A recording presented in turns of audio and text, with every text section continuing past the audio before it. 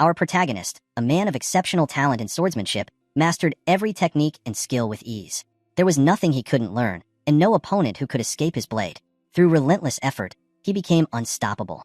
After dropping out of high school, our boy dedicated 20 years to honing his skills with a knife, eventually becoming the finest swordsman in the country.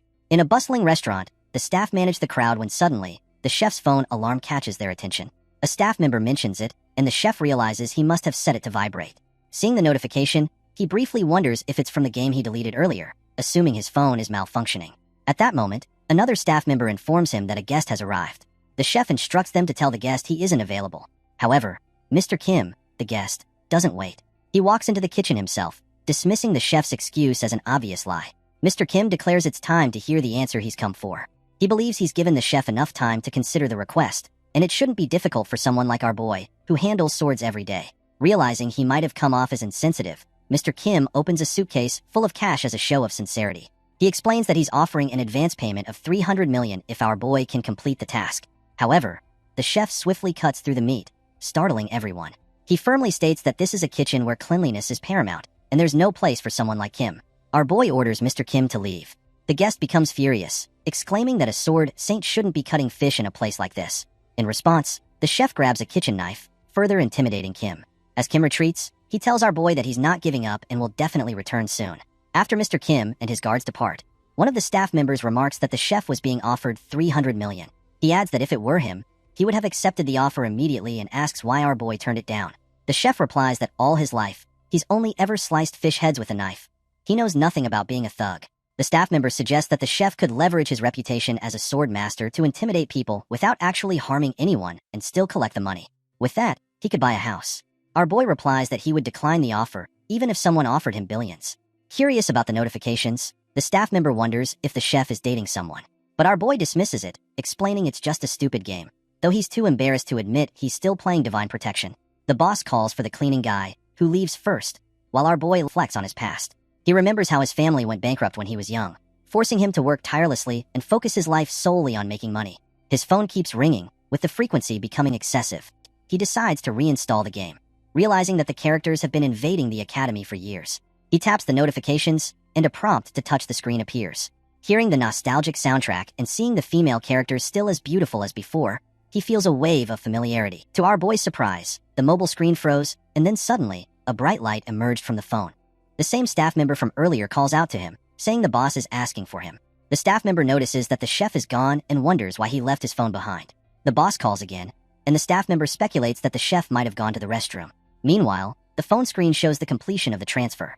Upon seeing the game, our boy immediately recognizes it as a typical pay-to-win model with a standard auto-hunting system, just like countless mass-produced mobile games. No further explanation is needed. He originally played the game because he was captivated by the appearance of the female characters and got drawn into it. Now, he finds it ironic that after spending a fortune and playing through multiple cycles, he's neither a playable character nor an NPC. He's become a background character, whose whereabouts are completely unknown. Our boy has possessed this character, and in this new world, his name is Kangjiyama. While walking, he accidentally bumps into a woman, and they both apologize. He notices that the setting of Divine Protection M resembles Korea.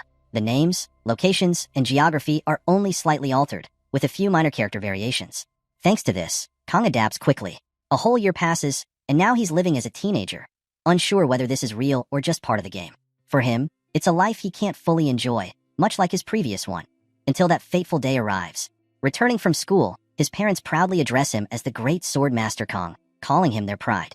They see his acceptance letter, and embarrassed, our boy asks them to put it away. His parents, beaming with pride, say they've raised him well and can't stop feeling proud every time they look at the letter. As he starts sweating, they remind him that the entrance ceremony is tomorrow and ask if he's packed everything. Pushed by their excitement, he begins packing, realizing that his modest dream of living a normal life has been shattered once again. Everyone's joy makes it impossible for him to refuse.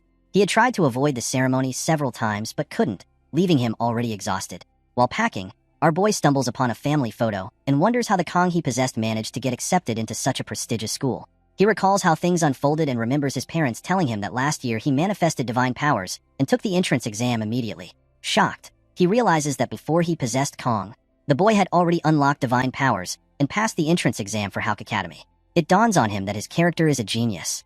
He begins to understand that divine powers are special abilities, similar to skills in a game, but not everyone possesses them. These powers typically manifest through genetics, and based on whether one has divine power, society is divided into three classes: the privileged, the commoners, and the poor. Hawk Academy, where Kong was admitted, was originally founded to preserve the power of the elite, though it was established under the guise of a hero civilization. Today, it serves as an exclusive school for upper-class families. Recently, however, a system known as special admission was introduced for non-hero families, and the character our boy possesses was admitted as one of these special students. He also understands that heroes are essential because of the threat posed by the Demon King. Yet, despite all this, he knows this isn't reality. It's just a training ground preparing students for war. Our boy speaks aloud, saying, "Divine power," and a status window appears, still unfamiliar to him. He sees the divine power he's unlocked and notices a skill called Painlessness, which has a 12-hour cooldown. He scoffs, calling it nonsense. Then, his attention shifts to the divine power granted to him upon possessing Kong, the blessing of the Sword God. With such power, he assumes no one will dare challenge him. It's a divine ability he's never encountered in the game before, and the name contrasts sharply with its overly simple effect. The power allows him to slash anything he cuts, but he finds it absurd to label such an obvious trait as a divine power. What feels even more out of place is the activation condition. His sword must be exactly 30 centimeters in length and less than 5 centimeters in width. He realizes it's the precise size of a sashimi knife, leaving him completely baffled. As the absurdity of it all sinks in, our boy concludes once again that life rarely goes the way he expects. He double-checks his packing and realizes he forgot his equipment. Our boy knows that even the lowest-grade E-rank equipment costs tens of millions, while average seating costs hundreds of millions. So, A and S-rank items must be treasures in themselves. He understands that the tuition alone is exorbitant, and he doesn't want to spend more money on something he's being forced into. However, since the academy requires equipment, he has to bring something or risk making a bad impression on his first day. With that in mind, he decides to head to Daexo to purchase a weapon. His thoughts are interrupted by a memory of his first master, who insisted on using a Japanese sashimi knife worth over 100 million. Suddenly, our boy finds himself thinking about that old man again, recalling his words, "A true master never blames their equipment." The next day, dressed in his uniform and entering the academy, someone questions whether the equipment he's carrying really belongs to him. During the entrance ceremony and the equipment inspection, he pulls out the sashimi knife as his weapon. Every year, the upper-class students play pranks to assert dominance from the start, and the student inspecting him asks if our boy thinks the academy is a joke, seriously questioning his decision to use a kitchen knife for the class placement test. Our boy simply replies that it's his weapon and clarifies that he's a special admission student from a modest family. He explains that the tuition alone was already a huge burden on his parents, so he couldn't justify adding the cost of an expensive weapon on top of that. The instructor glances at the color of his name tag and understands that, for a student not from an upper-class background, the academy's fees would indeed be overwhelming. He feels it would be wrong for an institution supposedly promoting equal education to push away such a sincere student. Our boy adds one more thing. Blaming equipment is something only amateurs do. A master never blames their tools. The instructor finds it odd for a teenage boy to say something so profound, yet it feels as though he's already reached some kind of pinnacle in life. The weight of his eloquent words and his unyielding spirit convince the instructor that this boy is the real deal. He approves Kong Jiama's weapon. Grateful, our boy thanks him, while the students behind him recognize him as a special admission student. They whisper among themselves, wondering how someone like him ended up in such a prestigious academy. The instructor from earlier quickly tells them to be quiet, warning that after the evaluation, depending on their actions, he can either be their angel or their devil. Hearing this, our boy and decides to step outside for a break. He finds a bench and reflects on how, even though he expected this, experiencing it firsthand is still unsettling. Kong has completed the equipment inspection and survived the entrance ceremony. Now, all that's left is the class placement exam. As he sits there, he contemplates his situation, realizing he's truly made it to this school. Joaquin Academy, also known as the Hero Training School, where he will be studying for the next 3 years. He notes how different the academy looks compared to the graphics in the game. If he had to exaggerate, he'd say the academy is the size of a small town, which is impressive. Attending a school meant for the upper class feels surreal, especially since he had to drop out of high school due to family circumstances in his previous life. Soon, the class placement test is announced, and students are instructed to gather at the training hall by 1 p.m. He understands that while the entrance ceremony is over, the class placement test remains incredibly important. Since an exam is still an exam, he knows he must familiarize himself with the process. Looking at his knife, he realizes that ever since coming to this world, he hasn't had a reason to use it. He remembers his master's advice: never put the knife down, even for a single day. Even while you sleep, keep holding it. Kong feels as though he's unconsciously adopting yet another habit from his master. After 20 years of living by the knife, he wonders whether a 1-year break has dulled his skills. He removes the cover from the knife and finds it far better than he expected. Curious, he decides to test it by cutting a leaf. Suddenly, The system alerts him that the weapon has met the activation conditions, and the blessing of the sword god is activated. However, since both his physical body and the weapon are at too low a level, the system initiates suppression to synchronize with the user. Shocked, our boy can't believe that simply drawing the knife triggered the blessing to activate. As the synchronization completes, the system wishes him the blessing of the god. Before he can process this, extreme pain strikes his entire body, and he realizes that if this continues, he's going to die. Suddenly, he finds himself in a new space and, confused, questions where he is. Panicking, he throws the knife away, and instantly, the surroundings return to normal, bringing him back to reality. His body still throbs with pain, and while he understands the activation of divine power, he wonders if the chaos surrounding him is linked to the sword god's blessing. The backlash is unbearable, and although the divine power of painlessness offers some relief from mild soreness, it can't alleviate this kind of agony. Our boy realizes that using his skill in this manner is unsustainable if every activation brings such pain. At that moment, the system sends out a reminder for all students to gather at the hall immediately. He knows it's time for the test and, unwilling to leave the divine weapon lying on the ground, he reluctantly decides to pick it up, assuming the pain was only a consequence of the first activation. As soon as his fingers touch the blade, his body is racked with extreme pain once again. Meanwhile, at the training hall, all the students have gathered while parents chat about the exorbitant cost of admission. Suddenly, their attention shifts to Lord Clinge, the 7-star hero and descendant of Aaron Nibelung, as well as the direct disciple of the founding hero, Valor Joaquin. Known as the strongest human, Lord Clinge's presence commands the crowd, and everyone returns to their seats. The 7-star hero sage greets him and playfully remarks that it's been half a century since they last met. Despite the years, she hasn't begun dressing like an academy director, and turning 70 doesn't seem to have affected her much. She quips that every woman wants to remain beautiful until her last day and offers to use her blessings to make Siegfried look 10 years younger. Siegfried, however, dismisses her offer, pointing out that while she approaches 70, she still hasn't matured, adding that humans should prioritize their inner nature. With a mocking grin, she calls him an old, amused by the fact that he's just as rigid as he was 50 years ago. Siegfried, clearly irritated, does not hide his annoyance. Media, on the other hand, teasingly, she assumes his granddaughter must be quite beautiful, and they both realize the test is about to begin. Inside the training hall, our boy scans the room, noting that he is the only one with black hair. Someone mutters if he is the black-haired foreigner, as the earlier chatter echoes in Kang's mind. Suddenly, a striking girl enters the hall, capturing the attention of every student, including our boy. She is none other than Abel von Nibelung, the granddaughter of the Sword Emperor and the main heroine of the game.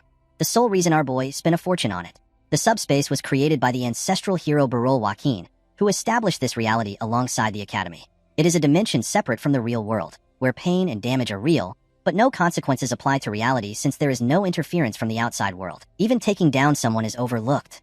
Siegfried and Media discuss the subspace battles, a school tradition, but this year, they are trying something new with a battle royale format. Participants will be split into groups of 10, and it will be a survival game with no restrictions on equipment. Siegfried notes that without restrictions, the privileged students will have an unfair advantage. Media explains that they had to compromise, as the academy is funded mostly by the nobility, and she fought hard to introduce this new system. Inside the training hall, students admire the granddaughter of the Sword Emperor, while our boy is shocked to see that she is no longer just a 2D character. This feels completely different. He inwardly calls the students fools for trying to approach her, but admits he might have done the same if he didn't already know better. Since he has played the game before, he knows that Abel possesses the miracle blessing M, which ties her to the game's protagonist. Beautiful people always seem to have someone by their side, and he realizes that, as a special student, he doesn't belong in their league. He resolves to avoid getting involved, hoping to escape a noisy school life. He sets 3 principles for his future: to finish his studies without incident, secure a conventional job, and live a safe life. He recalls that the hero's job comes with a substantial salary, but just the act of drawing a knife left his body trembling. He's still shaking. Let the hero protect the world, he thinks, while he searches for a more comfortable job. The class assignment exam for the 783rd year at Joaquin Academy begins, and a mini floating machine explains the rules. This year, as previously announced, it will be a battle royale among 10 randomly assigned cadets. First place will be assigned to the Star class, second and third places to the Dragon class, while 8th to 10th places will be assigned to the Ordinary class. Class assignments will be based entirely on these results, with no time limit. Our boy immediately recognizes the setup. It's just like the game. Knowing his goal is to remain ordinary, he decides not to waste time and aims to finish quickly. The subspace generation device activates, and the exam begins. He resolves to avoid drawing his knife unless absolutely necessary. After a while, the evaluations for Group 24 are completed and announced. Soon after, Group 47's evaluation is completed as well. While observing the results, Media mentions to Siegfried that his granddaughter, with the bloodline of Changxiang and Jialgung, is sure to achieve significant results. She notes that a time of 7 minutes and 14 seconds is incredibly fast. Abel, wanting a fair assessment, used a C-rank weapon to achieve the record, placing her among the top 10 in Academy history, although she couldn't break Siegfried's own record. Siegfried acknowledges this is natural for someone of the Nibelung bloodline and prepares to leave, assuming the event is over. Media informs him that there is still one group left, but he dismisses it as unimportant. Just as he is about to leave, a sudden, strange sensation washes over everyone. Media questions whether Siegfried felt it as well, to which he responds that it is unbelievable. As they try to make sense of the situation, something suddenly falls from the sky. To their shock, they witness the sky itself break apart, and 2 students emerge from the subspace. The entire crowd is confused, but then another light shines, and a knife falls from the sky as well. Media quickly calls for medical staff to check the vitals of the cadets who have just appeared.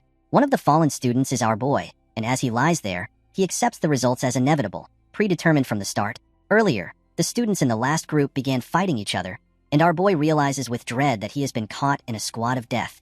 He recognizes the infamous twins of malevolence, Mao Jun and Mao Shun, from the Iron King family. While these brothers possess immense talent and innate ability, they are also known for their brutal violence and boundless cruelty. Kong recalls that they deliberately toy with everyone for 30 minutes. Our boy is completely ignored by the twins, realizing he is so insignificant to them that he is not even worth their attention.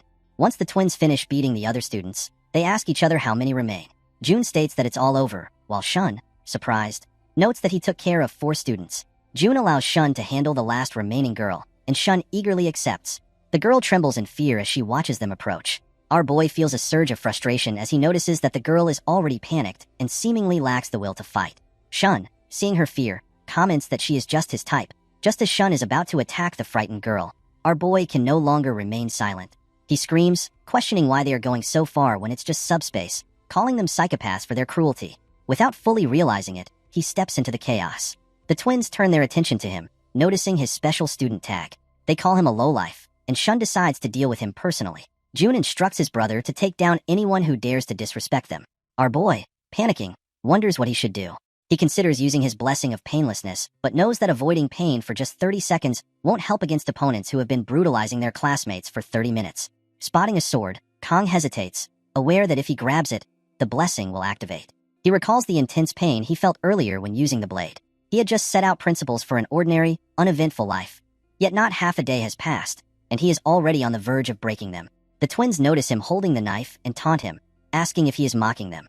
The terrified girl watches, worried for him.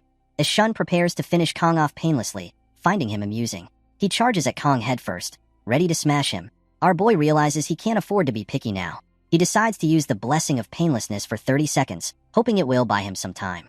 As he takes a fighting stance, the blessing of the sword god activates. His plan is to endure the pain caused by the blessing while fending off Shun. Shun scoffs, asking what a pathetic knife could possibly do.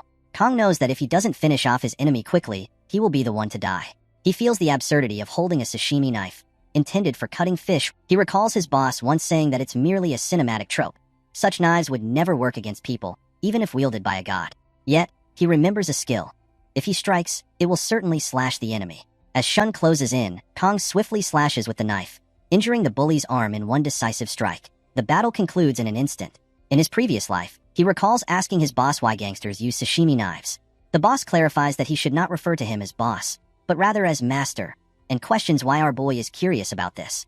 He remembers that his first master was a former thug who, as an act of atonement, cut off one of his wrists and later opened a sashimi restaurant, stating that he wanted to bring joy to others with his knife skills. Our boy recalls his master's skills being genuinely impressive and asks why gangsters in movies always wield sashimi knives, wondering if it is the same in real life. His master responds that someone with a fair amount of knife experience should not be asking such questions. Our boy explains that if someone is stabbed with a wide chef's knife, the skin will immediately contract, potentially making it difficult to withdraw. In contrast, a sashimi knife is too narrow, allowing it to stab multiple times and be easily retracted. However, there is no need for stabbing, as it is primarily used for slicing fish. He questions why he cannot do the same with people. His master, annoyed, explains that fish lie flat, and if they were standing, he wouldn't even be able to slice a piece of bread in one go. Our boy is disappointed because in manga, it always looks like a clean slice every time. He assumes his boss simply lacks the skill, but his boss, angered, insists on being called master, and makes it clear that even if the god of knives appeared, it still wouldn't work. In the present moment, our boy instantly takes down Shun, surprising everyone. The bully screams in extreme pain, telling Kong to stay away as he tries to run, begging his brother for help. He cries out in agony, demanding his older brother save him. However, our boy shows no mercy and finishes him off with a single decisive strike. Shocked by what he's seeing, Jun tries to calm himself, reminding himself that it's just a void space and his brother isn't truly dead. Even though this is true, he can't help but wonder what's wrong with Kong. It seems as though our boy has used the knife to take down someone for the first time. Jun's breathing becomes ragged as he questions whether his brother's defeat was just a coincidence. Growing more cautious, especially because of that knife, he decides his brother had been too reckless. Gripping his weapon with both hands, Jun amplifies both his defense and jumping power. He prepares to face our boy, activating all three of his blessings simultaneously. Confident in his rank blessings, privileges that commoners could only dream of, Jun believes his victory is certain, unlike his careless little brother. Meanwhile, Kong calmly counts down the 30 seconds of his blessing. As Jun leaps forward to attack, he realizes that Kong is just standing still. Determined to take him down, Jun closes in, but in an instant, our boy uses his blessing, defeating Jun before he can even land a blow. Jun falls to the floor, defeated in the subspace. Though our boy manages to win the fight, the 30 seconds of his blessing soon expire, and the overwhelming pain returns, causing him to lose consciousness. When Kong finally wakes up, he finds himself in a hospital bed. As he rises, someone nearby alerts the others, announcing that the student has regained consciousness. Our boy sees a face he hasn't encountered in person before but immediately recognizes it. The man who defeated the Demon Lord's 6th Legion commander 50 years ago. It is none other than Isekai'd, one of the 2 7-star heroes and the strongest human alive. Alongside him is Media, the head sage of the academy. They ask our boy about his health. Confused, he wonders why these figures of such importance are here, but they urge him to introduce himself. Isekai'd gets straight to the point, questioning Kong about his actions during the exam and the strange sensation that everyone felt earlier. Kong realizes it wasn't just his imagination, it was indeed him. Noticing Isekai'd's cautious demeanor, Kong understands that being marked by such a powerful individual is never a good thing. When asked to explain himself, Kong says that although it was a pocket dimension, he believed the actions of the others went too far. However, he acknowledges that his response may have been excessive and is prepared to accept any punishment without complaint. Media, with a teasing tone, questions why Isekai'd is treating a student so seriously. She informs our boy that while he was unconscious, it was Isekai'd who cleared his blocked blood vessels. With a playful smile, she adds that people tend to get more stubborn with age. Isekai'd becomes visibly embarrassed and asks why Media is bringing that up. Our boy then realizes that this is why his body feels as light as a feather. Media explains that while he was unconscious, they reviewed the footage of what happened in the subspace, including the moment when he threw himself to protect a beautiful female student. Playfully, she calls him the prince she's always dreamed of and starts flirting with him, while the old man, Isekai'd, chides her to show some dignity. She reassures Kong that no issues will arise from his actions and mentions that the Mao twins only got into the academy by currying favor with the elders, implying they got what they deserved. Our boy feels relieved, knowing he won't have to deal with them at school anymore. Media then reveals that they both came to inform him that he is the top scorer, a revelation that surprises him. Both Isekai'd and Media congratulate him, but our boy is left in confusion, realizing that on the very first day, he has already broken all of the principles he set for himself. The scene shifts to an office in the academy, where Media sighs and states that she has been the head of the academy for nearly 20 years, and this is the first time something like this has ever happened. The scene then flashes back to a few moments earlier, where our boy tells Isekai'd and Media that he doesn't like it. Both Isekai'd and Media are shocked to hear this. Media, confused, asks Kong if he understands what it means to be star class. She wonders if she heard him correctly, stating that while the elders were furious, this top cadet decision was determined directly by the space itself. Kong pauses for a moment and replies that, despite everything, he still doesn't like it, further shocking both Media and Isekai'd. Returning to the present, Media asks Isekai'd if he is upset that Kong took the top spot instead of his granddaughter, as Isekai'd saw the footage himself. Isekai'd replies that there is nothing more foolish than questioning the judgment of the subspace imbued with the will of the founding hero, and since the academy chose Kong as the top cadet, Isekai'd and the others simply followed that decision. Isekai'd thought to himself that if Kang's skills were outstanding, he would have understood. If Kang's physical abilities were exceptional, Isekai'd would have accepted it. And if Kang's experience were remarkable, he would have nodded in agreement. However, the young boy's movements seemed to embody a concept, the very swordsmanship Isekai'd had pursued his entire life. Yet, the unsettling feeling Isekai'd experienced when he unlocked the boy's blocked meridians lingered. A boy who had never undergone physical training, with a soft and unconditioned body, seemed to possess something that should not have been contained within him. Isekai'd couldn't believe that at his age, he still had such a competitive spirit, especially towards a boy the same age as his granddaughter. The scene shifts to Kong looking at the classboard. Kong had been admitted to Wolf class, and our boy thinks it was the best compromise Kong could have made. The scene then transitions to the headmaster's office, where Media informs Kong that he will be going to the upper class. However, Kong requests that he be placed in Tiger class instead. The frustrated headmaster states that the top cadet cannot be sent to Tiger class. Our boy replies, "In a school that prides itself on equality, why can't Kong?" The headmaster responds, "Even so, Tiger class is off limits." Instead, Media offers to keep Kang's powers a secret. In her mind, Media thinks that if she sends Kong to Tiger class, the elders will make an even bigger fuss. Kong gets confused seeing Media's reaction. Our boy thinks the plan was to quietly complete his studies in a lower class, rather than get caught up in the power struggles of the upper ranks. At least, this much is still within the expected range. As Kong enters the classroom, he is stunned by both the class and the students. The students glance at our boy as he enters, but when they see Kang's green name tag, they start to ignore him and return to chatting. As our boy takes his seat, Kong is surprised that he was completely ignored, meaning the headmaster managed to keep everything under wraps. Kong thinks that this might actually be a good thing. At that moment, a red-haired girl approaches Kong. She thanks him for saving her back then, leaving Kong speechless. The red-haired girl then reminds Kong about the subspace incident. Hearing this, Kong wonders why she is using formal language when they are the same age. Our boy tells the girl that there is no need to thank him, as anyone would have done the same in that situation. The red-haired girl replies, "That's not true." In his mind, our boy thinks it seemed like Kong saved her, but in reality, Kong was just trying to survive. Our boy points out that they haven't introduced themselves yet, so Kong introduces himself first. The red-haired girl then states her name is Chloe. Our boy responds by saying, "It's nice to meet you, Chloe." Kong hadn't expected them to be in the same class. Internally, our boy wonders who Chloe is, as he had played through most of the game but doesn't recognize this character. As far as our boy knows, the main story in the later stages focuses on the battle with the demon tribe, so it's unexpected to see a new character appearing at this time. Finally, our boy realizes that Chloe, like him, might just be a background character. Kong asks Chloe if she can keep what happened during the exam a secret. Chloe replies, "Of course."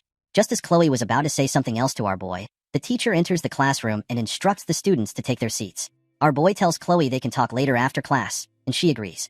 The teacher's name is Lee Wonbin, and he introduces himself as the instructor of Wolf class. First, Lee congratulates all the students on their admission to the academy, adding that each of them was chosen to be here, inheriting the will of the founding hero, Valor Joaquin. He encourages the students to be proud of this. Since it's the first day, Lee announces they will begin with some simple physical training. He instructs the students to change into their training clothes and gather at the training ground within 30 minutes. One of the students asks about the training course. Lee explains that it's a simple routine: 100 push-ups, 100 sit-ups, and 100 squats, followed by 10 laps around the training ground. Lee then asks if there are any questions, and if not, the students should change and gather at the training ground. The students shout, "Yes, sir." As they begin leaving the class, our boy, sitting alone, wonders if this training is meant to turn cadets into soldiers. Kong approaches the instructor, and Lee asks, "What is it?" Kong wonders why Instructor Lee knows his name, but our boy realizes that's not important right now. What matters is finding a way to avoid this tedious training. Our boy tells Lee that he's feeling a little unwell. Hearing this, Instructor Lee responds, "For the top cadet, I don't think this training will help you feel better. How about training with the star class on your first day?" He adds that the headmaster has given our boy permission to attend all classes. Kong feels frustrated hearing this, as Media had promised to keep his status as the top cadet a secret. Kong quickly tells Instructor Lee that it's not about being sick, he just needs to use the restroom urgently. Our boy, feeling a little sore, reflects on how the instructor has scheduled the training perfectly. Hearing this, Instructor Lee says, as expected from the top cadet, and tells Kong he will see him at the training ground. Kong replies, "Yes." The scene then shifts to the training ground, where our boy feels exhausted from all the running. All the other students are ahead of Kong, leaving him behind, running at his best pace. As Kong continues doing his best, Chloe approaches him and asks if the training is difficult for him, noticing that he looks unwell. Our boy replies, "No, it's okay." Chloe then asks what lap Kong is on. He replies that he's on his 5th lap. Curious, our boy asks Chloe about her lap count, as it seemed like she was far behind. Chloe tells Kong that she's on her 9th lap, leaving him stunned. Chloe happily begins to cheer for Kong, encouraging our boy to do his best as she quickly dashes to the front. Kong can't believe what he just witnessed. The scene shifts to Kang's room, where our boy is lying on his bed, having only been drinking water. Frustrated, Kong states that he's hungry. It has now been 1 week since our boy joined the academy, and he has encountered an unexpected problem. The scene moves to the cafeteria, where Kong is ordering his food, but our boy is shocked to see a meal ticket box in front of him, realizing that the food is not free. Kong decides to buy a ticket for his meal, but is further shocked to see the prices. The meal he wants costs 50,000 won. Kong is stunned by how expensive the academy's cafeteria is. Back in his room, our boy finishes the last bottle of water.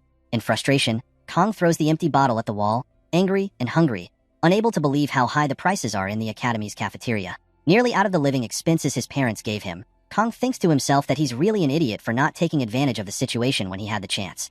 For days now, Our boy has been surviving on the cheapest water from the campus store. A status window appears in front of Kong, stating that our boy's physical stats have increased to 12, and that the blessing is activated only for swords of specific lengths and widths. Just thinking about it makes the blessing window pop up again for Kong. Our boy stands up and looks at himself in the mirror, stating that it wasn't a waste of time, as Kong has gained a lot of muscle. Our boy wonders if the blessing of the sword god cleared Kang's blood vessels. At this rate, Kong thinks it's almost like an evolution. However, the blessing of the sword god still hasn't fully expanded. If Kong continues improving step by step, our boy might be able to handle short swords soon. Looking at the Sashimi sword, our boy recalls being terrified of even holding a sword during the entrance ceremony. But now, if Kong isn't holding one, his hands itch. Perhaps it's the influence of the blessing. Our boy wonders why he feels so proud. Suddenly, Kong hears a knock on his door. He asks, "Who is it?" And upon opening the door, is surprised to see Chloe. He wonders why she is here. Chloe, shyly, asks if she has perhaps disturbed Kang's rest. Our boy replies that he was just lying down and asks Chloe what's the matter.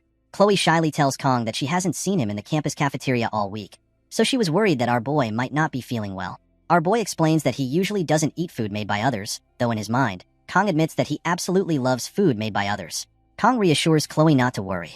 Chloe then suggests that if Kong is okay with it, she was thinking of buying some ingredients from the campus store so they could cook dinner together. Without hesitation, Kong tells Chloe, "Let's go," surprising her. Our boy quickly adds that he's good at cooking and will handle it. Chloe calls after Kong, but he doesn't stop, stating that her dorm is across the street, right? Chloe agrees and says, "Let's go together." The scene then shifts to Chloe's dorm, where she absolutely loves Kang's cooking. Our boy is glad that Chloe enjoys his food.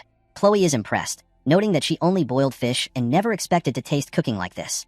Kong then says he'll check the fridge to see if he can make something else as well. As our boy opens the fridge, he finds it filled with fish. Kong comments that Chloe must really like fish. She replies that she does, as she is from a seaside area. Kong responds that's great because our boy specializes in fish dishes. He thinks to himself that this is fortunate, as he really wanted to cook anyway. However, the only problem is the blessing of the sword god. Kong then asks Chloe if she has a longer knife. Chloe asks if he means a long sword. Our boy replies affirmatively, but Chloe knows that his weapon is the Sashimi sword, which makes it feel a bit awkward to use a knife like that. Chloe quickly goes to retrieve a white sword and asks Kong if it's suitable. Shocked and confused, Kong tells Chloe that it's fine and that he will just use the kitchen knife instead. Kong thinks that it can't be helped. As he touches the kitchen knife, the blessing of the sword god activates, and our boy intends to finish the dish in under 30 seconds, which is the limit for the blessing of painlessness. Remarkably, in just 21 seconds, our boy completes the dish. Chloe is impressed by Kang's skills, while our boy thinks to himself that it felt like a masterpiece. Chloe asks our boy how he cooks so well. Kong replies that he used to work part-time at a Japanese restaurant. This is the first time Chloe has heard about a part-time job. Noticing her expression, our boy asks if she doesn't know about part-time work. Chloe apologizes to Kong, but he assures her that there is no need to apologize. In his mind, our boy reflects on the disparity in their backgrounds. Nevertheless, Kong states that he is glad Chloe enjoyed the meal. Chloe then tells our boy that since he prepared the meal, she will handle the dishes. Kong thanks her and says he will leave the dishes to her. He then goes to look at the moon, feeling full and satisfied. However, Kong notices that Chloe has gotten water all over her uniform. Observing her, our boy wonders if Chloe has ever washed dishes before. At that moment, Kong notices a diary on Chloe's desk. Inside, he sees that it's written that someone helped her during the class placement test today, and she feels she must repay him. Kong finds Chloe's handwriting and the stickers she used to be cute, but as the wind blows, the diary pages turn to another entry. Inside the diary, it is written that the person who saved Chloe turns out to be in her class as well, but she can't bring herself to talk to him. Reading this, our boy finds Chloe to be really cute, and now he understands the reason why she couldn't approach him. Curious, Kong goes to read more, but as he turns to the next page, he is shocked to see, "I love him," written on every page. At that moment, Chloe sees Kong with her diary, and a plate drops from her hand, causing our boy to turn around and notice her. With a serious tone, Chloe asks Kong if he saw what was written in the diary. Heroic families gain honor by defeating monsters, receiving the admiration of society, and solidifying their positions. However, within these stagnant institutions, there are always vested interests that exploit the weak under the guise of authority. When even public authorities are powerless to condemn them, one heroic family steps forward to take on the role of shadows. The name of that family is Auditora de Sicilia, a family that operates in the shadows while aiming for the light, combining order maintenance with assassination. Those born into the Auditora family undergo mental conditioning before puberty, suppressing their emotions and enduring harsh training to become assassins. The age at which Chloe first saw blood was 15. We then see an old man telling Chloe not to deny her talents as an assassin, something she had heard even before reaching adulthood. Chloe accepted this, The constant training distorted her mentality, casting a dark shadow deep within her heart. By the time her sense of self was worn away, only traces of emotion remained. Chloe reached the age to enroll in the academy, specifically the Joaquin Academy, where classes are assigned based on individual skill. Although each member of the Auditora family, aiming for the shadows, clearly possessed abilities above the dragon class, they were assigned to the common class due to family tradition and the agreement between the family and the academy. We see the old man telling Chloe to stay out of sight. However, even the 3 years of Chloe's youth were stripped away by the family, taking away all personal freedom as she faced the fate of becoming an assassin. Chloe did not utter a word. She merely accepted her circumstances, thinking that nothing would change either way. She thought so until she met a certain male student during the subspace battle royale. Even though death within the space isn't real, it would be Chloe's first time experiencing death. She didn't cower in fear. Rather, she faced death calmly, confronting her predetermined fate. She had long since ceased her futile struggles. That was how Chloe learned to live, and that was how she had always lived, believing that nothing would change either way, or so it had been. But it felt as though the sun had broken through the dark clouds in the midst of a storm of frost. Chloe felt something. A sword wielded by one's own will. A sword wielded to protect someone. Chloe was the reason why that male student wielded his knife. During her childhood, she remembered the fairy tale she had secretly hidden by her bedside. It was about a princess trapped in a castle and a prince's love. A story that revolved around a prince appearing and saving people. Chloe's face turned red as an unknown, hazy feeling arose within her. She had only one thought, that this was love. We return to the present, where Kong is completely shocked to see Chloe surrounded by her aura. Kong wonders what went wrong. He thinks to himself about when he first glimpsed Chloe's innocence. Or was it when he foolishly followed along just for a meal? He then tries to change the topic by asking Chloe if the moon isn't beautiful. Chloe doesn't say anything. Kong thanks Chloe for the delicious dinner and states that he will leave for today, promising to see her tomorrow. Then Chloe asked our boy if he had seen what was written in the diary. Hearing Chloe's tone, our boy was surprised. In his mind, Kong wondered if Chloe had eyes in the back of her head. How had she seen him? On top of that, the informal language that Kong insisted Chloe should change made her seem like a completely different person at that moment. Our boy told Chloe that he hadn't seen anything. Chloe insisted that he was lying, prompting Kong to admit that, yes, he had seen it. Chloe fell silent again and then began to take out her sword, which shocked our boy. He didn't understand what was happening. Looking out the window, he realized they were on the 4th floor, and if he jumped from there, he would get injured. Moreover, there was only one exit. Frustrated, our boy thought that he was trapped here. Then Kong sensed something and noticed that Chloe looked like a completely different person. Her sword was filled with aura as well. Our boy thought that Chloe was really coming at him. He wondered if she was unconscious. He seemed to have a rough idea about such things, noting her motionless pupils and dull red eyes that felt lifeless. Now our boy is sure that Chloe is a Yandere. Furthermore, the fierce, energetic attitude that can change in an instant leads Kong to believe that Chloe might have a split personality. With her Yandere characteristics already overwhelming, the possibility of a split personality adds to his concern. Our boy thinks that opening the diary might have triggered this personality change. He considers this dangerous, as Chloe will probably chase him until he dies. Kong needs to establish a foothold here to ensure his safety. However, he is stunned to realize that Chloe's killing intent is currently stronger than that of the Mao brothers. He cannot help but remark that academy life is truly tough. As our boy calms down, he thinks that he first needs to get out of this situation. He begins to contemplate his options and remembers that he has 9 seconds left on his painlessness skill and that his sashimi knife is in his room. He recalls the knife he used earlier, but it is too far away. Our boy notices that Chloe is getting ready to strike. Kong looks around and sees a box cutter. However, Chloe charges at him with full force. With no choice, our boy grabs the box cutter, activating the blessing of the sword god. As Chloe approaches, our boy notes that her hair seems a little longer, and he expresses his intention to trim it just a bit. Then we see Chloe waking up in her bed. As she awakens, she wonders where Kong has gone, recalling that he was looking out the window while she was doing the dishes. She remembers sneaking a glance at him and then realizes that her katana is missing. Fortunately, she spots her katana beside her bed and feels a sense of relief upon seeing it. Chloe notes that she often loses consciousness when handling a katana. She then recalls the old man praising her, but she has no clear memory of what transpired. The old man reassures her, telling her not to worry about it and that she should embrace her talents as an assassin. Chloe begins to feel embarrassed, her face flushing red as she wonders if she did something strange while unconscious. Spotting the box cutter on the floor, she questions what it is doing there. Upon further reflection, Chloe notices that her hair appears to be shorter and considers that the box cutter may have been used to cut it.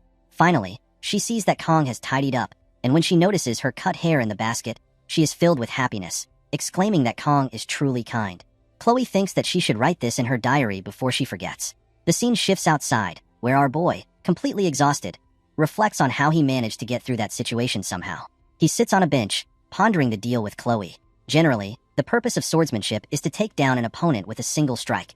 However, the sword Chloe wields relentlessly targets only vital points, almost as if it is specialized for ambushes, posing a significant threat to his life. In a moment of panic, Kong quickly swings his hand. Fortunately, because the knife is short, he only manages to cut her hair. Our boy quickly cleans up, ensuring there shouldn't be any further remarks. Everything seems fine to Kong as he contemplates that achieving stability, safety, and security is not easy. He has heard people say that being ordinary is the hardest path, but this situation is far beyond that. In fact, when our boy was thrown into this game, he had no ambitions. For someone like him, who has reigned at the pinnacle with a single sashimi knife, abandoning romance was not an easy choice. However, everyone has their assigned role. The Blessing of Miracles is the name of the game, and the unique blessing of the protagonist of this sword, whom Kong has yet to encounter, is accompanied by the Blessing of Valor, Baylor Joaquin. Our boy remembers that there are only 2 legendary blessings in the game. The contents of the blessings are intuitive. Please save the world from the Demon King. And the protagonist is chosen by both the Holy Sword and the Demon Sword, Bamang. In contrast, our boy can only use sashimi knives. Moreover, since entering the academy, the continuous encounters with these unrealistic figures and situations have made our boy forget his goal. Kong thinks that he has stopped for various reasons. Come to think of it, is there not even a single ordinary person in this world? Our boy has a vague understanding of the important characters in the game, but his comprehension of this world itself is still quite lacking. It has been just over a week since our boy entered the academy, and according to the story, it is about time the main character's blessing has activated, as they are just now completing the enrollment process. This means the story of the game is finally about to truly start. Kong seems to know the general plot, but our boy hasn't seen the ending. Of course, knowing the official story up to the midpoint is definitely an advantage. Whatever happens, Kong decides to follow the official route. If everything gets mixed up, it will only lead to wasting whatever merits remain. If Kang's memory serves him right, the story darkens significantly from the second semester of the 3rd year, sensing the birth of a hero and the demon race, which will unify their forces under demon lords and threaten the academy. The conflict between demons and humanity will eventually escalate into a world war, thus following a typical cliché fantasy plot. Our boy, who sought the charm of a youthful life he never experienced in his teenage years, cannot believe that all the characters died, prompting Kong to delete the game with that thought in mind. What's even more chilling is that this terrible war occurs in this world, and our boy wonders if he will die in the war too. However, our boy realizes that there are still nearly 3 years left. So now our boy needs a realistic goal more than ever. Kong decides to get stronger and survive. He further reflects that most mass-produced game narratives tend to have a happy ending. This world will likely be saved by the protagonist as well. However, our boy needs power to protect himself. He cannot live with the fate of potentially dying at any moment due to the war. Therefore, Kong should train himself to survive without drawing too much attention. If Kong stands out, there is a chance our boy will have to fight the demon army, which is something our boy intends to avoid. Additionally, Kong needs to be cautious with using the Blessing of Painlessness, as our boy picked up the sashimi knife out of necessity, but the burden on Kang's body is too great. Then a status window opens up, and Kong sees that his performance is definitely impressive, but it appears there is a lot of new information. Physical rank, mental rank, weapon rank. The numbers there seem to represent levels of ranks, and this detailed information is something our boy cannot understand as Kong clicks on it. A notification appeared, stating that access is denied due to unmet conditions. Our boy thinks that this is not important right now, adding yet another question to the list of mysteries surrounding his abilities. However, the most pressing concern at the moment is physical training, and our boy needs a new weapon as well. Kong cannot rely solely on the Blessing of Painlessness for 30 seconds indefinitely. He also needs to train with swords that do not meet the conditions for the Sword God's Blessing. Fortunately, next month, there will be a practical combat training session replacing the midterm exams, and the reward for this training is the Murasame, a B-class weapon. If our boy can handle the Murasame skillfully, it will be sufficient for graduation. Its specifications do not meet the activation conditions for the Sword God's Blessing, so it won't impose a burden as a primary weapon. Kong realizes that there is more to do than he initially thought. At that moment, Abel approaches from behind and tells Kong that it is her spot. Our boy is shocked to see her. Frustrated, Abel insists that Kong move a bit. As our boy shifts aside, he can't help but think that Abel looks unreal, no matter how he sees her. Our boy ends up staring at Abel without realizing it. Abel tells Kong that there is no need for him to leave. He just needs to move a little bit. As Abel sits down, our boy thinks that it's her spot, but aren't the benches public property? Kong considers that this might be due to the class system. He thinks that if he gets involved with the heroine, the main story will definitely become complicated, and Kong decides to avoid it, even if it becomes uncomfortable. On the other hand, Kong finds Abel to be truly beautiful. Abel informs Kong that this is where the stars are most visible, which startles our boy. Kong looks at Abel, smiling, and wonders if this is really Abel, the granddaughter of the sword saint he knows. The protagonist was also a difficult character to approach at the beginning. Then Abel asks our boy if his weapon is also a sword. Kong asks Abel how she knows that. Abel replies that her grandfather told her, and she also heard that swordmasters have a different look in their eyes. Kong seems flustered and confused. Then Abel asks our boy if he wants to try holding her sword. Kong remarks that the sword doesn't feel heavy at all. However, he is surprised to see Abel sulking. Kong thinks that Abel is difficult to get used to and wonders if this is really the Abel he knows. Then Abel asks our boy if he doesn't recognize her. Upon hearing this, our boy wonders why Abel isn't questioning Han, as if she suspects him. Kong thinks, of course, Abel isn't questioning him, since there isn't a single person in this school who doesn't know who Abel is. He conveys this to Abel, who then responds by saying she doesn't know him. In his mind, our boy questions what Abel's point is. Abel continues, remarking that it's rather cliché for Kong to know her name while she doesn't know his. Our boy asks if he really needs to introduce himself to someone he just met. Abel replies that one can never be too sure. He could be a spy for the Demon King, infiltrating the academy as a student, for all she knows. Abel also suggests there's no good reason for Kong to be out alone this late at night. Both of them exchange serious looks, and Kong thinks there's no rhyme or reason to the situation. Then, our boy asks Abel why she's out here. Abel responds, "Isn't it obvious? I'm here to exercise and train." Kong tells her that he's been exercising too.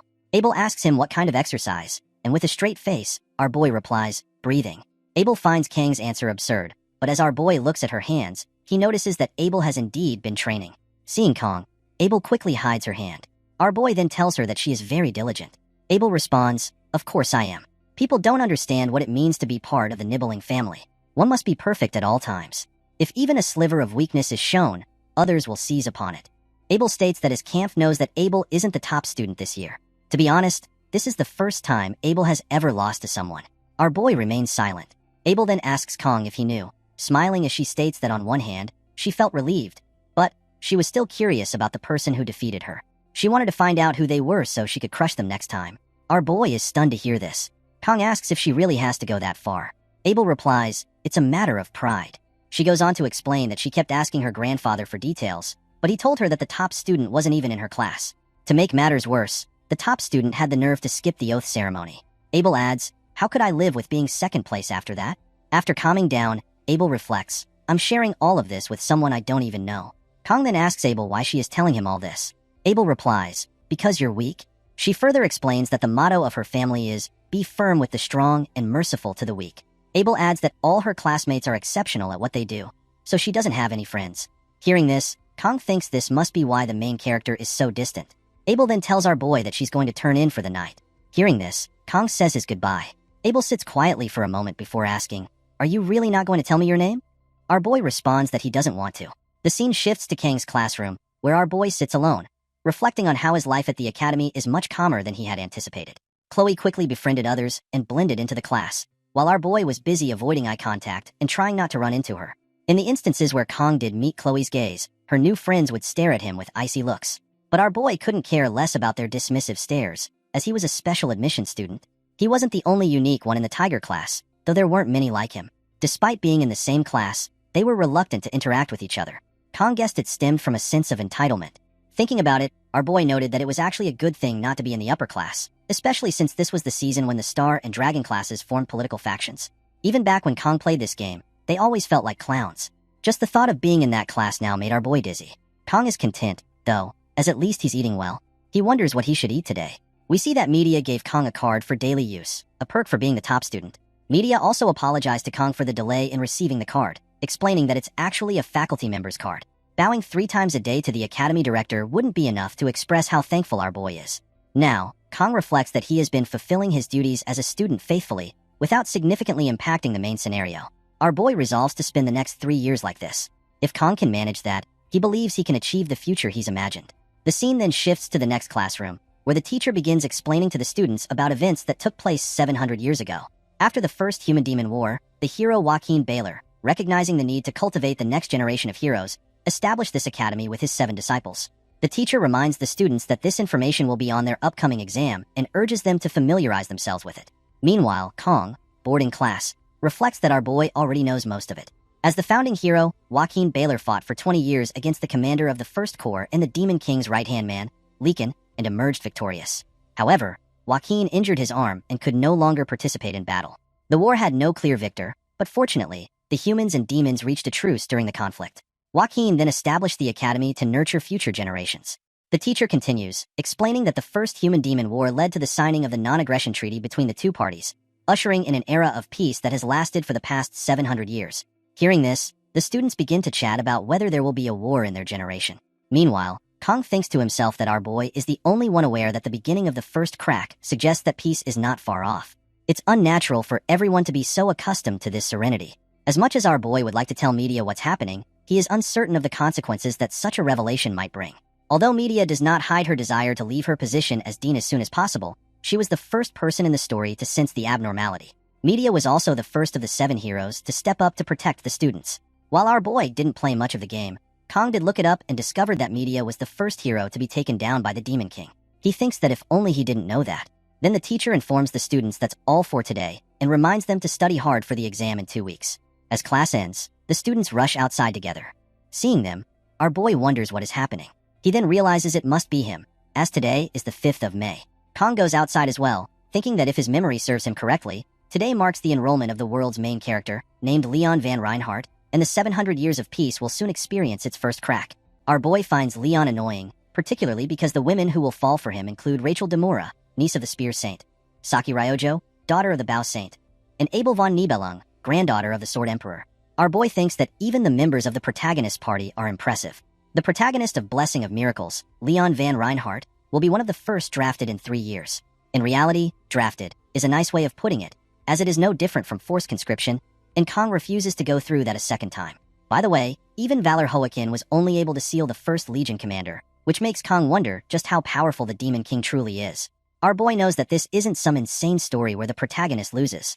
Just then, Leon looks at Kong and smiles, which surprises him. Kong reflects that Leon has the Blessing of Miracles, suggesting that the protagonist of the story will be able to handle things on his own. Our boy notices that Leon has a pretty trustworthy face and finds himself convinced without realizing it.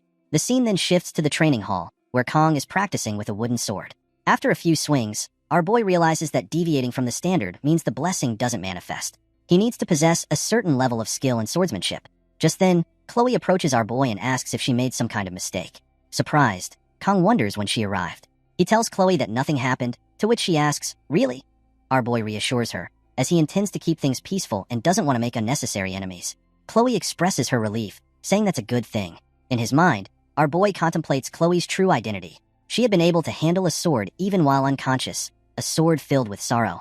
The blade seemed to plead for help for some reason, yet it was still imbued with killing intent, making Chloe more dangerous than the Mao brothers. Chloe then asks Kong if it's okay with him for her to invite him to dinner that night, as she really wants to repay him.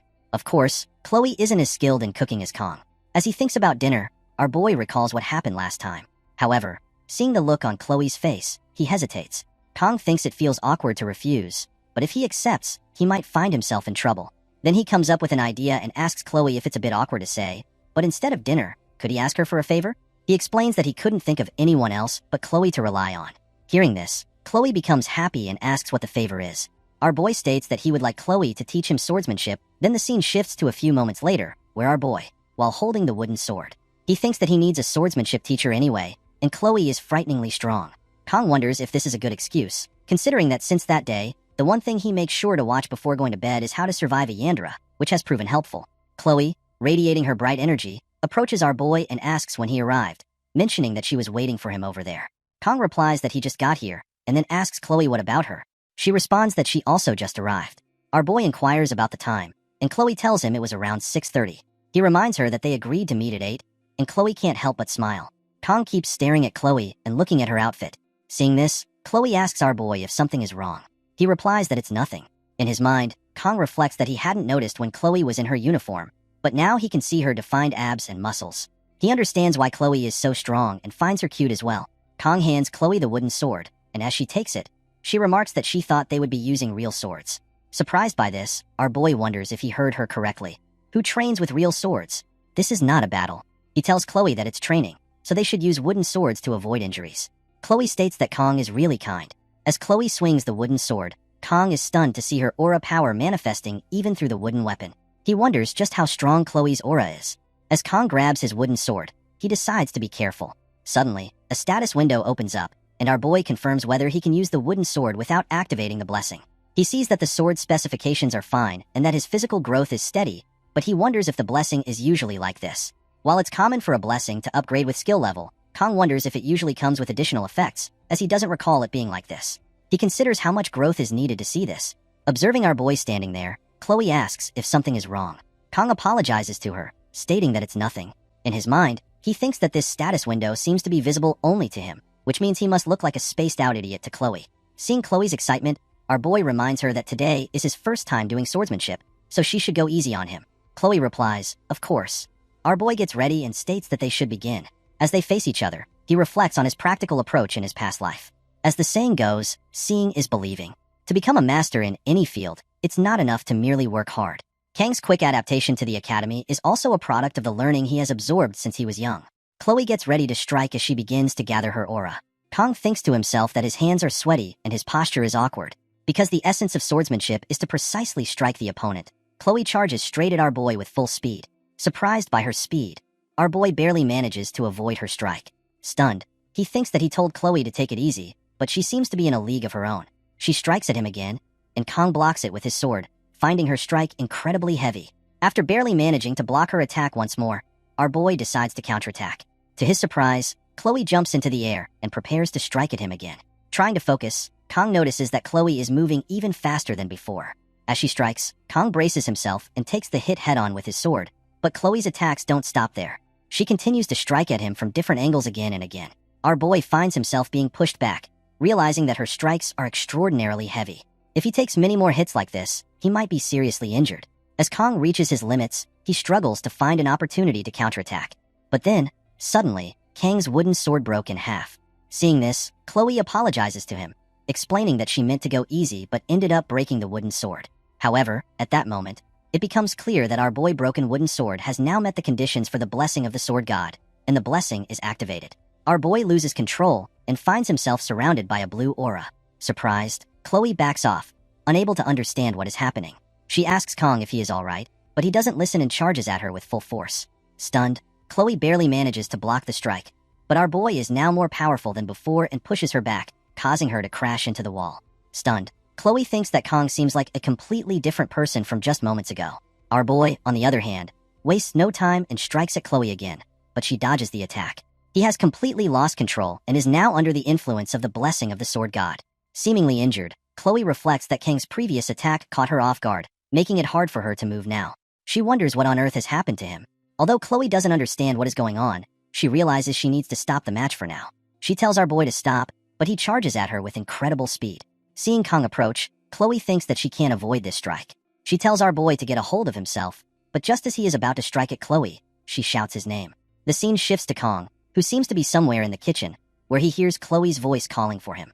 We then return to the training ground, where Kong has thrown his sword into the wall, missing Chloe. Chloe tells our boy that it's her, and he smiles at her, apologizing and stating that they should stop for today. Seeing that Kong is back to normal, Chloe asks if he is alright. Our boy thanks Chloe for helping him with his practice and mentions that he will head in first. As our boy leaves the training ground, the scene shifts to later that night, where Chloe is walking to her dorm. She reflects that ever since the class assignment test, Kang's skills are not just raw strength but carry an eerie feeling. It's not only his skill but also his raw instinct. Even though the blessing manifested unconsciously, Chloe realizes she is still no match for Kong, especially with a half-training sword. She knew he was strong but never expected him to be this powerful.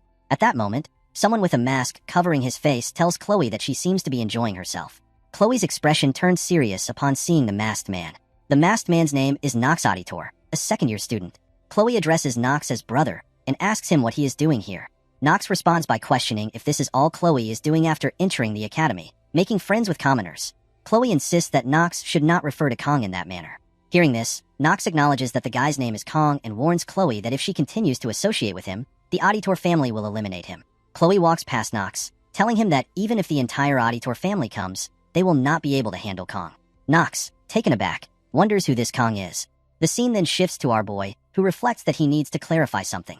The power he has been granted is not a divine blessing or favor. Rather, it seems more like a curse. To avoid relying on the blessing of the sword god, our boy sets out to find new equipment, but that power seems to mock his efforts, following him and taking control of his body. While Kong feels no pain, he also experiences a debilitating sensation that seems to go on endlessly. That curse manipulates our boy like a marionette bound by threads. Kong surrendered completely to the voice that whispered sweet words to him. Cut more, destroy more. Chloe's scream, filled with desperation, called out the name that our boy had come to recognize as his own, Kong Jiama.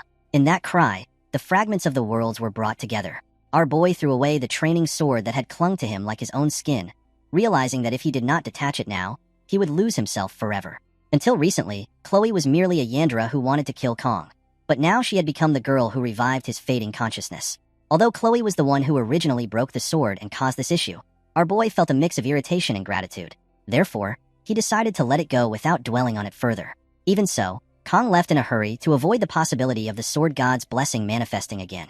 But could he truly evade this problem for the rest of his life? The sword god's blessing was a talent that felt close to a curse, manifested by trading one's lifespan. It was a burden that Kong had to bear. As an outsider cast into this world, our boy didn't wish for much. He simply wanted to live a normal life. He believed he could handle a few incidents as they arose, but only now did he realize there was something within his body, something trying to consume his reason. This was not a blessing. Rather, it was a curse solely intended to devour Kong. The art of the reverse heavens. The scene shifts to 3 days later in the classroom, where all the students have gathered. We see Chloe chatting with her friend, but ever since the day she trained with Kong, our boy hasn't been seen. It has now been 3 days. Chloe realizes that she doesn't even have Kang's contact information and wonders why she didn't ask for it earlier. She had gone to his dorm room and even knocked on the door, but all she could hear were groans of pain. Chloe wanted to break in but was afraid Kong would resent her for it, so she turned away. Chloe reflects on how she enjoys watching Kong when he's deep in thought, resting his chin on his hand during class. She's lost count of how many times she's glanced at him every morning. Afraid that Kong might think she's weird, Chloe is always careful when she talks to him. Initially, she thought she had fallen for Kong because he saved her life, but maybe that was just an excuse. She truly misses him. The scene then shifts to the next day in the classroom, where Teacher Lee instructs everyone to keep quiet. Since the weather forecast predicted rain today, the training has been replaced with self-study. However, in his mind, Instructor Lee thinks once again that Kong Jiama hasn't shown up. Lee assumes Kong must have his reasons, and he trusts our boy, believing that trusting and waiting is the true duty of an educator. Lee then instructs the students to begin their self-study. At that moment, a student enters the class late, and Lee goes to see who it is. He is shocked to see that it's our boy, Kong. As Kong walks down the stairs to his seat, Chloe, too, is surprised to see him. With a serious expression, Kong apologizes to Instructor Lee for his tardiness. Still surprised, Lee responds that it's fine and tells Kong to take his seat. Seeing Kong, the students in the class begin to talk and murmur, wondering if he has always looked like that. Some remark that Kong has become more handsome than before. The scene then shifts to after class, where the students are heading to the cafeteria. Chloe approaches Kong and asks him if something happened. Kong replies that nothing is wrong. Chloe then tells our boy that he has been absent for a few days, so she thought something might be wrong, and asks if it's because of the battle training. Kong remains silent for a moment, then, with a smile, informs Chloe that he had a severe fever over the past few days and thanks her for worrying about him. Chloe says she's glad to hear that, but she still doesn't seem entirely convinced. Seeing her doubt, Kong thinks it's only natural for her to be suspicious. Over the past few days, our boy has been tormented to the point where his mental state nearly collapsed, as if going through severe withdrawal. He couldn't eat and locked himself in his room, burying himself in bed, praying for the pain to stop. It was the price of using a damaged weapon. The pain was worse than anything our boy had ever experienced. But that wasn't the only strange thing. The face Kong saw in the mirror had the same bone structure, but his expression had become colder, and even parts of his hair had turned white. Our boy realizes that the changes he's experiencing are the penalty of the divine power, the blessing of the sword god. In the present, Kong thinks that Chloe seems to feel guilty, which is understandable since she was the last person he fought and met. Kong knows he needs to explain everything to her. Kong then suggests to Chloe that they have dinner together, as he promised, tonight. Chloe is both surprised and happy to hear this. However, Kong adds that this time, our boy wants to eat Chloe's cooking. Chloe happily agrees, saying, "Of course," and promises to do her best, excitedly mentioning that she can't wait. Seeing her enthusiasm, Kong thinks Chloe is really looking forward to the dinner. Chloe then tells Kong she will cook whatever he wants and asks what he'd like to eat. Kong replies that he hasn't had fish in a while and recalls that the last time he had fish was at Chloe's dorm.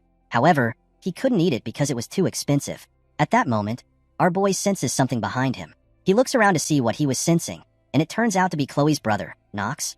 Chloe is shocked to see Nox there. Noticing her reaction, Kong asks if she knows him, but Chloe remains silent. Our boy then walks straight toward Nox.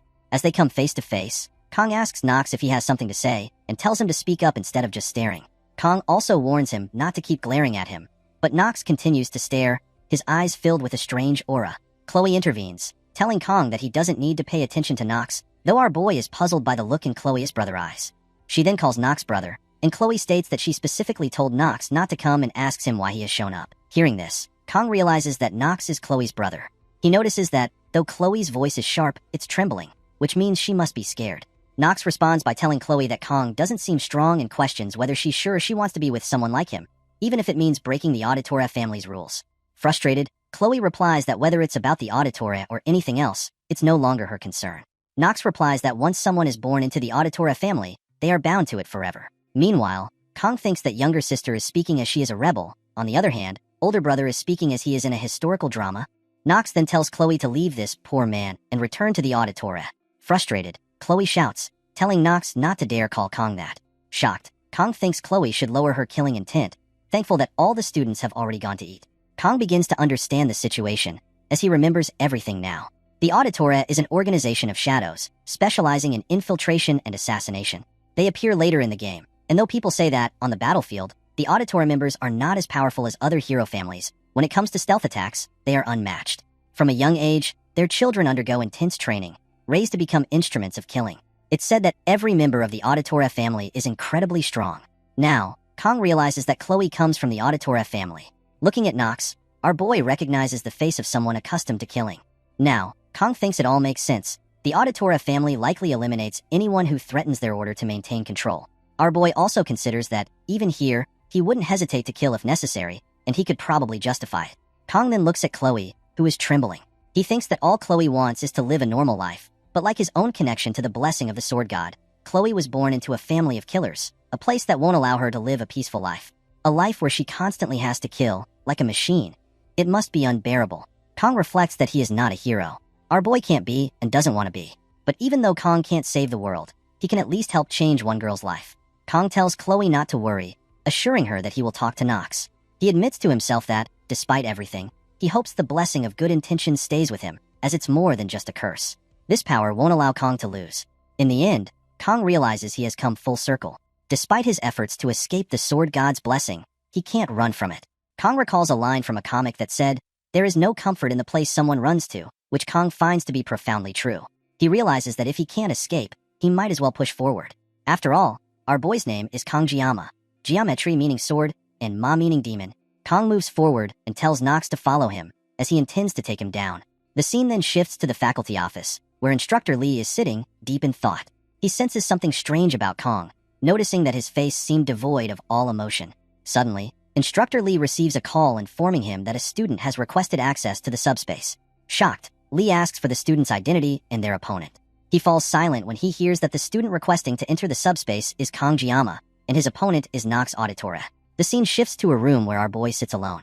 Kong reflects that there are still 15 minutes before the subspace duel begins.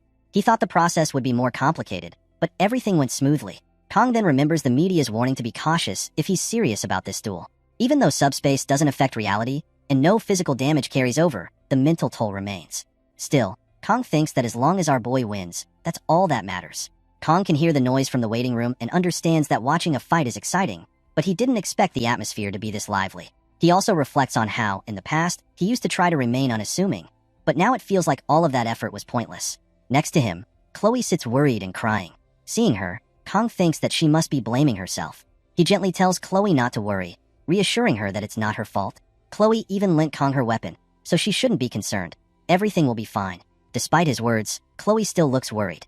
Chloe tells Kong that her brother is strong, to which our boy replies that she is strong as well. Chloe then explains that her brother, Nox, is a genius with unparalleled talent in the history of the Auditora family. When it comes to throwing weapons, Nox is the best, and by the age of 14, he was already known as the greatest master of night techniques. Hearing this, Kong wonders who came up with such a title, Greatest Master of Night Techniques. Our boy realizes that it has always been this way.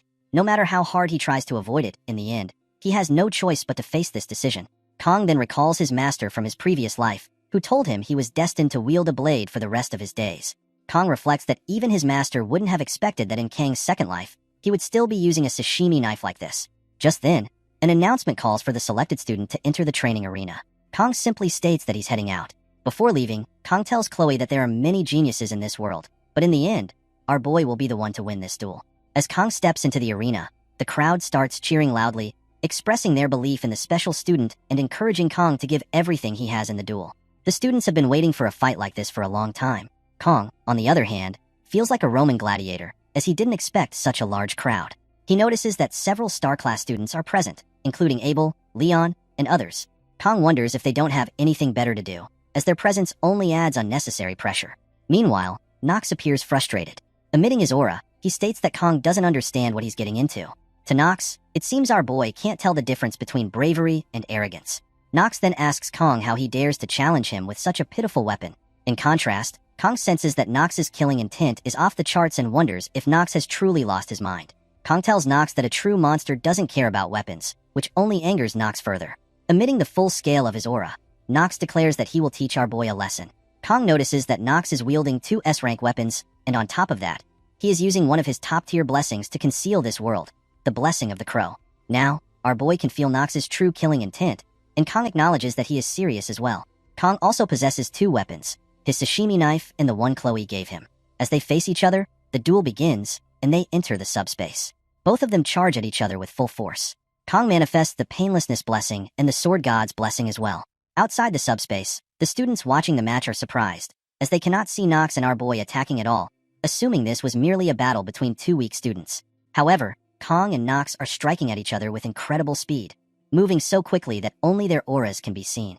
We return to the audience, where Rachel is sitting with Abel, stating that this fight is becoming interesting. Abel, surprised to see that the weak-looking kid she met at the park can fight like this, watches intently. Back to the duel, both Nox and Kong appear to be evenly matched. However, as Nox sees an opening, he uses his special technique to strike at our boy. To Nox's surprise, Kong is able to dodge the attack. Undeterred, Nox employs another technique called Three-Legged Crow, closing the distance between himself and Kong in an instant. Our boy is taken aback by this display.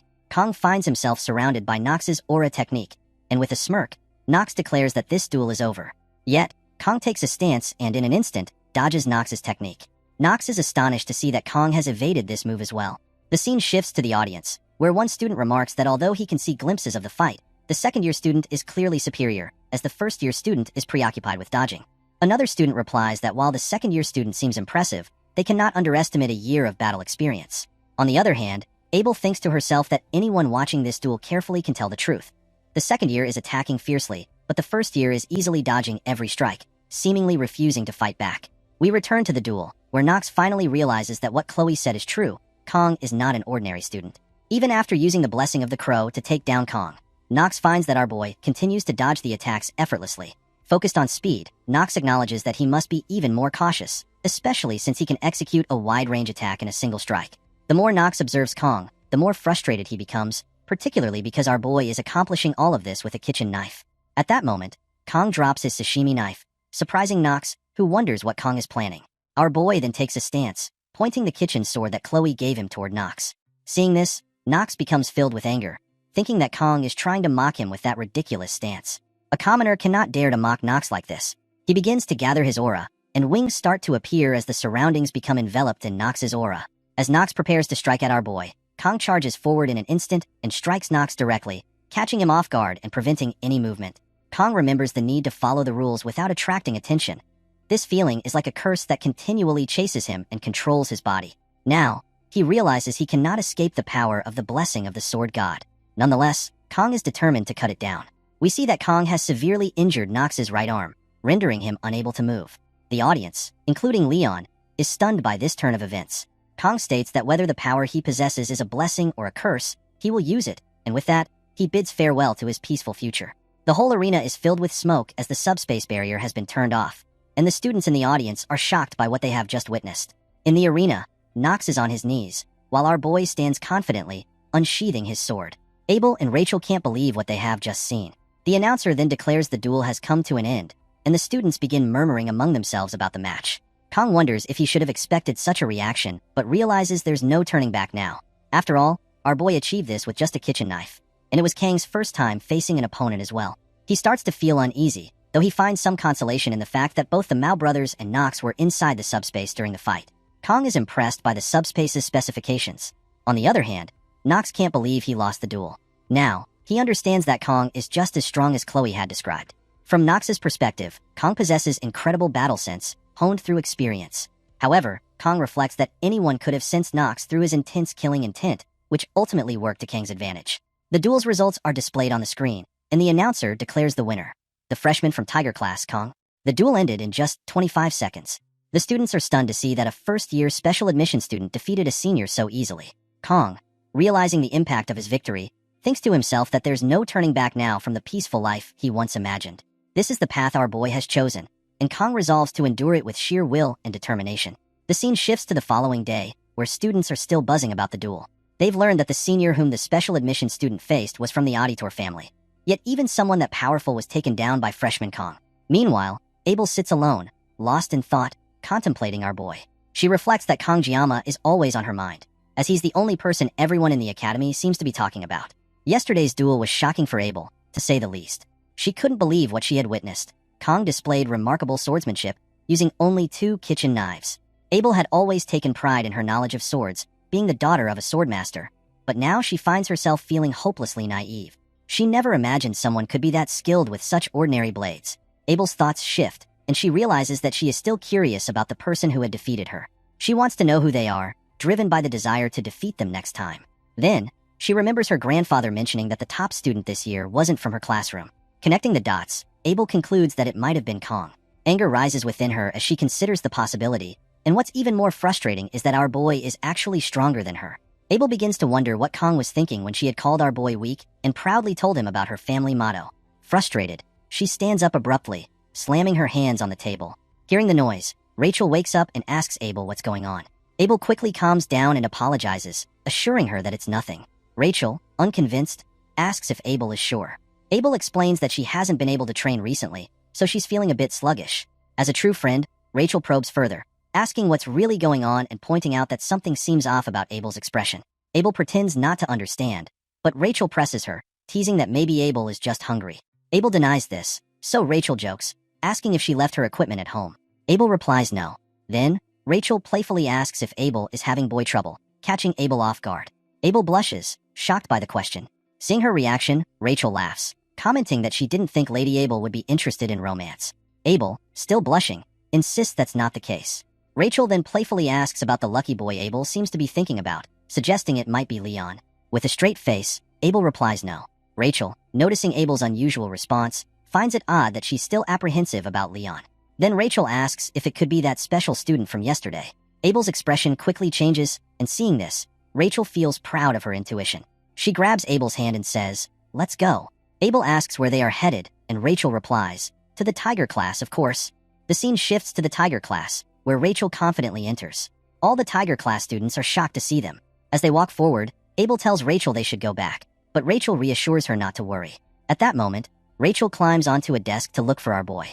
A Tiger class student approaches and warns Rachel that, regardless of her status, she shouldn't be standing on the desk. That's going too far. But Rachel ignores him and continues scanning the room until she finally spots our boy sitting with Chloe. Seeing Chloe, Rachel briefly wonders if she's our boy's girlfriend, but quickly dismisses the thought, thinking that this only makes things more fun.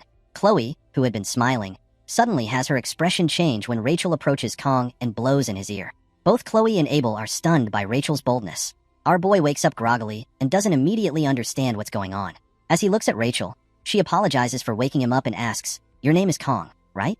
Rachel admits she didn't know who our boy was before what happened yesterday in the subspace. In his mind, our boy is surprised to see Rachel and wonders what she's doing here. As Rachel reaches out to touch Kong, Chloe, filled with anger and slipping into her Yandra mode, demands to know Rachel's identity and what she's trying to do. Rachel is caught off guard by Chloe's sudden change in demeanor. Meanwhile, Kong is shocked, thinking that this must be the danger his instincts had been warning him about. Chloe's personality has completely flipped, and Kong grows even more concerned when he notices that Chloe now has a box cutter in her hand. Frustrated, Kong thinks about the possibility of a fight breaking out in the classroom, realizing this is a situation he's never encountered in the game before. He can't figure out why things are spiraling out of control so suddenly. At that moment, Abel steps in, trying to stop Rachel and asking her what she's trying to do, reminding her that this isn't their classroom. With a smile, Rachel says, "What's the matter, Abel? Can't I say hello?" She then walks over to Chloe, patting her on the head and saying, "You shouldn't interrupt when the adults are talking, and it's not safe to play with sharp objects either." Chloe, filled with anger, looks like she's getting ready to strike. As Rachel turns to speak with our boy, Chloe sees an opening and lunges at Rachel with the box cutter. Kong and Abel are stunned, but Rachel effortlessly blocks Chloe's attack by grabbing her hand. "You're slow," Rachel says calmly. "I thought you were just a kid, but it seems you've got quite a short fuse." Abel steps in, urging Rachel to stop making a scene, but Rachel doesn't listen. She pushes Chloe away as if she were nothing, though Chloe manages to regain her balance and land perfectly on her feet. The students in the class are shocked by the exchange, while our boy just wants to leave. Rachel, a high-class student and the niece of a spear saint, lives by the clan's motto. Skills are useless in the face of overwhelming strength. Rachel then asks Kong if Chloe is his girlfriend. Kong quickly replies, no, but he can feel Chloe staring at him intensely. Despite the tension, our boy tells Rachel that Chloe is just his friend. In his mind, Kong wonders what kind of situation he's gotten into. As he looks around, he notices that Abel is there too, something he didn't realize at first because he was so frazzled. Kong, still trying to make sense of everything, asks, why did you and Abel come looking for me? Rachel, with a teasing grin, replies, well, it seems like Abel was interested in you and wanted to see your face. Flustered, Abel immediately denies it. When did I ever say that? She exclaims. Rachel responds with a playful smirk. Isn't that why you came here? Abel quickly corrects her. You're the one who practically dragged me here. Rachel shrugs. I just thought you wanted to see Kong, that's why you followed me. Abel, clearly embarrassed, retorts, that's not true. Meanwhile, the students in the class start whispering among themselves, wondering what's going on and why Abel and Rachel are arguing. Abel, now shyly and with a hint of frustration, says, I think there's been a misunderstanding.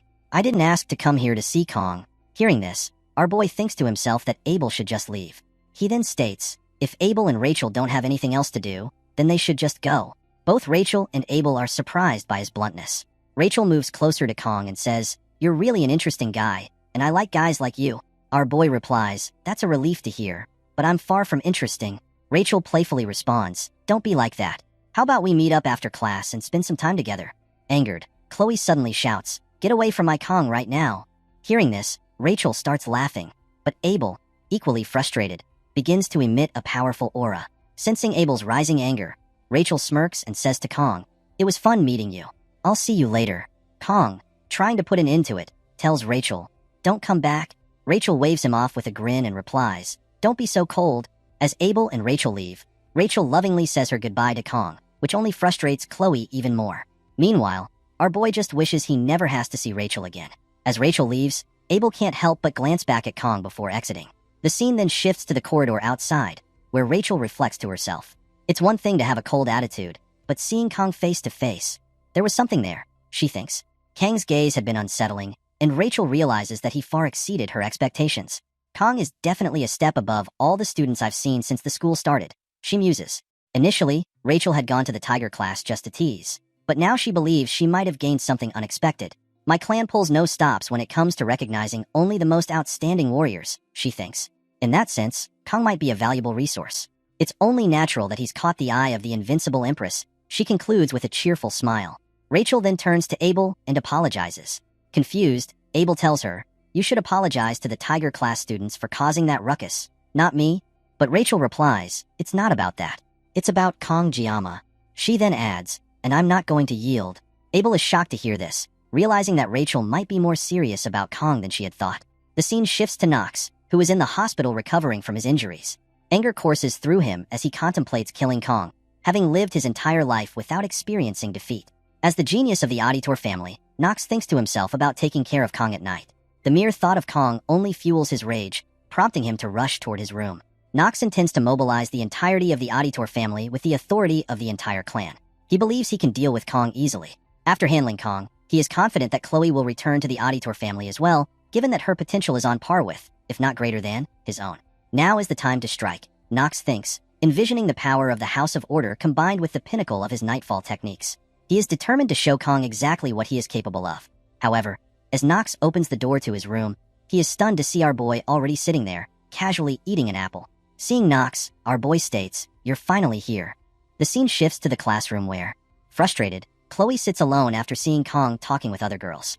Observing her expression, Kong senses that Chloe seems upset, but he recalls that Chloe was the one who had the box cutter earlier. Meanwhile, Chloe, visibly angered, wonders about Kang's relationship with those girls, and if he might have feelings for any of them. Suddenly, Kong calls out to Chloe, surprising her and prompting her to brighten up with a sweet smile. She asks if he needs anything. Noticing the box cutter still in her hand, Kong thinks she should probably put it away first. Getting to the point, Kong asks Chloe how Nox is doing. Caught off guard, Chloe pauses before informing him that Nox is currently in the Academy's medical ward. Kong remarks that it's unusual for someone to get injured in the subspace. Chloe replies that she hasn't actually visited Nox yet, so she doesn't know much. but mentions that she heard Nox was admitted despite having no visible injuries. She assures Kong that it should be fine and there's no need for him to worry. In his thoughts, Kong reflects that while it's true he defeated Nox, however, Kong doesn't believe that Nox is so weak as to be traumatized. He hopes that Nox isn't planning anything drastic. Kong then pats Chloe on the head, asking if she can tell him where Nox's room is, knowing this is the best way to handle her Yandere tendencies. In the present, Nox is stunned to see Kong sitting in his hospital room. Kong asks if he can eat the apple nearby, though he's already halfway through it. He then remarks on the wealth of the Auditor family for providing such a spacious room for one person. Surprised, Nox asks how Kong got into the ward, only to freeze when he sees Kong reaching for a knife. Nox wonders if Kong is there to finish what he started, but to his surprise, Kong merely picks up the knife and begins peeling the apple with impressive skill. Confused, Nox watches as Kong neatly slices the apple and places it on the table for him. Before leaving, Kong casually advises Nox that if he has trouble digesting regular food, he should stick to eating fruit. Frustrated, Nox thinks he could take down Kong right here, and now by catching him off guard. However, Kong calmly warns Nox that if he even thinks about revenge, he himself will eliminate the entire Auditor family. Shocked and frightened, Nox collapses to the ground. Outside, Kong reflects that Nox is now little more than a candle that could be snuffed out at any moment. It seems his will has been completely shattered. Kang's bold intimidation worked well, especially considering that the Auditor family is one of the world's most formidable assassin groups. While Kong knows he couldn't take on an entire clan, he figures he could manage around 10 people in 30 seconds if necessary, though he'd rather avoid that scenario entirely. Looking up at the sky, Kong feels as though he's standing in the eye of a strange storm. He thinks that he's slowly getting accustomed to life in this world. As long as Nox doesn't stir up any more trouble, Kong no longer needs to worry about him. However, our boy has another issue to handle. The girl Kong most wants to avoid, Rachel. Kong has no intention of getting involved with her, as in the original game. Rachel approaches the main character first but is later attacked after the main heroine, Abel. Kong thinks he needs to take things slowly, especially with midterms approaching, for which he needs to be prepared. Checking his phone, Kong states that he's going to take this seriously, as a reward is a reward, and this time it's Murasame, a weapon he desperately needs to fight effectively for more than 30 seconds. Kong then schedules the midterm date on his phone.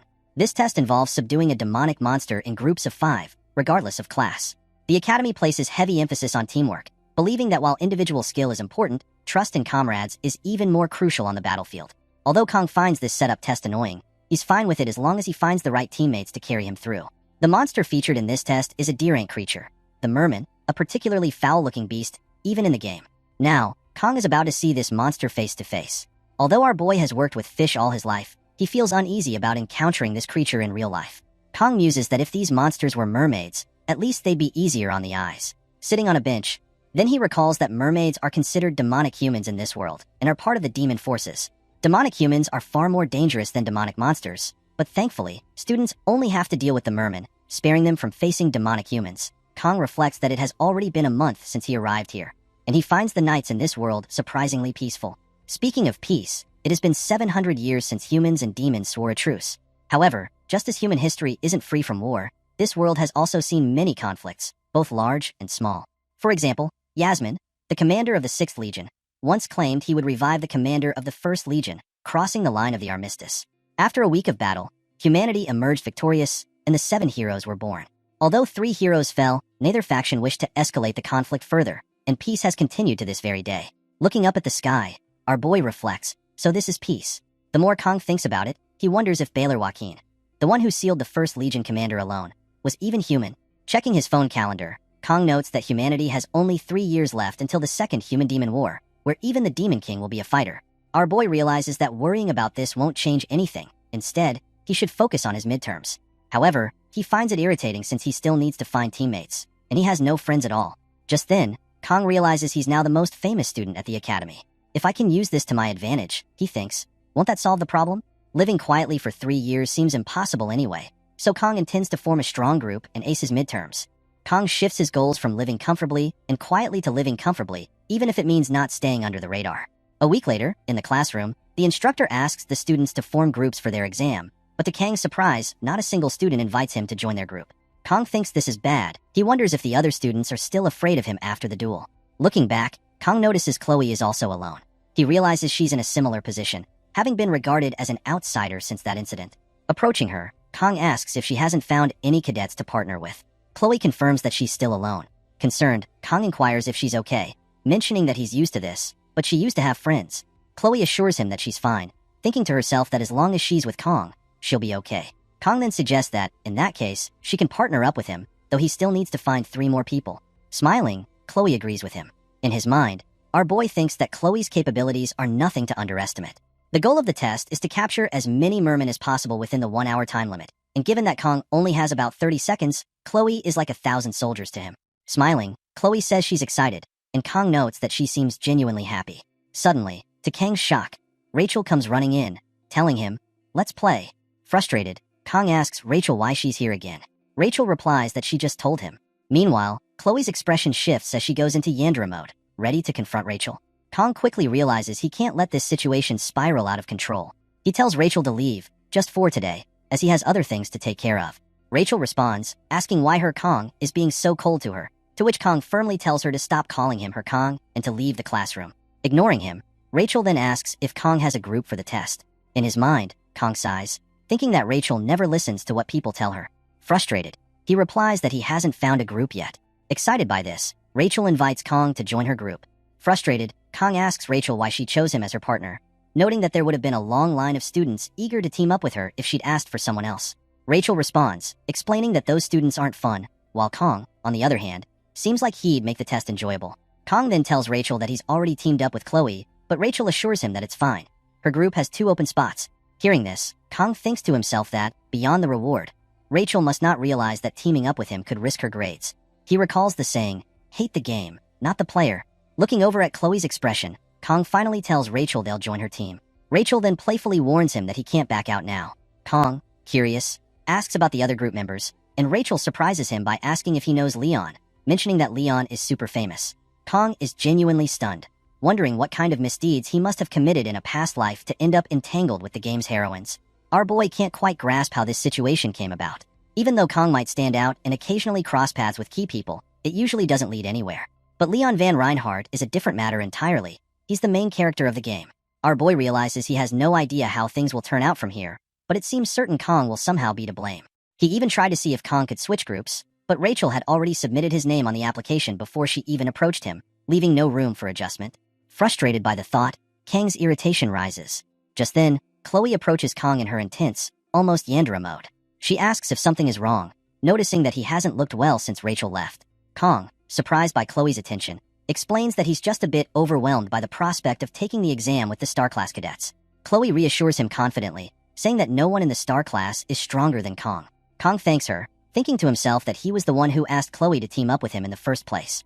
There's no way Kong can leave without Chloe in good conscience, and as he thinks about it, our boy realizes he couldn't ask for better people to take the test with. Deciding to stay optimistic, Kong asks Chloe when and where the group meeting is.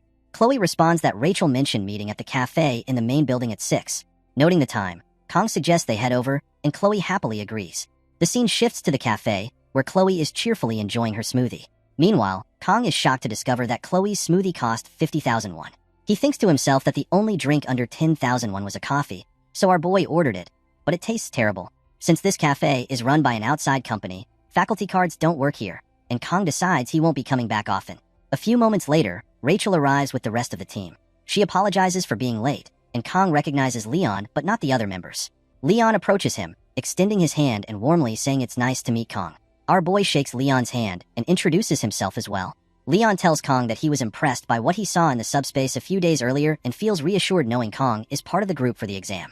Kong, impressed by Leon's presence, realizes that Leon is the main character he played as in his previous life. As they sit down, Leon suggests they start with introductions, and Rachel cheerfully agrees. Leon introduces himself first, stating that he's the group leader and a student of the Star Class. He adds that he somehow ended up becoming the leader and, although he has his shortcomings, he looks forward to working with everyone.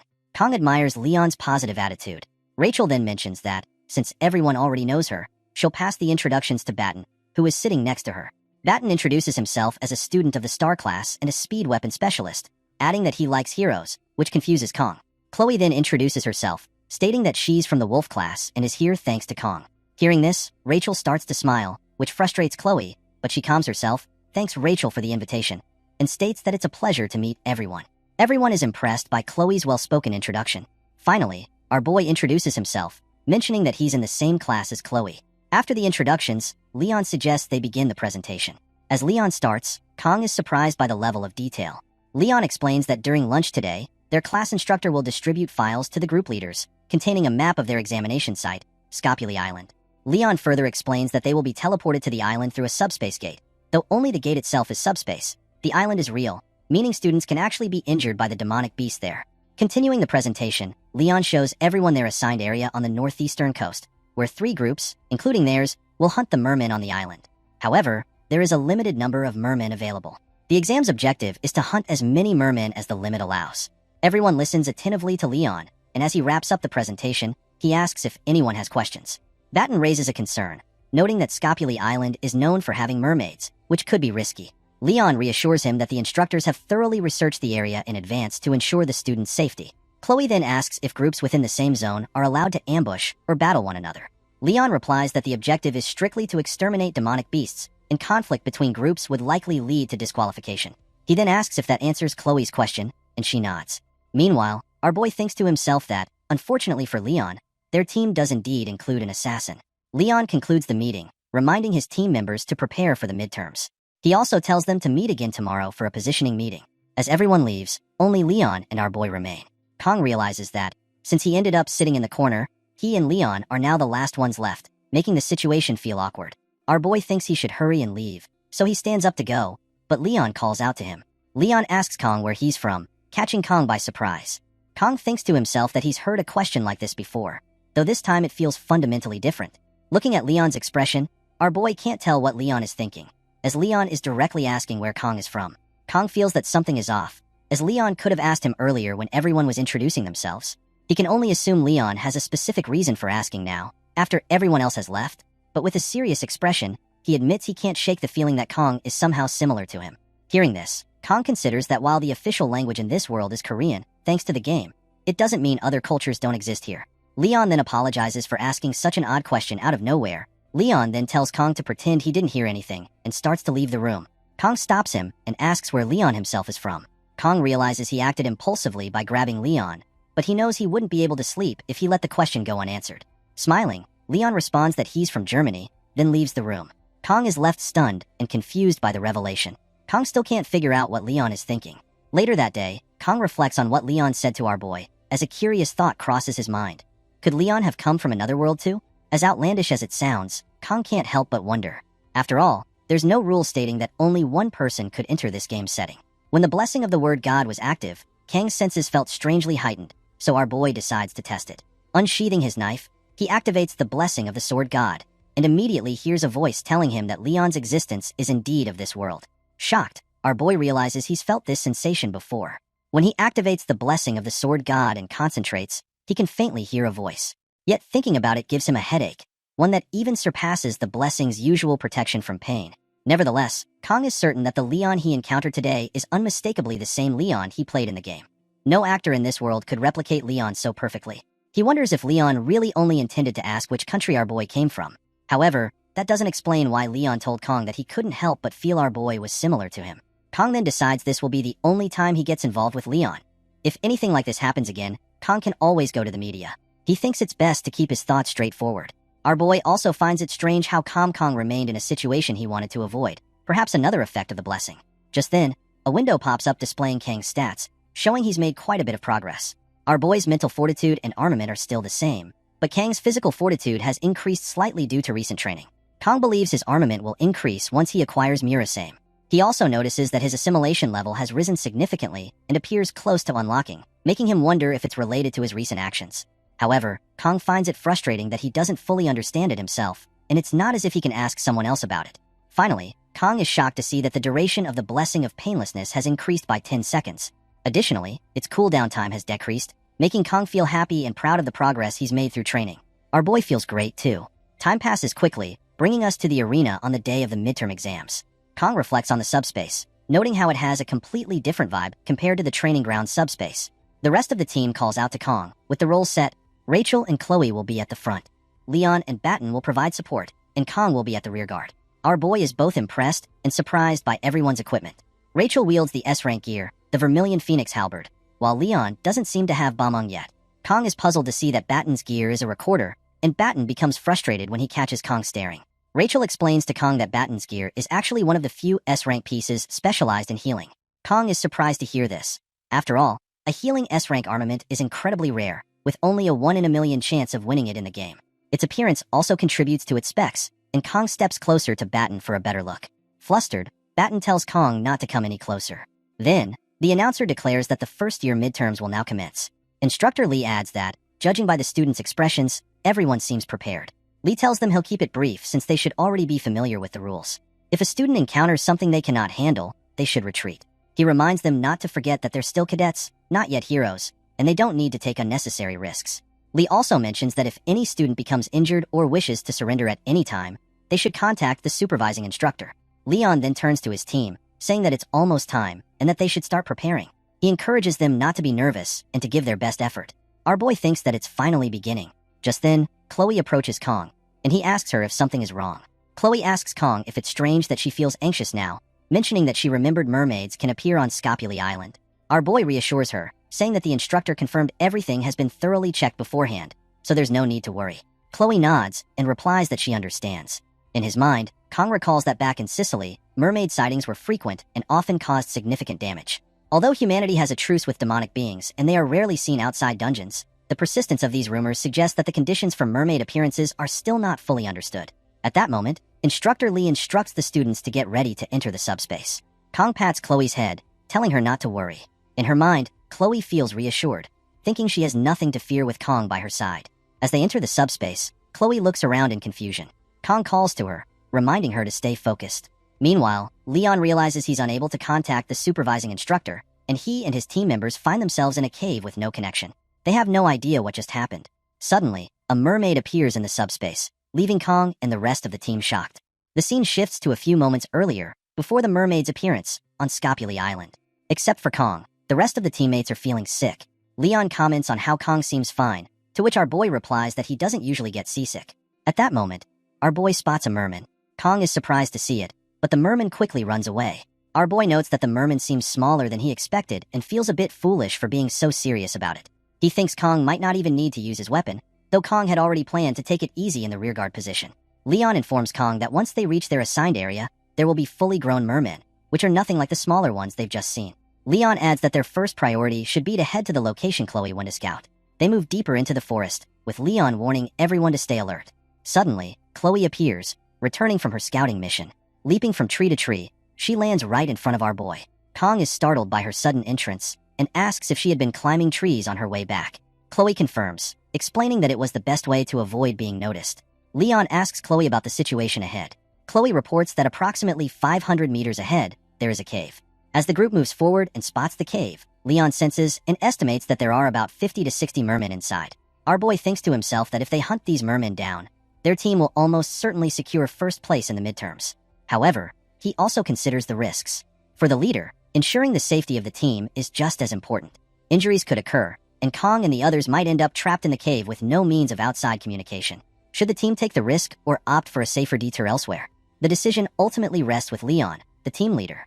The scene then shifts to a few days earlier. Leon is briefing the team and tells Chloe he will rely on her to scout the area when they land on the island. He adds that Batten will handle the healing with his blessing. Hearing this, our boy remarks that he still finds it interesting that Batten is a healer. Frustrated, Batten snaps at Kong to stop talking nonsense. Leon then assigns Kong to guard the rear against any potential threats. Our boy reflects that he seems to have gotten the easiest job. Leon further explains that he will lead everyone from the center, emphasizing that the team cannot just rush in recklessly. He assures them that he will join the offense if the situation calls for it. At that moment, Rachel asks Leon about her role. Leon confidently replies that she will be the one to face the mermen head-on and take down as many as she can. Leon expresses his trust in Rachel's abilities, believing she is more than capable of handling the task. Returning to the present, Kong observes Leon's expression and realizes that Leon has made his decision. Leon calls for Rachel. Responding immediately, Rachel hurls her spear at the cave with incredible strength and speed, taking down several mermen in a single strike. Without hesitation, she charges into the cave, retrieving her spear and continuing to take down the merman in her path. Meanwhile, Batten uses his spell to heal Rachel and restore her stamina. As all the remaining mermen rush toward her at once, Rachel remains undeterred. With a smile on her face, she effortlessly takes down approximately 25 mermen on her own. She marvels at her own blessing, thinking about how incredible it is. On the other hand, Kong and the others are astonished by Rachel's display of strength. Seeing this, Chloe unsheathes her sword, ready to join the fray. Aura begins to emanate from Chloe's sword as she activates her blessing of a cat. In an instant, with a single strike, Chloe takes down several mermen. The remaining mermen attempt to retaliate, but she easily dispatches them as well. Meanwhile, on one side of the cave, Rachel is relentlessly taking down the mermen she encounters, while Chloe does the same on the opposite side. As the two approach each other, Kong and Leon grow concerned, fearing that neither of them will stop in time and that they might collide. Just as Rachel and Chloe draw closer, a huge merman appears and attacks. However, the two of them, using their blessings in unison, swiftly take down the large merman. Afterward, Rachel comments that Chloe seems a little faster than before. Chloe, with a serious expression, retorts that she was the one who took down the merman. With that, Rachel and Chloe move to opposite sides once again. Our boy feels relieved to see the situation resolve without any issues. Leon, having taken down a few mermen himself, remarks to Kong that it seemed like Kong was worried about those two. Our boy replies that it turns out his concern was unnecessary. Leon and his team successfully take down all 60 mermen. Leon then tells our boy to have more trust in his teammates. With everything settled, Leon suggests they move on. Watching him, our boy reflects on Leon's decisiveness and leadership, noting that these qualities form the solid backbone of the team. He realizes that Leon is truly irreplaceable, and his presence here feels undeniably real. As Kong wonders if Leon might casually ask where our boy is from, a sudden strike hits Leon from behind, catching everyone off guard. Shocked, the team turns to see that the attacker is a demon mermaid. Rachel, stunned, questions what a mermaid is doing here. Equally shaken, our boy recalls thinking earlier that everything had been going too smoothly. Now, faced with the dire situation, Kong must decide whether the team should run or fight. He knows that attempting to flee with an injured Leon could result in the entire team being taken down. Rachel urgently tells Kong to try contacting the instructor about the mermaid. However, our boy realizes that with all communication cut off from the outside, alerting the teachers might only cause them to panic even more. Kong states that it seems he is the only one still clear-headed. Taking charge, he orders Batten to focus his healing blessing on Leon. Kong then instructs Chloe to leave the cave, alert the nearby cadets to evacuate, and call for the instructors. However, Chloe insists that she wants to stay and help Kong. Kong firmly explains that fleeing with Leon will be difficult, so Chloe must hurry and act before the mermen launch another attack. Reluctantly, Chloe agrees, saying she understands, and runs toward the cave's exit. After Chloe leaves, Rachel asks Kong what they should do next and whether he has a plan. Batten and Rachel, noticing Chloe's departure, question Kong about why he sent her away. Kong steps forward and calmly tells Rachel and Batten to handle the smaller mermen. Surprised, Batten asks what Kong intends to do. Our boy closes his eyes, thinking to himself that he has always disliked dealing with small fish. They require no real skill to handle.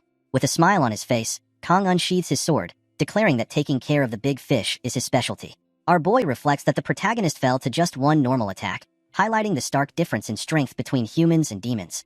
Kong knows he can't confidently claim victory, even with the blessing of the sword god. In the original game, it was nearly impossible to subdue a magic-wielding demon without a full party. Now, faced with a boss that typically requires a large-scale raid, our boy realizes there's no turning back. With Chloe needing about 10 minutes to return, Kong concludes that there's only one option. He must defeat the boss mermaid in just 40 seconds. As Kong activates the blessing of the sword god, our boy smiles, thinking it's been a while since he's gone all out. Meanwhile, Rachel continues taking down the mermen relentlessly. When several mermen attack her at once, she blocks their strikes with her spear, pushes them back, and finishes them off with a single powerful blow.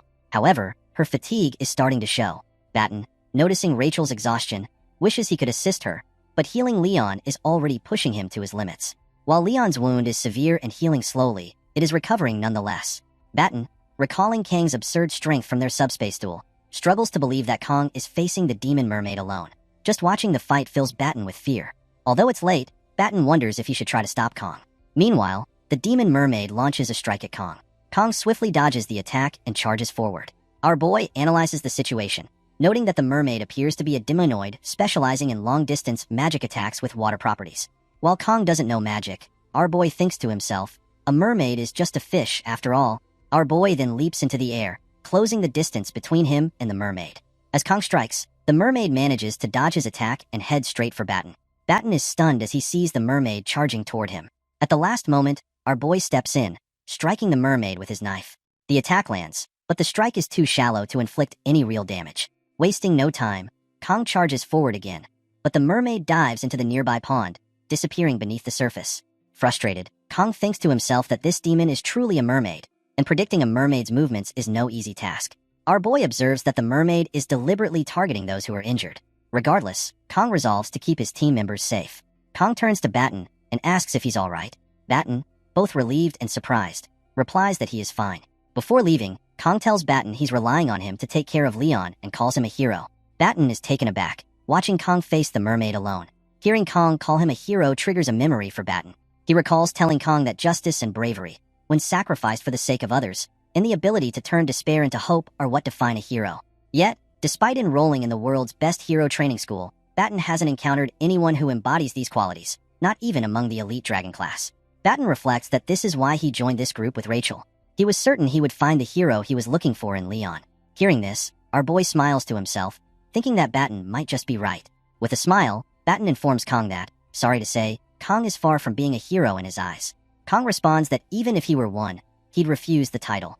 Returning to the present, Batten watches as Kong faces the demon mermaid alone.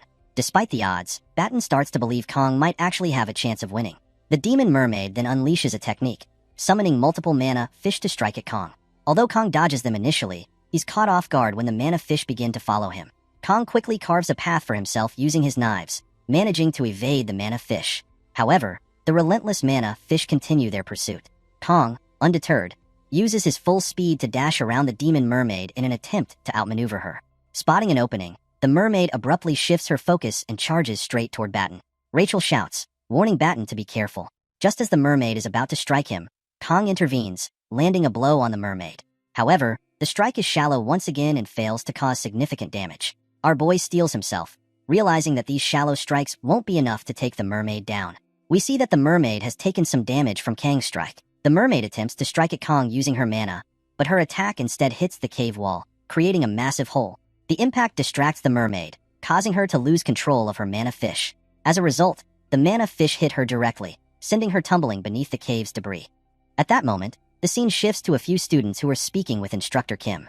Suddenly, the two students hear a loud sound. Saki Ryojo, daughter of the Bow Saint, remarks that it sounded like a roar, while the blue-haired girl adds that she also saw a flash of light coming from the cave ahead of them, just before they found Instructor Kim.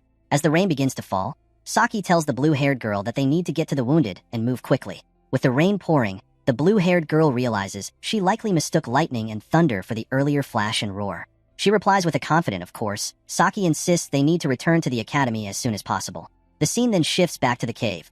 Inside, Batten continues to protect Leon, while Rachel remains locked in battle with the remaining mermen. They all start to retreat, leaving Rachel surprised by the sudden shift. Our boy thinks to himself that he couldn't have landed a fatal blow on the mermaid earlier because he was mindful of Leon. He recalls the mermaid being crushed under the debris when the cave collapsed, but Kong believes the mermaid is probably not dead. Just as he expected, the demon mermaid emerges from the rubble. Seeing this, Kong thinks, I knew it. A demon mermaid wouldn't die from something like that. Filled with rage, the mermaid charges toward Kong. Standing firm, our boy calmly removes his coat, positioning himself right in front of the advancing mermaid. Kong tells Rachel that since the mermen have been more or less dealt with, he's leaving Batten and Leon in her care. Rachel nods and replies, got it. On the other hand, Batten is in disbelief, struggling to comprehend that Kong is actually facing the demon mermaid head-on. Batten reflects that he once thought Kong was just a madman, but now he wonders if he's witnessing the birth of a legend. Smiling, our boy thinks to himself that now, finally, he can focus. With 10 seconds to spare, Kong resolves to make up for lost time. As the mermaid closes in, Kong releases his maximum power, charging forward with the intent to destroy everything in his path. The scene shifts to Chloe, running as fast as she can. She appears exhausted but refuses to stop, pushing herself forward with unwavering determination. Using her blessing, Chloe overcomes the obstacles in her path. However, after relying on her blessing for an extended period, she begins to feel intense pain in her legs. Exhaustion sets in as her power is nearly depleted. Yet Chloe remains resolute, determined to provide even the slightest help. Despite the growing pain, Chloe continues running, recalling how our boy instructed her to contact the instructors. She thinks of Kong, whom she considers the strongest person she has ever met. Yet, Kong always found fighting burdensome, unsheathing his blade only when absolutely necessary. Chloe admired his choices, believing Kong always made the best decisions. However, the mermaid is an immensely powerful demon, and Chloe feels a surge of frustration. If only she had been stronger, she could have helped our boy. At that moment, a sudden explosion echoes from the cave. Chloe freezes, shocked at what she sees. Still, Chloe kept running, desperately searching for help and hoping that when she found someone, Kong would still be alive. Suddenly, her blessing wore off, and she nearly stumbled, but she managed to regain her balance. I can't fall here, she thought, forcing herself to keep moving. Chloe's urgency grew as she realized she needed to find someone quickly. She began shouting, "Is anyone here? Please help." Suddenly, Chloe sensed something ahead of her. Though her senses were dulled from exhaustion, she strained to identify it. She suspected it might be Merman. Frustrated but resolute, Chloe steadied herself and prepared to strike. Just as she was about to attack, she saw it wasn't Merman. It was Abel with her team. Relief flooded her as she passed Abel in a daze, thinking, finally, a person. But Chloe was too exhausted. She collapsed to the ground, completely drained. Abel, startled to see her in such a state, listened as her team speculated about a possible ambush. However, Abel silenced them, recognizing Chloe immediately. With great effort, Chloe managed to say, "Please, help Kong." Then, she collapsed unconscious in front of Abel. The scene shifts to the cave, where Batten reflects, wondering if there will ever be another day as astonishing as this. Watching Kong, Batten thinks to himself that Kong resembles an extraordinarily skilled swordsman. Kong isn't merely fighting the mermaid demon. Our boy is completely overwhelming it. Batten is certain that the scene unfolding before him will be etched into his memory for the rest of his life. Unlike the swift movements our boy displayed during the subspace duel, Kong now relies on precise, calculated, and lightning-fast techniques. With unmatched skill, our boy deflects the mermaid strikes and closes the distance, delivering a decisive blow. A clean hit lands on the mermaid, leaving both Batten and Rachel utterly stunned. Batten thinks that even Rachel, successor of the Spear clan and someone who grew up among the strongest warriors, has likely never witnessed anything of this caliber. For the first time, Batten feels that the mermaid might actually be defeated. However, Rachel suddenly shouts a warning, telling Batten to be careful. Acting swiftly, she pushes Batten aside, and together they narrowly evade the mermaid's retaliatory strike. Rachel tells Batten to stay alert, snapping, "Do you want to die?" The mermaid's strike has caused a massive hole in the cave wall. Seeing this, Batten realizes he had momentarily forgotten the danger of their situation, mesmerized by how surreal the scene was. Their opponent is a demonoid capable of wielding powerful magic. Batten reflects that a blade against magic is already a poor matchup. What if the mermaid uses a spell that cannot be countered? Meanwhile, our boy stands firm, facing the mermaid after dodging her last strike. Angered, the mermaid begins casting her special spell, gathering mana into her hands.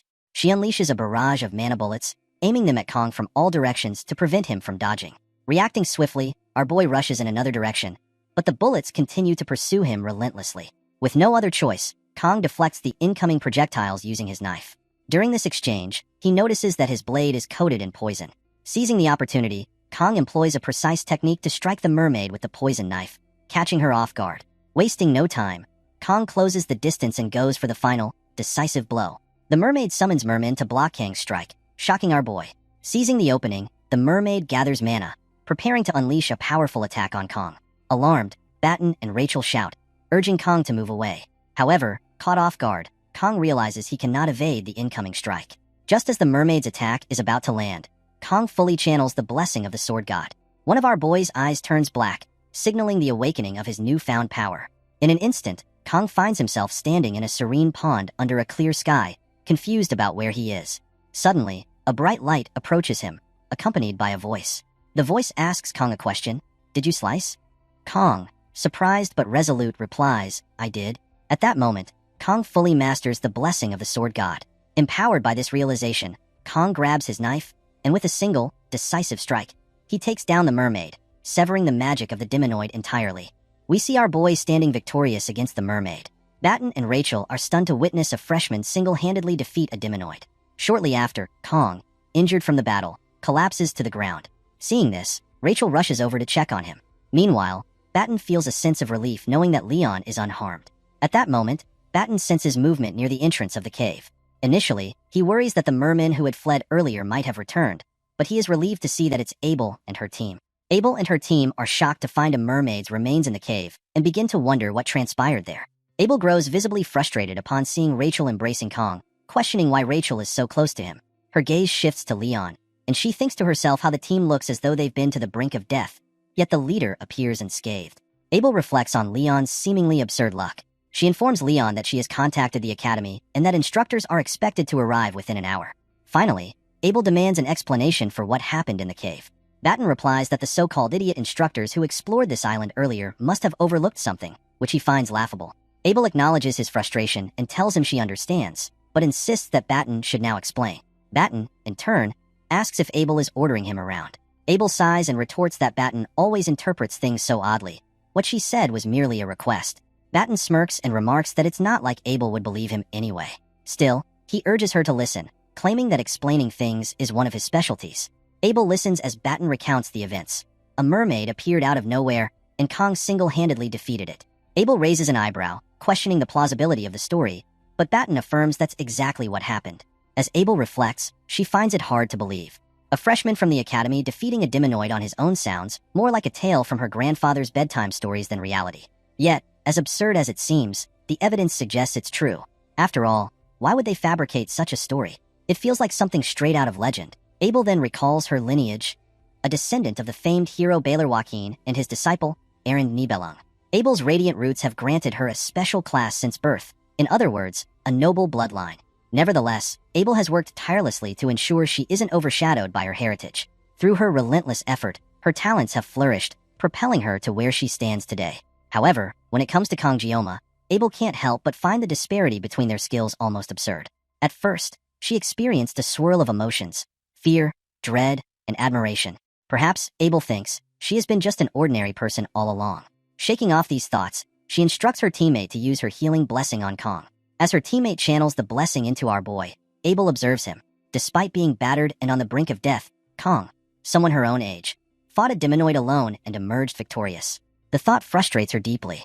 Batten, breaking the silence, reminds Abel that she mentioned contacting the academy earlier. Abel confirms this. Batten then suggests that, for now, it might be wiser not to disclose the full details of what happened to the instructors. Abel, surprised, asks why he would suggest such a thing. Batten remarks, "Didn't the instructors say they scouted this island beforehand?" Abel nods, confirming, "That's right." Batten finds it strange that despite Scopuli Island's size, a demonoid emerged from a cave so conspicuous that even cadets could easily notice it. Something doesn't add up, Batten adds, his tone skeptical. Abel grows serious as she listens. Batten continues, "It's just a guess, but..." At that moment, Leon, wearing a grave expression, interjects, "Are you suggesting there's someone from the demon faction within the academy?" Batten quickly clarifies, "That's not exactly what I'm saying, but I can't completely rule out the possibility." Abel reflects on the situation. It's undeniable that the cave is far too noticeable for cadets to have missed, just as Batten pointed out. If it weren't for Kong, Leon's group would have been wiped out by the demonoid. Still, Abel wonders how such a thing could have happened. While there have been conflicts, both major and minor, during the 700-year truce, never once had the demons dared to target cadets of Joaquin Academy. Moreover, the truce explicitly states that such an act could serve as grounds for war. The weight of this realization shocks Abel as she processes the implications. Noticing Abel's expression, Batten comments, "I know what you're thinking, but you're blowing things out of proportion." He adds, of course, it's not a bad idea to be cautious about the possibility of a spy within the academy, but it's far too early to jump to conclusions. Leon then speaks up, "If that's the case, we need to get our stories straight. If there really is a spy, Kong will undoubtedly become a target once they hear he defeated a demonoid alone." Batten nods in agreement. "That's true, but I don't think it's right to keep this a secret, considering everything Kong has done for us." Hearing this, Abel suggests, "If that's how everyone feels, why don't we try speaking to my grandfather first?" Her words leave everyone momentarily stunned. The scene shifts to the academy's hospital, where Kong regains consciousness in his bed. Raising a hand into the air, he mutters, "I'm alive." However, the memory of the mermaid's final attack flashes through his mind. Before it died, the mermaid had struck Kong with a magic sphere, an attack he hadn't been able to avoid. But our boy had seen it. Kong had managed to sever the mermaid's magic in two before it could burst, using his weapon with precision. He recalls the sensation vividly. It was definitely water. Kong wonders what that strange feeling was, as after activating the sword god's blessing, he experienced sensations he can't quite put into words. Opening his status window, Kong notices that his mental fortitude has increased by 1. Reflecting on the battle, he realizes he didn't feel fear when facing the mermaid and assumes it must be due to this improvement. Additionally, Kang's assimilation rate has also increased. The status window indicates that the next unlock condition will be met once his assimilation rate reaches 15%. Kong ponders whether this skill unlocked when he sliced through the mermaid's magic. At that moment, Media bursts into the room and hugs Kong tightly. She exclaims how worried she had been, swearing that she'll hold every single instructor who explored that area accountable. Kong, struggling to breathe, gently protests, "Media, please don't hug me so tightly." Media quickly apologizes, explaining that she's just relieved to see him awake. As Media rummages through her bag, Kong notices it and wonders, is that a dimensional pocket? Media then pulls out Kang's reward for the midterm exams, the legendary Murasame. Our boy is surprised to see the sword Murasame. Then Kong notices an information window indicating that Murasame is a B rank weapon at level 25. Murasame is a Japanese sword meaning rain shower, and it is said to possess an edge that glistens. As Kong examines Murasame, media states that she hopes Kong likes the sword. She apologizes for giving Kong this sword in such a place, saying that he should have received it more officially. Suddenly, media notices someone at the door. She calls out to Siegfried, an old man, asking why he is waiting outside and telling him to come in. Siegfried complains that he has asked media many times not to call him that, and as he steps inside and stands in front of our boy, media continues to argue with him. Seeing their behavior, our boy thinks that both of them are acting like children. Kong then inquires why the Sword Emperor, Siegfried, is here. Media tells Kong that Siegfried has heard everything from Kang's teammates. On behalf of Joaquin Academy, media bows and apologizes from the bottom of her heart. She states that the Academy is to blame for what happened during the midterm exams. Because of this incident, Kong, his teammates, and all the other students nearly lost their lives. Media swears on her honor as the director of Joaquin Academy to uncover the truth behind the incident. Siegfried tells our boy that Kong saved the cadets. Hearing this, Kong replies that he only did what he could. Media explains that while Kang's actions were nothing short of remarkable, they need to keep this incident a secret until the full truth comes to light. She confesses her shame as the director, admitting that the mastermind behind the event is within the Academy. Media apologizes again for placing this burden on Kong. Our boy replies that it's okay, he understands. Hearing this, media smiles and comments that Kong should act like a kid and throw a tantrum or two sometimes. In her mind, she thinks that Kong is like an old man trapped in a teenage boy's body. The scene then shifts outside, where Media and Siegfried are walking through a corridor. Media suddenly stops and asks Siegfried if he remembers the day they first met after enrolling. Siegfried was lying on a bench outside, and when Media told him to stop being lazy, he drew his sword without a word, telling her not to order him around. Siegfried replies that he doesn't remember that. Media smiles, saying it feels like it happened just yesterday, yet she has already spent 60 years here. She finds it laughable how she hasn't even filled a tenth of Joaquin Academy's history. Back when both she and Siegfried enrolled, the place was already ancient and full of history. Although there have been large and small incidents over the centuries, the Academy has nurtured and protected its cadets for 700 years. Suddenly, Media becomes angry and releases her aura, shattering the window in front of her. Siegfried is surprised. Media recalls that before the midterms, she received reports that the instructors completed multiple preliminary surveys of Sashimi Island. Even if it was rare, the island was known as a place where mermaids might appear, so she took every precaution. Yet the tragedy still occurred. Siegfried tries to calm Media down. Media apologizes, saying she was lost in thought. Siegfried grows serious seeing Media like this, but then Media smiles happily and mentions how amazing Kongjiyama is, having taken down the mermaid all by himself. Blushing, Media asks Siegfried what he thinks of Kong. Siegfried remains silent, but in his mind he ponders Kang's natural-born talent. Siegfried has seen countless individuals hailed as the chosen ones of their era, only for their brilliance to fade. Families hungry for glory and honor throw around the word genius carelessly whenever a child shows the slightest talent. Siegfried himself forbade the use of that word, even for his granddaughter Abel. But for Kong, whose talent is so unfathomable, the word genius might truly apply. Siegfried wonders how far Kong will go once he gains more experience. Could Kong reach the heights Siegfried once dreamed of? As Siegfried walks past Media, he tells her to stay put at the Academy for now. Media smiles and remarks that Siegfried said he would help her clean things up. Siegfried replies that he doesn't remember such a promise. The scene shifts to the wolf class, where our boy is sitting in class. Kong thinks about the fact that the incident with the demonoid mermaid on Sashimi Island is being kept secret under the headmaster's instructions. He finds it a bit awkward, but perhaps his classmates are carefree because he stopped the mermaid. After being discharged, the first thing Kong did was visit the school's forge to reshape and enhance Murasame. In truth, the sword was just a metal rod to him, considering the sword god's blessing, so reforging it was a must. The blacksmith, Volander, tells Kong to retrieve his sword 1 week later and, since it's the 700th anniversary event, he won't charge Kong. Kong thinks he got lucky and hopes the enhancement will be successful. Then, Chloe comes in and asks Kong when he was discharged and how he's feeling. Our boy replies that he's fine and asks about her condition. Chloe says she injured her leg, but thanks to emergency treatment from Batten, the doctor said she'll be able to walk without crutches in a week. Confidently, Chloe adds that she is also an auditor, so of course she's recovering quickly. Realizing she got a bit too excited, Chloe apologizes. Kong is happy to see Chloe doing better. He asks if there has been anything unusual, and Chloe replies that she heard the director and the elders have been at odds. Kong reflects on how, even if he took down the mermaid alone, it wasn't solely due to his efforts. Everyone played their part. Chloe's rescue call, Rachel's clearing of the mermen, and Batten's healing and blessings. Kong then wonders what Leon even did. Command? Kong doubts that Leon will defeat the Demon King that way. Could it be that Leon didn't do anything because he got injured first? At that moment, the instructor enters and tells the students to stop what they're doing. He has a few announcements before the training assembly. Standing in front of the class, the instructor says that this might be sudden, but for the time being, there will be someone co-instructing with Instructor Lee in Wolf class. The students are surprised and wonder who this new instructor might be. They are all shocked when they see that it's the Sword Emperor, Isekai'd. As Isekai'd stands in front of the classroom, the students wonder why the Sword Emperor would be their instructor. Kong, on the other hand, is shocked and thinks, "What is that old man doing here?" The scene then shifts to an underground location, where we see someone fighting a cloaked figure. The cloaked figure apologizes to a girl, who is revealed to be Saki Ryoso, the daughter of the Bao Master. Saki Ryoso is enraged because of the cloaked figure's actions, which have angered the 5th Unit Commander. We discover that Saki Ryoso is actually a demonoid.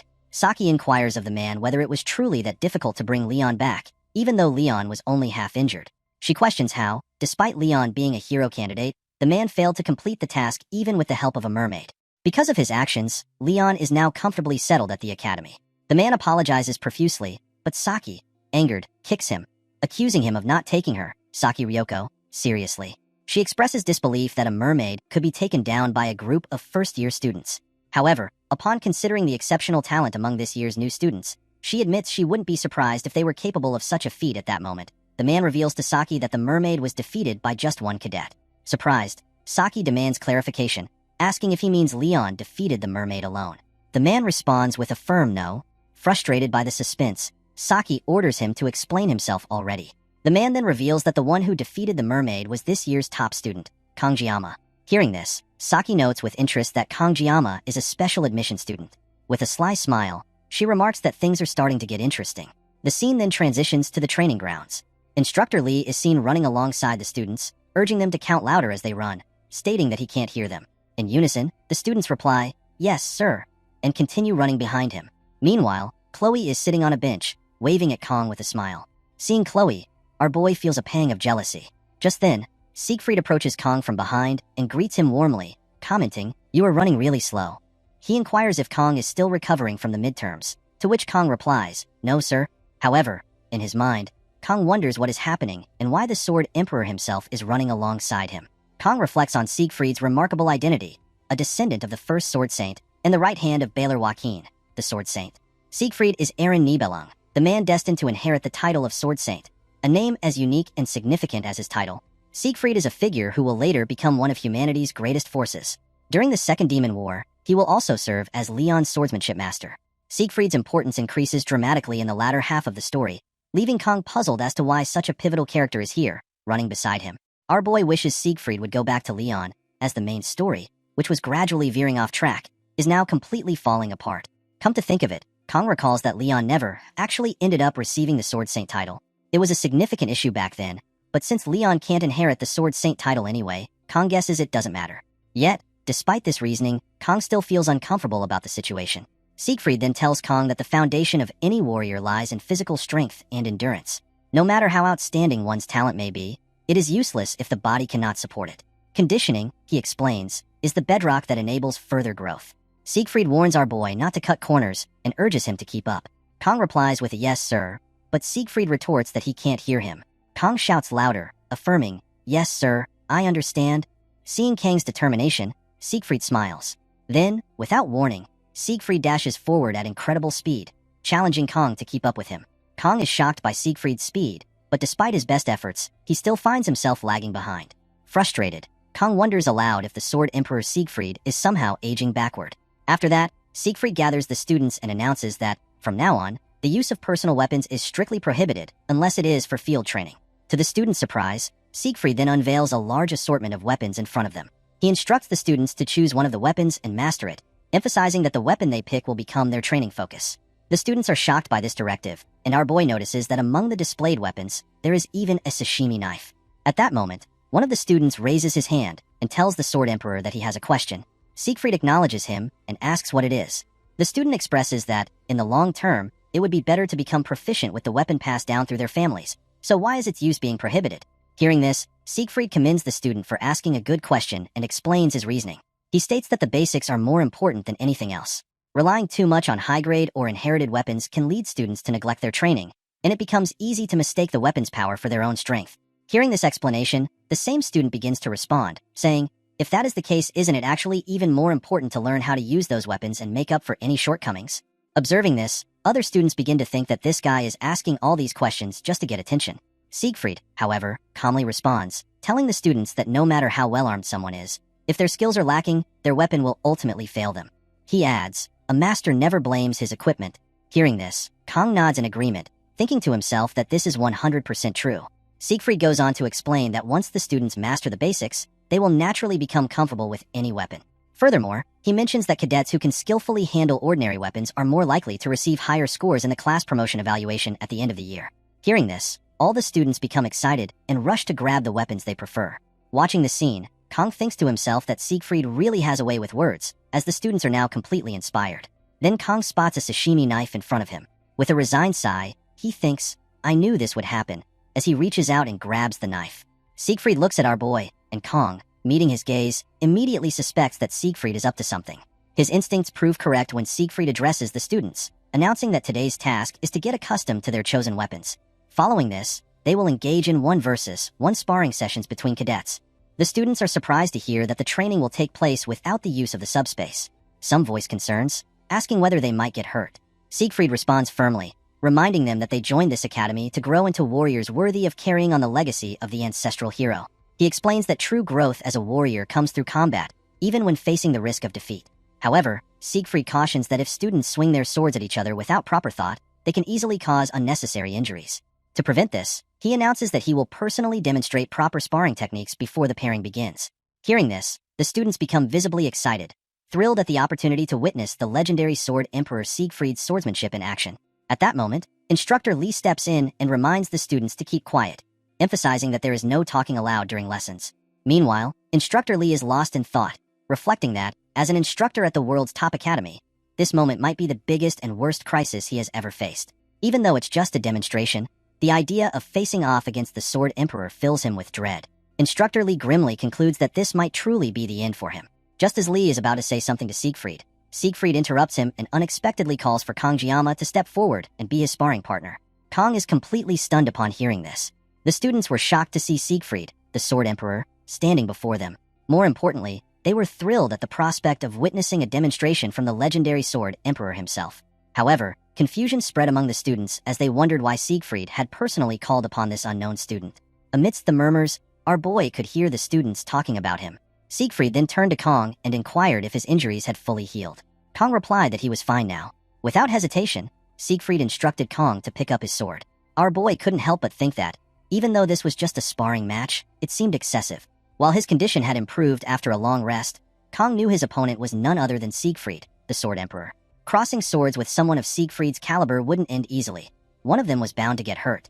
Kong pondered whether this was due to the influence of divine power, as he could sense an unusual craving for a fight within himself. This was far different from the norm, and Kong couldn't ignore the potential consequences of this encounter. Despite the tension, Kong stepped forward and told Siegfried that he was no match for the Sword Emperor and requested that he lower his sword. The students burst into laughter, mocking Kang's audacity, and questioned what he was trying to accomplish. Siegfried then tells our boy, does Kong have no pride as a swordsman? How long does Kong think he can live while hiding his power? What is the use of Kang's extraordinary talent if our boy remains a cowardly person like this? Kong reflects on the word pride, a value he had engraved in his heart ever since our boy claimed the title of the greatest swordsman in the country. That pride, along with his determination, has been the driving force behind why Kong never put down his sword. Our boy realizes that Siegfried's words are a deliberate provocation, a test to measure Kang's resolve. Kong knows that if he succumbs to the provocation in this moment, he will regret it for a long time. Yet, even as he weighs his choices, a professor intervenes, attempting to stop the duel. Siegfried, however, halts the professor, his eyes fixed on Kong.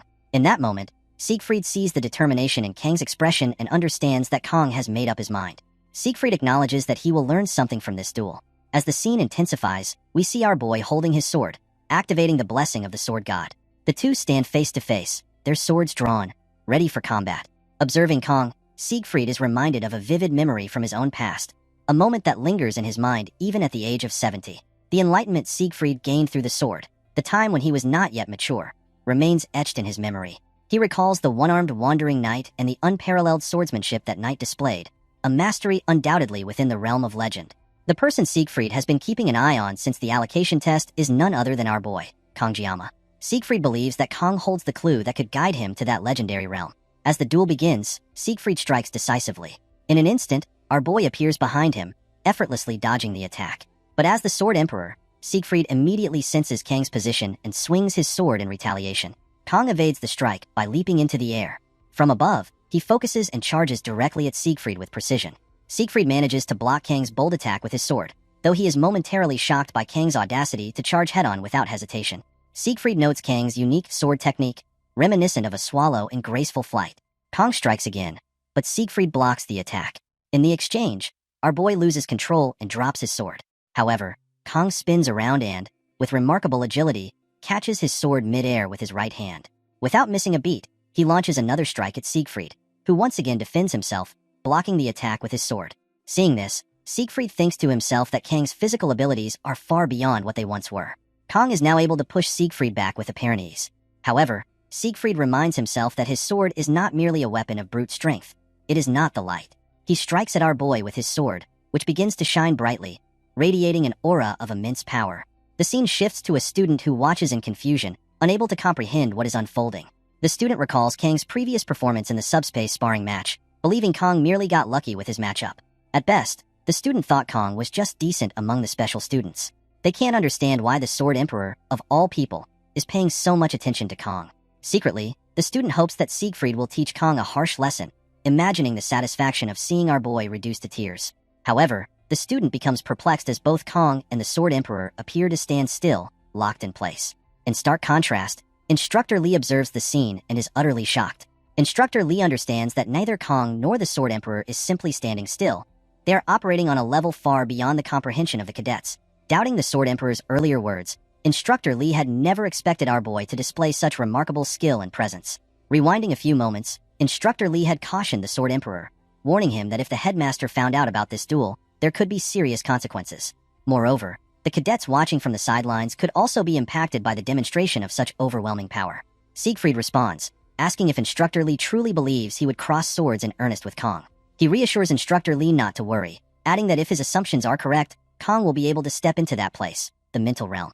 Instructor Lee is stunned upon hearing this revelation. Returning to the present, Isekai'd reflects on Kang's progress. For Kong to enter the mental realm and withstand Isekai'd's strikes, Isekai'd cannot help but feel astonished. A duel in the mental realm is an intense battle of wits and willpower, something that becomes evident simply by crossing swords. Yet, in such a short span of time, Kong is already growing, a feat Isekai'd finds truly impressive. Recognizing Kang's potential, Isekai'd activates his sword spirit protection. His aura flares to life, surrounding him with an intense glow. Isekai'd channels this power into a strike aimed at our boy. The students, observing from outside, are awestruck as they witness the Sword Emperor's aura radiating beyond the battlefield. Both the students and Instructor Lee are shocked by the display of power. Instructor Lee begins to wonder if the duel has broken through the mental realm and returned to reality. The scene shifts back to Isekai'd and our boy, standing face to face with their swords drawn, poised for the next move. On the other hand, Instructor Lee, deeply worried, thinks to himself that this is nothing like what the Sword Emperor had described. Concerned for the safety of the other students, Instructor Lee decides to intervene before anyone gets injured. Meanwhile, both our boy and Isekai'd charge toward each other with incredible speed, their swords poised for a decisive clash. However, just before they can reach each other, Media intervenes, stopping the duel. Angered, Media demands to know what Isekai'd is doing to his student, questioning if he has lost his mind. The scene shifts to Media's office, where she is still furious with Isekai'd. Isekai'd apologizes to Media, but also states that what happened was not intentional. Media becomes even angrier upon hearing this. The story flashes back to the earlier moment when Media stopped Isekai'd. Enraged, Media grabs Isekai'd by his collar and demands to know if he has gone mad. She scolds him, saying that if he has become senile, he should stay home. Media reminds Isekai'd of how hard she worked to secure his position and accuses him of pulling such a reckless stunt on a student. She furiously inquires what he was thinking. As Media looks around, she notices the worried expressions on the students' faces. Isekai'd tries to explain, saying that he never intended for things to escalate that way. Turning to look at our boy, Isekai'd silently reflects on how he lost control and unintentionally exerted his aura to its fullest. Frustrated, Media shouts, asking if Isekai'd is even listening to her. Isekai'd turns to her and apologizes again. Stunned, Media is momentarily speechless. The scene shifts back to Media's office, where she reflects that in over 50 years, she has never heard Isekai'd say sorry. Yet today, he has apologized not once but twice. Media finally inquires why Isekai'd acted the way he did earlier, pointing out that he unleashed the sword spirit's blessing on a student. And if it weren't for Media, what would have happened? She inquires. Isekai'd replies calmly that if he hadn't unleashed the blessing, he wouldn't have been able to gain the upper hand. Media is stunned by this admission. She can't believe what she just heard. For Isekai'd, A man so full of pride. To admit such a thing is almost unimaginable. Media is well aware of Kang Jiama's innate talent, but she knows better than anyone just how strong Isekai'd truly is. Isekai'd then reveals that Kang has already reached the mental realm. Shocked, Media exclaims that Isekai'd himself didn't even begin mastering it until he was nearly 30, and now he's saying a 17-year-old has achieved it? Media struggles to comprehend how this is even possible. I don't know either, Isekai'd admits, but if there's something that can offset experience, he trails off, leaving Media even more unsettled. She can hardly believe it as she begins to think about our boy. Later, after dealing with Isekai'd, Media approaches Kang to check if he's okay.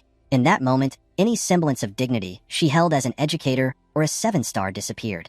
The emotion she felt toward Kang was something far deeper, fear.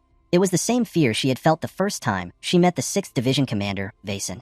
Media wonders why such an eerie feeling emanated from Kang Jiyama. Is it because our boy's name includes the word devil? Yet, to Media, it doesn't feel like a lie. She then turns to Isekai'd and asks, "Did you lose?" Flustered, Isekai'd quickly denies it, saying there's no way that could be true. Even if Kang's talent is innate, Isekai'd insists it still doesn't compare to his own. Moreover, he adds, he wasn't even fully armed during their duel. With a sly smile, Media responds, "Why are you overreacting? Aren't you the one who always says that masters don't blame their equipment?" She playfully accuses Isekai'd of using his lack of equipment as an excuse, making him appear slightly ridiculous. Hearing this, Isekai'd becomes visibly angered. The scene shifts to our boy's room, where Kang wakes up, reflecting on his duel with Isekai'd. Our boy thinks to himself that the duel ended well, though he finds the Sword Emperor to be quite hot-headed. Kang realizes that if Media hadn't intervened, things could have turned truly dangerous. As Kang continues to reflect, he considers the concept of the mental realm. Experiencing it firsthand felt surreal to him. The mental realm is a mastery and deep understanding of one's weapon. A heightened, active space that can only be activated when certain conditions are met. It is a realm accessible only to peak masters who have honed a single weapon over their entire lives. For Kang, it was both a strange and enlightening experience. Because of this, even in the world of the miracles blessing God, fewer than 10 heroes can freely enter the mental realm. Leon, the protagonist blessed with the qualities of a hero, required 3 years of private training just to step into the mental realm. Our boy knows this because Kang had stopped playing at that point, but Kang wonders why our boy was able to access it immediately when even Leon took 3 years. Kang reflects on the Sashimi knife. Including our boy's previous life, Kang has been wielding the Sashimi knife for over 20 years. What's more, every time Kang unleashes the sword spirit's blessing, he experiences a level of concentration that transcends normal perception. The intertwined experiences of this life and Kang's past life harmoniously merge, allowing him to break through difficult situations. That's right, based on our boy's experiences so far, avoiding challenges only makes things worse. Instead of passively going with the flow, Kang resolves to face problems head-on and tackle them step by step. Kang then wonders, should he give it a try? If our boy can learn to freely control the mental realm, he could train in combat without relying on the sword spirit's blessing. With determination, our boy unsheathes his sword. As Kang begins to focus, the surroundings around him start to shift and change. Suddenly, the surroundings shatter, and a hand emerges, touching our boy's shoulder. The aura of the blessing begins to envelop Kang's sword in hand. However, our boy is shocked as the sword mysteriously vanishes right through his hand. Kang finds himself abruptly back in his room, utterly confused about what just happened. The scene shifts to a grand building where the elders have gathered. Elder Claudia addresses the group, urging them to deal with the troublemaker as soon as possible and investigate the top student, Kang Jiyama. A gray-haired woman interjects, questioning whether Kang might be a candidate for the hero. She adds, "Isn't the true hero candidate Leon Van Reinhardt?" Claudia retorts, stating that Leon is still struggling to properly manifest his blessing. He continues, emphasizing the swordplay displayed by Kang during the class placement exam. An extraordinary feat that even defeated the genius twins. What's more, Claudia adds, Media is actively blocking information under the pretense of protecting the student. Everything about this is suspicious from start to finish. Another elder remarks, in any case, the hero's fate is unavoidable. Claudia agrees, noting that if this wasn't already problematic enough, the 7 stars are also causing trouble. He concludes with urgency, the elders must act quickly to eliminate potential candidates. Another elder states, this time, the Academy even brought the Sword Emperor. Claudia nods and replies, that's correct. Ever since Media, one of the 7 stars, became the Academy director, the standing of the elders has been severely weakened. After Basman's defeat, the public only reveres the 7 stars, while the elders are dismissed as outdated relics. Yet, it is the elders who guide the foolish masses and maintain balance. Even now, if a hero were to emerge, the very existence of the elders would be threatened. Another elder agrees. Indeed, for the elders to maintain their power, they need a public enemy. The hero who threatens the Demon King must be eliminated. Claudia reflects silently, acknowledging that he is one of the Academy's elders, but he feels the weight of Saki Ryoso's warnings. Because of Saki, Claude is exerting all his effort to persuade the elders through sheer force. Saki had informed him that the 5th Division Commander is furious and warned that if Claude fails to act, the 5th Demon King Division Commander, Air Acre, will take him down. The higher elder finally speaks. Understood, they say, instructing Claude to issue orders to the Auditor family. The scene then shifts to our boy, who is visibly angered over the disappearance of his sword. Nearby, the blacksmith Vollinger is on the floor, pleading with Kong for forgiveness. We then see the sword, Murasame, with a current rank of E. Its specifications now include a length of 35 centimeters, destructive power of C rank, range of E rank, hardness of E rank, and a growth potential of a rank. Our boy is visibly angered upon seeing this. Vollinger explains, I've been hammering steel for nearly 30 years, but even I have never encountered anything like this. To put it simply, it's as if the sword itself refused to be forged. I had to hastily melt the metal and reforge it, barely managing to give it a proper shape. If any ordinary blacksmith had attempted this, it would have ended up as nothing more than a useless piece of scrap metal. Believe me, I did everything I could. Kong thinks to himself that, despite his 20 years of experience with swords, he finds the craftsmanship impressive. The specifications align perfectly with the blessing, but the hardness remains at an E rank, a clear source of frustration. Vollinger continues, the potential of this weapon is good. If it's reinforced, it will definitely become useful. And while this isn't exactly an apology, if you bring the reinforcement materials, I won't charge you a fee. Angered, Kong asks, what if it breaks again? Vollinger replies earnestly, even at E rank, with a rank growth potential, it will eventually surpass its current limitations. Vollinger explains, this weapon could reach a rank or even higher. There's also the possibility of using the Never Fail material, but that can only be obtained from A rank or higher demonic beasts. Hearing this, Kong thinks to himself that A rank demonic beasts are comparable to E rank demonoids, and our boy wonders if he'll have to take down another mermaid. However, Kong doesn't want to risk his life just to reinforce equipment. He also recalls that even lower-ranked demons occasionally drop reinforcement materials, but his current funds are a bit tight. Kong then asks, do you promise? Vollinger replies, I swear on my honor as a blacksmith. Our boy shifts the conversation, saying, aside from that, you should refund me half the cost of the leftover scrap metal, plus 1,000 gold. Vollinger is shocked by this demand and argues, I made the weapon exactly as you ordered. I even said I wouldn't charge you for the enhancement costs. Unmoved, our boy retorts, the B-rank sword was reduced to scrap. Considering the market price, this is a fair deal. Frustrated, Vollinger replies, stop talking nonsense. But our boy calmly states, I was planning to test the sword's performance anyway. This works out perfectly. Scared by Kang's unwavering stance, Vollinger ultimately apologizes to our boy. Vollinger reluctantly offers our boy 500 gold, but Kong firmly replies, 1,000 gold.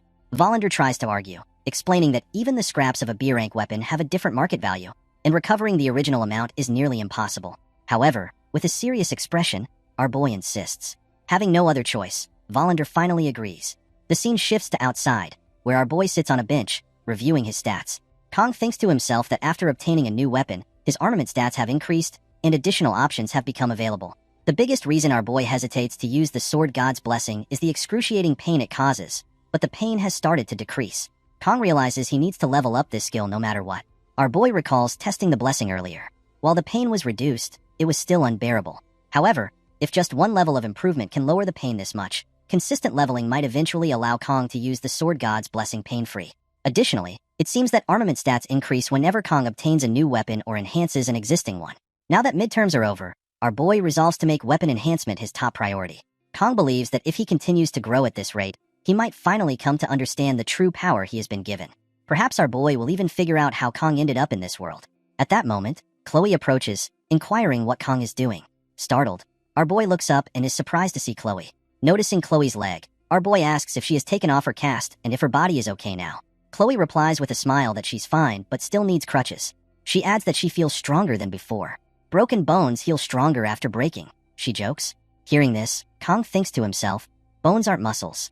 Kong steps closer to Chloe and gently picks a grain of rice from her cheek.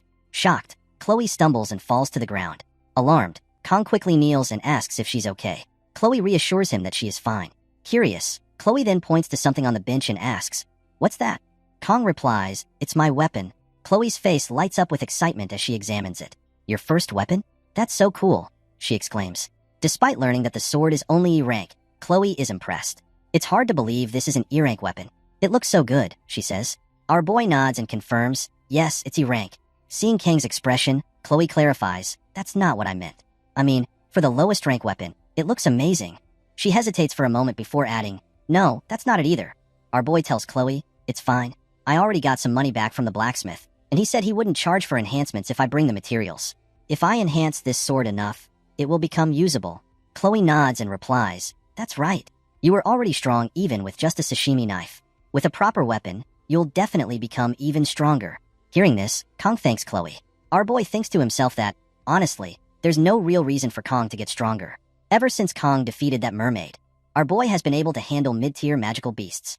The main reason Kong wants to enhance his weapon is to reduce the pain caused by the sword god's blessing. Noticing Kang's expression, Chloe apologizes, saying, I didn't mean to insult your weapon. Kong shakes his head and replies, it's not that, Chloe. It's just, seeing Murasame, the sword I got as compensation, made me sigh. Chloe then remarks on the blacksmith who made Kong Jiama's weapon.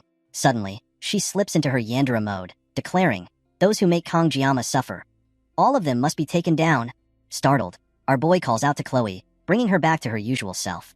At that moment, Kong senses something, though our boy notices that Chloe doesn't seem to sense it. Standing up, Kong walks toward a nearby tree. Seeing this, Chloe asks, where are you going? Without replying, Kong kicks the tree and demands, what are you doing here? From behind the tree, Nox falls to the ground. Quickly gathering himself, Nox mutters, I was careless. Chloe, surprised, gasps at the sight of Nox. Kong returns to the bench, picks up his sword, and sits down, while Chloe takes a seat behind him. Despite the tension, Kong senses no killing intent from Nox and observes that he appears unarmed. Kong then asks, is there something you need from me? Nox remains silent, refusing to answer. Our boy calmly reminds him, I explained this to you before in a way you could understand. Frustrated, Nox turns away and finally says, I came looking for you, but not for that reason. Then why are you here? Kong inquires. Nox hesitates before answering, the Academy's elders. They've requested your elimination. Hearing this, Kong is shocked. He thinks to himself that the Academy's elders have made their move. The realization that the elders are targeting him leaves Kong in disbelief. Chloe quickly asks, did you come here because of that? Nox responds, you've been away from home for too long, Chloe. You've lost your edge. At his words, Chloe immediately prepares for combat and steps in front of Kong. Stay behind me, she tells our boy. I'll handle this myself. Chloe distances herself from Nox, maintaining a defensive stance, all while repeatedly calling out to Kong. However, Kong remains seated on the bench, unfazed. Nox observes her movements and remarks, it seems your instincts are still sharp, Chloe. He then turns to Kong and says, I don't care what you've been up to, but the Academy's elders are oddly fixated on you. It's not just me. There's a growing sense of unease even within the Auditor family. Nox continues, explaining that the Auditor family has temporarily postponed the elders' request. The Academy elders made their request in secret, bypassing the Academy's head.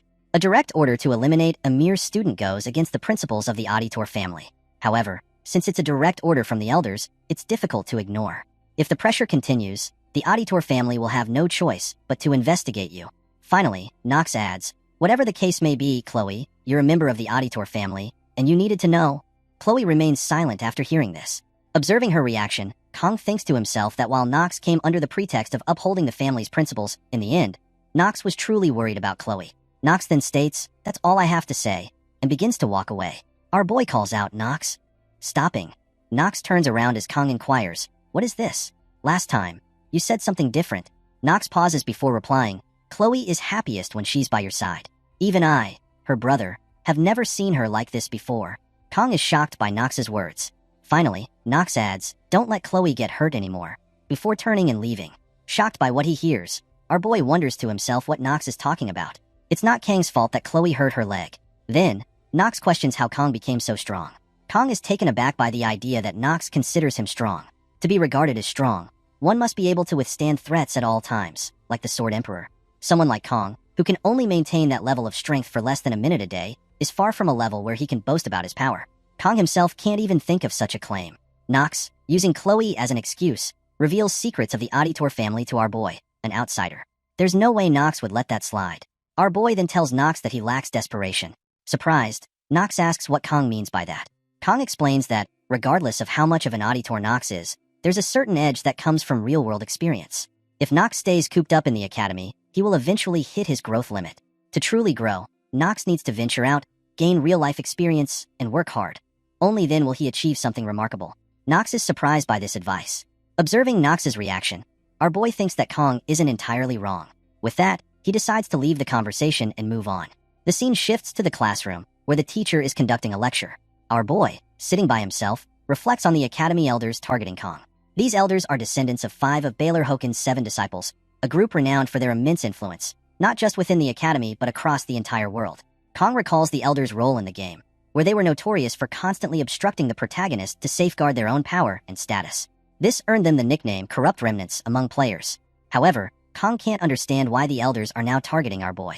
To make sense of the situation, Kong begins writing down the key events our boy has been involved in so far. The top Academy admission exam, where Kong faced and defeated the twins.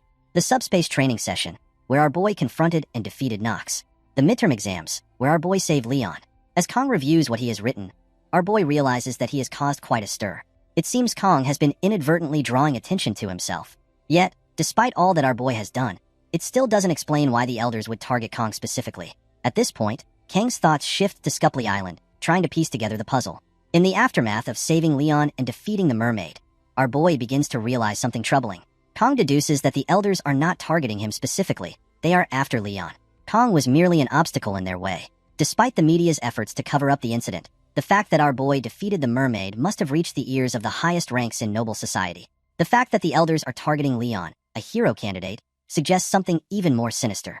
It becomes clear to Kong that someone among the elders, or perhaps all of them, may be colluding with the demons. The elders didn't just attempt to obstruct Leon. They went as far as to try to kill him, a young student. No matter how corrupt the elders are, this level of betrayal is shocking. Prioritizing their own power over the safety of humanity, and the Academy crosses every line. Kong didn't think they could stoop this low. Our boy entertains the thought of storming into the elders' chambers and taking them down immediately. However, he knows it isn't the right time yet. When the time comes, our boy resolves to ensure that the elders are held accountable. Meanwhile, the teacher instructs the students to take notes, snapping Kong out of his thoughts. Kong realizes that he hasn't been focused. He reminds himself of what he needs next, a weapon enhancement. Determined, our boy decides that he'll have to venture into the dungeon to make it happen. First, our boy knows he needs to form a party. Clearing a dungeon alone is too difficult. Kong is certain that Chloe would be willing to help. However, instead of someone as powerful as Rachel, our boy prefers someone more strategic. This thought leads Kong to remember Batten, and he decides to find Batten and ask for his help. The scene shifts to the dragon class, where our boy is interrupted by a student who tells him that this isn't a place where someone like Kong can come and go as they please. Hearing this, Kong thinks to himself, who is this third-rate extra character? With 20 years of experience in the food industry and dealing with countless customers, our boy has encountered people like this before, and he finds it tiresome to handle. Without hesitation, our boy tells the student not to bother him, or else he'll take him down. Angered, the student attempts to strike Kong. Observing the attack, Kong notices how slow the student is and thinks that he could easily handle him. However, before Kong can act, Batten appears and punches the student down. Students start gathering around, curious about the commotion. Meanwhile, Kong thinks to himself, I've heard of strength mages, but a strength healer? That's new. Batten then asks Kong if he came looking for him, and suggests they continue the conversation outside. The two leave together to talk. Kong shares his plan with Batten, who agrees that our boy needs to form a party as soon as possible. Batten offers to help Kong recruit party members and proposes a deal. The dungeon rewards will be split among the team, while Kong can keep the materials from the magical beasts. Batten then asks, did I get that right? Our boy responds that if Kong were to gather a party on his own, no one except Chloe would join. However, if Batten helps with the dragon class, it might be easier, or so Kong thought. Batten informs Kong that a party must have at least 4 members to obtain dungeon clearance permits. He adds that if it weren't for Academy rules, someone like Kong could easily clear 5 or 6 dungeons alone. Our boy quickly counters, saying, I can't even clear 1 dungeon alone. Hearing this, Batten accuses Kong of lying, reminding him that Kong single-handedly defeated a mermaid. Batten remarks that being overly humble is annoying. Hearing this, Kong thinks to himself that Batten genuinely believes our boy is simply being modest. Batten then comments, it looks like you're doing better now. Our boy replies, thanks to the good treatment, and I rested for a few days. I'm feeling much better now. Batten finally agrees, saying, all right, fine. I'll take your offer. There's no reason to refuse, and I have a feeling that working with you will be a new experience. Kong thanks Batten, who then inquires, do you have any dungeons in mind? Kong replies, the C-rank Buffalo Dungeon. Batten responds, are you talking about the dungeon in Chiowin? Our boy nods and says, yes. Batten remarks, a Buffalo Dungeon, that's a classic. So, it's me, you, and Chloe. That makes 3 members. Do you have any preferences for the 4th member? Kong replies, I'd prefer it not to be Rachel or Leon. Hearing this, Batten laughs and says, don't worry. Neither of them will be able to come anyway. Rachel has been in seclusion since she was hospitalized after training in the academy grounds, and Leon is preparing for upper-grade dungeon raids with the second and third-year students. Kong thinks to himself, that's good. Batten then says, there is one person who comes to mind. By now, she's probably sleeping there. Surprised, Kong asks, sleeping at this hour? Batten shrugs and replies, that's just how she is. With that, Batten gestures for Kong and says, let's go to the cafeteria. As Batten mentions he needs to buy something, the scene shifts to later that night. Both Batten and Kong arrive at a house. As they enter, our boy looks around, thinking to himself that he didn't know the academy had such a place. Even during Kang's time playing Miracle Blessing M, our boy had never come here. In Kang's past life, our boy was a Japanese cuisine chef, though he never actually visited Japan. Kong always wanted to go but never had the chance. Looking around now, he feels a sense of vicarious satisfaction. Then, Kong notices archery arrows scattered around the place. Before he can process this, Batten finds the person he was searching for, fast asleep inside the house. Batten approaches the girl and tries to wake her up, but she doesn't budge. Batten then tells the girl, I brought your favorite from the cafeteria. Hearing this, the girl instantly wakes up and eagerly asks, where is it? Batten points to Kong and says, he has it. Without wasting a moment, the girl rushes toward our boy with incredible speed, grabs the bag from Kong, and they both fall to the ground. It turns out the bag contains chocolate. The blue-haired girl, now lying on top of our boy, enjoys the chocolate blissfully, leaving Kong shocked and unsure of what just happened. Smiling, the girl then looks at Kong and asks, do you have any more chocolate? Our boy reflects on the narrative of Miracle's Blessing, a story centered around the protagonist, Leon, and featuring numerous heroines. Among these heroines is Abel von Nibelung, officially designated as the main heroine by the game developers. While each heroine possesses unique charms and abilities, the game's story highlights Abel and Leon overcoming challenges together, culminating in the blossoming of their love. Even our boy found himself captivated by Abel's charisma, which led to the other heroines gradually fading into the background. Among these, the one who faded the quickest was Saki Ryoso, the daughter of Jialgung. In the present, Saki asks Kong if he has any more chocolate. After making her request, she turns around and comments that our boy looks a bit foolish. This observation resonates with Kong, who realizes that Batten had been thinking about Saki as the last member of the party. Kong now understands Batten's confidence. Our boy knows that Saki Ryoso is a top-tier DPS among ranged attackers. Although her contribution to the main story seems minimal, Saki is a skill-based character distinct from Leon. Her inclusion in Kang's party wouldn't disrupt the central plot, making her a valuable addition. Kong considers that maybe it will be fine. Saki then inquires what brings Batten here. Batten begins explaining the whole story, but Saki interrupts, telling him to stop talking nonsense and get to the point. Batten informs Saki that he and Kong are recruiting for the Buffalo Dungeon Raid next week and that they will split the dungeon rewards, except for the horns. Hearing this, Saki walks toward our boy and states that Kong is the one who defeated Nox during the subspace training. Our boy confirms this with a simple yes. At this, Saki glares at our boy, leaving Kong confused about what's happening. Saki then turns around and remarks that since dungeon clear rewards also impact students' grades, there's no real reason for her to refuse. However, she notes that Kong seems less determined than she had expected. Hearing this, our boy thinks to himself that Saki is judging others while being half asleep herself. Saki then apologizes to Batten, stating that she doesn't want to work with someone who appears so unmotivated. Batten tries to convince Saki, reminding her that she witnessed Kang's duel and knows he isn't just an ordinary guy. Saki replies that perhaps Kang's opponents were simply weak. Frustrated, Batten tells Saki to stop talking nonsense. As Kang's opponent was someone from the Auditor family, Batten was about to reveal that Kong had also defeated the mermaid during the midterms. However, Batten stopped himself before he could say more. Instead, he told Saki that he couldn't explain further but insisted she should trust him and join the team. Saki, unconvinced, asked why she should trust him. Frustrated, Batten retorted, demanding to know Saki's excuse for refusing. Watching the two argue, Kong wondered what he should do. Meanwhile, our boy thought to himself that a party member could be greedy or rude, but not both. Kong decided he wouldn't try to persuade Saki anymore. Turning to Batten, Kong said it was enough and suggested they leave, stating that Saki's attitude wasn't good for the party and that they should find someone better. Hearing this, Saki, with a serious gaze, remarked that the dungeon raid wasn't that urgent. Her words caught our boy's attention, and he turned to face her. Without hesitation, our boy reached under his coat and grabbed a sashimi knife, surprising both Batten and Saki. Kong then threw the sashimi knife at the arrow target board, and it landed squarely in the center. Without wasting a moment, our boy threw another sashimi knife at the other board, with equal precision. The knife passed right next to Saki and landed directly in the center of the board. With a straight face, Kong asked if Saki was interested now. On the other hand, Saki was left stunned by what she had just witnessed. The scene then shifts to the next day in the meeting room, where Kong entered with Batten and Chloe, only to find Saki already waiting for them. Seeing her, Batten remarked that Saki was early today. As they all sat down, Saki smiled at our boy and said, Hi. Observing this, our boy thought to himself that the sashimi effect works every time. Batten, surprised, noticed that Saki had already completed most of the preparations. Saki informed him that the permits were ready. With that, Batten started the meeting. He explained that the buffalo dungeon housed C-rank Demonoid buffaloes, commonly nicknamed water buffaloes. These buffaloes were known to charge from a distance, making close combat difficult. However, they were weak to ranged attacks. Batten then mentioned one critical rule. Under no circumstances should anyone open the stone gate at the center of the dungeon. Chloe inquired about what would happen if someone did. Batten replied that rumors suggested it might be some kind of seal, but it was just a hypothesis, as nothing had been confirmed. Saki then reminded everyone that the Academy's permit explicitly required them to leave the stone gate closed, so there was no reason to disobey this order. With a smile, our boy stated that he understood the importance of never opening the stone gate. Seeing this, everyone turned to look at our boy. Surprised, he didn't understand why he was suddenly the center of attention. Batten then asked Kong if he knew what was behind the stone gate. Our boy replied, no, and added that, obviously, they shouldn't touch it. However, in his mind, Kong knew the truth. There was a hidden boss behind the stone gate. Hearing Kang's response, Batten sighed in relief, stating that he had feared the worst. Meanwhile, our boy thought to himself that the gate could only be opened under specific conditions and was locked by the system anyway.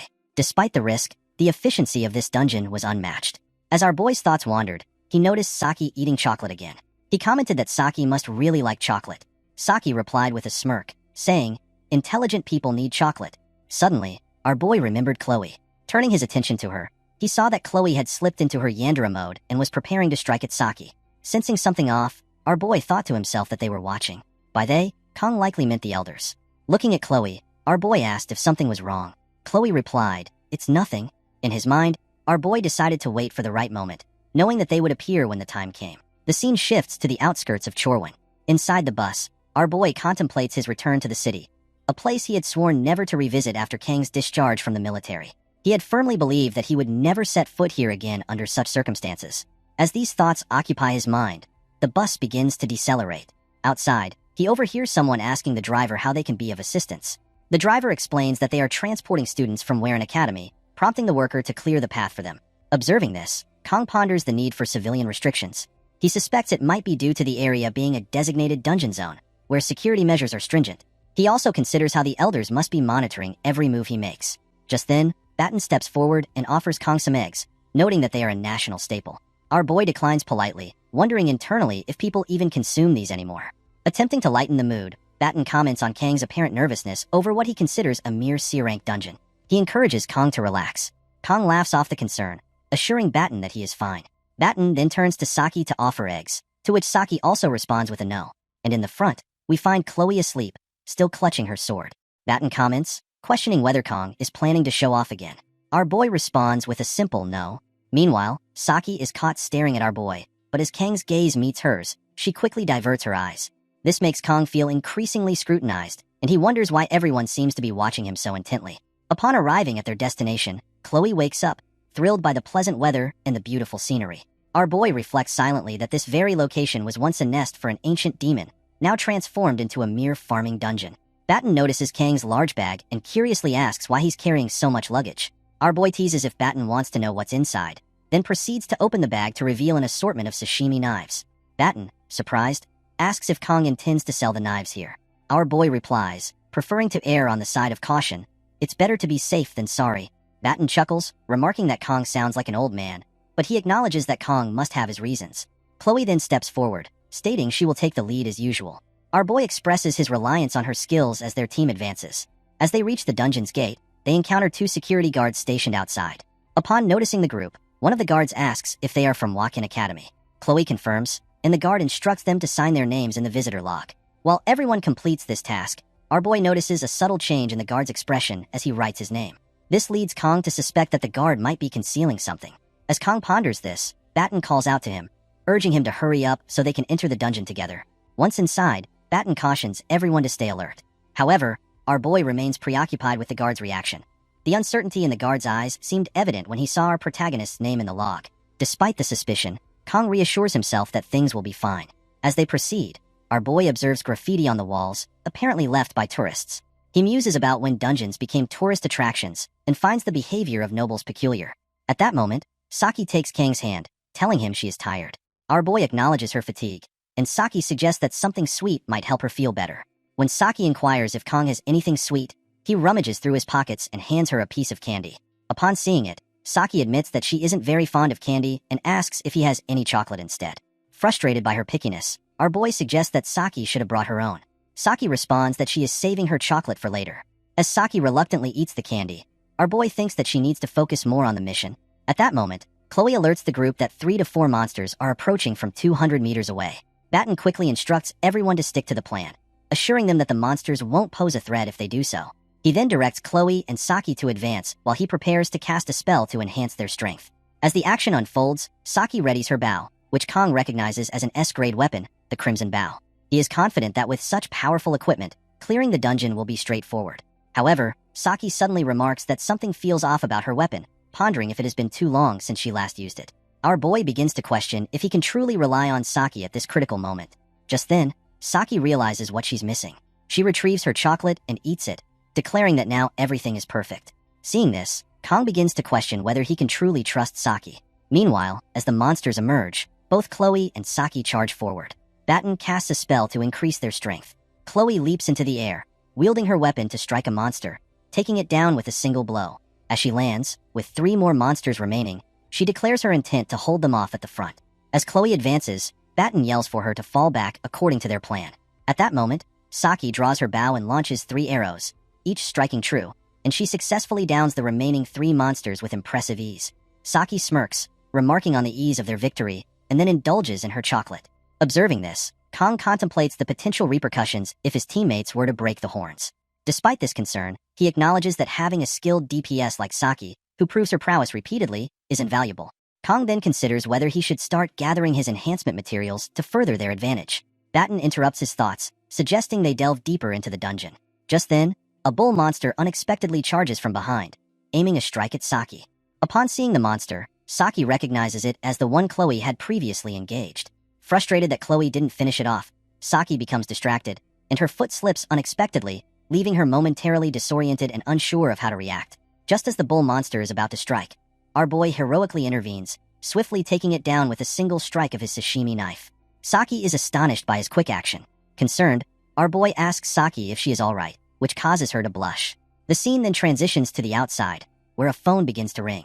The guard answers it with a respectful, "Yes, sir," confirming Kang's suspicions that the guard is indeed collaborating with the elders. Then, we see our boy grab the horns of the bull monster. Kong states that these horns are the reason he came to this dungeon. Buffalo horns, a versatile C-rank reinforcement material used for weapon upgrades and various other purposes. Deciding to take as much as he can carry, Kong begins collecting them. At that moment, Saki approaches our boy and hands him chocolate as a token of gratitude for saving her earlier. Meanwhile, Kong senses Chloe slipping into her Yandere mode, staring intensely at them. Noticing this, our boy turns around and calls out to Chloe, startling her back into her usual self. Kong then leans in and whispers something in Chloe's ear regarding the guard they had encountered earlier. Upon hearing this, Chloe nods and responds, "Got it?" From the side, Batten observes Kong and Chloe talking and wonders aloud if they are dating, as it would make sense. Hearing this, Chloe immediately starts blushing. Our boy, however, responds by telling Batten that assuming all male-female relationships are romantic is a narrow-minded perspective. Chloe is visibly shocked by his statement. Batten, surprised, asks, "Really?" as he had always thought Kong and Chloe were inseparable. Saki, watching the exchange, smiles quietly. Meanwhile, our boy appears confused, not understanding why Chloe is staring at him. Then, Chloe inquires whether there are always so few buffalo monsters. Everyone turns their attention to the path ahead. Batten responds, stating that no matter how popular a dungeon is, it wouldn't be this empty. He then asks Saki for her thoughts on the situation. Saki pauses for a moment before remarking, "Didn't those buffaloes seem off?" Curious, Batten asks what she means. Saki elaborates, explaining that it looked as if the buffaloes were running away from something. Since buffaloes don't typically behave that way, it doesn't make sense. Batten agrees, pointing out that buffaloes are usually docile and that locals even use them for farming. Hearing this, Kong is momentarily taken aback, thinking to himself, using demonic buffaloes for farming? What is wrong with these people? Batten then mentions that there are multiple suspicious elements at play, but it's probably nothing to be overly concerned about. He reassures the group that they've received signals ahead, so everything should be fine. At this point, Kong asks how Batten and Saki know each other. With confidence, Saki proudly states that she topped the written exam, while Batten came in second. She further adds that Batten bragged about it for weeks. Frustrated, Batten tells Saki to stop talking nonsense, but Saki ignores him and continues, informing Kong that she also ranked third in the placement tests. Hearing this, our boy is surprised to learn that Batten ranked second, as Kong had assumed Batten was just a loudmouth. Noticing Kang's reaction, Batten tells him not to compare him with Rachel, as Rachel is his cousin. This revelation surprises our boy even more, and he finally understands why Kong, as a player, didn't know about Batten's connection to the main characters. It's because they are relatives. Batten further explains that his family is a branch of the Changxian clan, whereas Rachel's family belongs to the main line. That's why there's a distinction between them. However, Batten quickly dismisses the topic, telling Kong to move on, questioning why they are even talking about this in the first place. Kong then starts staring at Batten, prompting Batten to step forward and tell him to stop. With a grin, Batten declares that he is living the dream here. After all, our boy is the most impressive one. He jokingly tells Kong not to forget about him when he becomes famous. Kong, smiling, reassures Batten that it won't happen. As they continue moving forward, Batten muses that no one can really say for sure. Perhaps in the future, Kong might even join the Seven Heroes. Chloe agrees, stating that Batten has a point and that Kong definitely has the potential to become one of them. At that moment, Kong notices Saki stepping ahead of them. She suddenly turns to face the group and, with a serious expression, declares that she hates the Seven Heroes. The trio seemed unbothered upon hearing this, but Batten couldn't help but wonder what Saki's problem was. Shaking off his curiosity, he tells everyone to move forward, emphasizing the need to finish the dungeon quickly and return. To clear the dungeon, they must take down 20 buffalo monsters. At that moment, Kong notices a crystal on the dungeon floor, surrounded by a faint purple aura. Before he can inspect it further, Batten urges him to keep moving and asks what he's waiting for. Kong hesitates for a moment before stepping forward, dismissing it as nothing. The scene then shifts to the outside, where a guard is talking on the phone. The person on the other end inquires whether the preparations are complete. The guard replies that everything has been taken care of, and that the academy students must have encountered the enraged buffaloes by now. Assured by this, the guard states that there is no need to worry. However, the person on the phone scoffs, saying it's easy for the guard to say that. He then asks if the guard has anything else to report. The guard confirms that he followed the instructions precisely but admits that, personally, he believes the enraged buffaloes will deal with the students. The scene then reveals that the person on the phone is none other than the commander of the Demonoids. The commander warns the guard not to get too confident, reminding him that failure is not an option. She then coldly asks if the guard is prepared to take responsibility should things go wrong. At that, the guard falls silent. The Demonoid commander reassures the guard, telling him not to worry, as she trusts that the guard has done his job well. She instructs the guard to call her once he has the results. The guard acknowledges the order, replies that he understands, and ends the call. Staring at the dungeon entrance, the guard mutters to himself that, either way, he is as good as dead. Just then, an ominous aura begins emanating from the dungeon gate. Thinking to himself, the guard recalls that, just in case, he had forcibly opened the gate, meaning the student's chances of surviving the dungeon are now 0. Yet, something about Kong unsettles him. Those eyes. It's as if he sees through everything. With that thought lingering in his mind, the guard decides to enter the dungeon and check for himself. The scene then shifts inside the dungeon. Chloe turns to Kong and informs him that she can sense magical beasts approaching from behind. Kong immediately asks how many. Chloe, using her blessing, replies that she detects roughly 50 beasts. The entire group is stunned upon hearing this. At that very moment, Kong and the others suddenly sense something rushing toward them from the opposite side of the dungeon. When they turn to look, their eyes widen in shock. A massive horde of buffaloes is stampeding straight toward them. Dumbfounded, Batten exclaims that none of this makes sense. Since when do buffaloes swarm like this? The creatures appear to be completely enraged, charging at full speed toward Kong and the others. Still in shock, Batten turns to Kong and reminds him, "Didn't you say these buffaloes were harmless?" At that moment, Kong recalls a memory from his past life, where his master once told him that every blade has its purpose, just as a sashimi knife is meant for handling fish. Returning to the present, Kong smiles and remarks that he was suddenly reminded of the past. He then declares that it looks like he will be taking care of these buffaloes using the fish knife. Turning to Chloe, Kong instructs her to distract the herd of buffaloes. However, he warns her not to charge straight in. Instead, she should move left and right to disrupt their formation. He emphasizes that she doesn't need to attack. Her only task is to draw the buffalo's attention. Chloe nods and replies that she understands. Next, Kong turns to Batten and asks if he's ready. Grinning, Batten confidently responds, "I was born ready." Meanwhile, Saki struggles to understand why Kong remains so calm, considering they are about to face 50 buffalo monsters. Kong then gives her instructions, telling her to hold the front and stop anything that gets too close. Saki acknowledges the order, replying with a firm okay. Still puzzled, Saki turns to Batten and asks why Kong seems so composed. Batten, with a knowing smile, simply tells her not to be surprised. However, Saki remains confused, unable to grasp what Kong is planning. The scene then shifts to Kong, who thinks to himself that he shouldn't overthink it. That's why our boy came prepared. No matter what stands in front of him, no matter how many enemies there are, Kong will take them all down. With that resolve, Kong draws his weapons and activates the blessing of the sword god. As one of the buffaloes charges toward him, ready to attack, Kong doesn't hesitate. He surges forward as well, swiftly throwing his daggers toward the oncoming beast. Meanwhile, Saki remains in shock, still unable to comprehend how Kong plans to handle all those buffaloes alone. Saki was stunned to see Kong effortlessly defeat dozens of buffalo monsters in a split second. Meanwhile, Chloe, using her feline's blessing and a spell named Schrodinger's cat, took down 3 buffalo monsters with a single strike. Our boy charged forward, handling the buffalo monsters that came before him one by one. Kong quickly disposed of them, but suddenly, a group of buffalo monsters charged together at him. Caught off guard, Kong couldn't strike back in time. The buffaloes pounced on him, leaving no room for escape. Saki and Batten were shocked. Saki tried to shoot an arrow to help Kong, but she realized there was no clear opening with so many buffalo monsters swarming him. Just as she was about to despair, she was stunned again.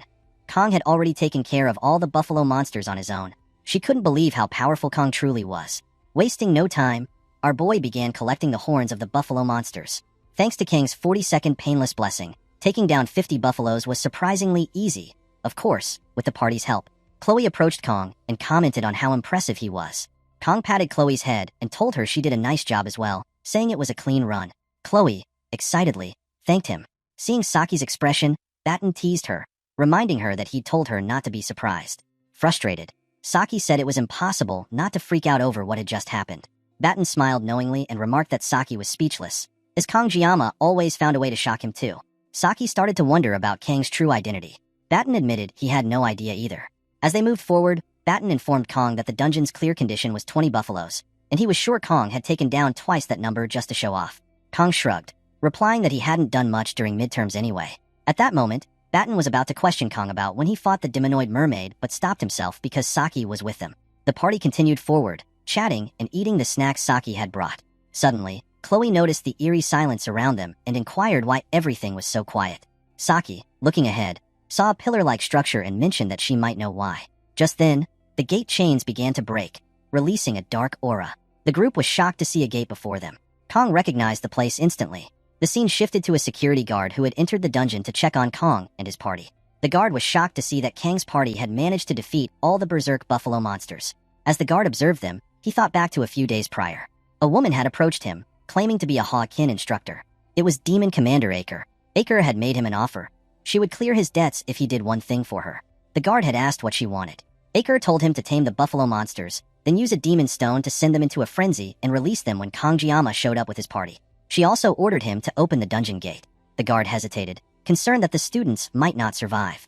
Aker coldly replied that she didn't care, and if he refused, she would find someone else. Desperate, the guard took the demon stone, agreeing to help her. Aker, satisfied, told him he had made a sharp decision and reminded him to answer every unknown number. After she left, the guard had been excited, thinking he could finally be free of his debt. Back in the present, the guard watched Kong and his party with frustration. They had survived the buffalo onslaught, but the guard was certain they wouldn't make it through the dungeon, not with the stone gate open. The scene shifted back to our boy and his party, standing before the open gate. They couldn't believe what they were seeing. Kong thought to himself that it was no wonder everything had seemed so easy. They had walked right into a trap. The guard's glare had felt off to him earlier, and now Kong was frustrated that he hadn't trusted his instincts. The stone gate of this dungeon only opened with the giant demon stone, a mid-game quest item. The fragments Kong had seen earlier were pieces of the mana stone, and he hadn't expected the stone gate to be left open. Kong considered that if everything went according to the game, there would be a reward, but surviving came first. Kong could sense the presence of the boss monster. As he stared at the gate, he noticed a single red line carved into the supposedly indestructible stone. He realized that he had already used up all 40 seconds of the painless blessing, but Murasame should be able to hold out a little longer. His plan was to go through the gate and get out before it shattered completely. Suddenly, the stone gate began to open wider. Kong and the others stood frozen, shocked and confused. From within the gate, a massive creature emerged. Batten stared in disbelief, questioning if the monster before them was really a buffalo. Kong couldn't believe it either. The boss monster had broken through the stone gate. It was an A-grade demon, Minotauros, also known as the Buffalo King. The reward for defeating this dungeon's boss was the Blessing of Transition, a powerful item that transferred and amplified the owner's blessing to a chosen target. But it was a single-use item. Kong knew that this fight would be on a completely different level. The Buffalo King stood tall, radiating murderous intent. As the Buffalo King roared, Kong knew one thing for sure. There was no turning back now. The scene shifts inside the stone gate, where two buffalo-like monsters scan their surroundings, with the main boss monster standing between them. Chloe is startled to discover that there are monsters inside the stone gate, while our boy struggles to believe that even those two buffalo monsters are something Kong cannot handle alone. Kong realizes that even if our boy manages to break through the gate and escape, the moment the boss buffalo monster awakens, it will be nearly impossible for everyone to get out unharmed. He understands that this situation is vastly different from the midterm exam. There was no prior information about the mermaid then, but our boy has faced the Minotaur in gameplay before. If our boy were in peak condition, Kong could have handled all three buffalo monsters on his own. However, at this moment, Kong has already exhausted all 40 seconds of Paim's immunity blessing and must act as efficiently and effectively as possible to succeed. Our boy then grips the Murasame tightly as Kong turns to Batten and asks if he can still use the pain-reducing blessing. Batten responds that he can. Kong follows up, inquiring how long Batten can maintain the blessing. Batten states that the maximum duration is about 2 minutes. Our boy replies that it's enough and instructs Batten to keep applying the blessing while Kong engages the boss buffalo monster. Kong knows that if he loses focus even for a second, he could be seriously injured, or worse, killed. Batten reassures Kong, saying that since it's him, he'll do his best. Kong then turns to Saki and Chloe, instructing them to handle the wounded buffalo monsters on the side. However, he warns them not to get involved with the boss monster, as it is far too dangerous. Saki appears genuinely impressed by Kang's composure and leadership. Kong tells everyone to get ready and follow the same strategy they used earlier when facing the horde of buffalo monsters. As the buffalo monsters charge forward, our boy activates the blessing of the sword god. However, Kang's entire body is suddenly overcome with excruciating pain. Fortunately, thanks to Batten's pain-reducing blessing, Kong is able to move and endure the agony. He steadies himself, mentally reinforcing that he can do this. Then, as the boss buffalo monster charges toward our boy, Kong wastes no time and rushes forward to meet it head-on.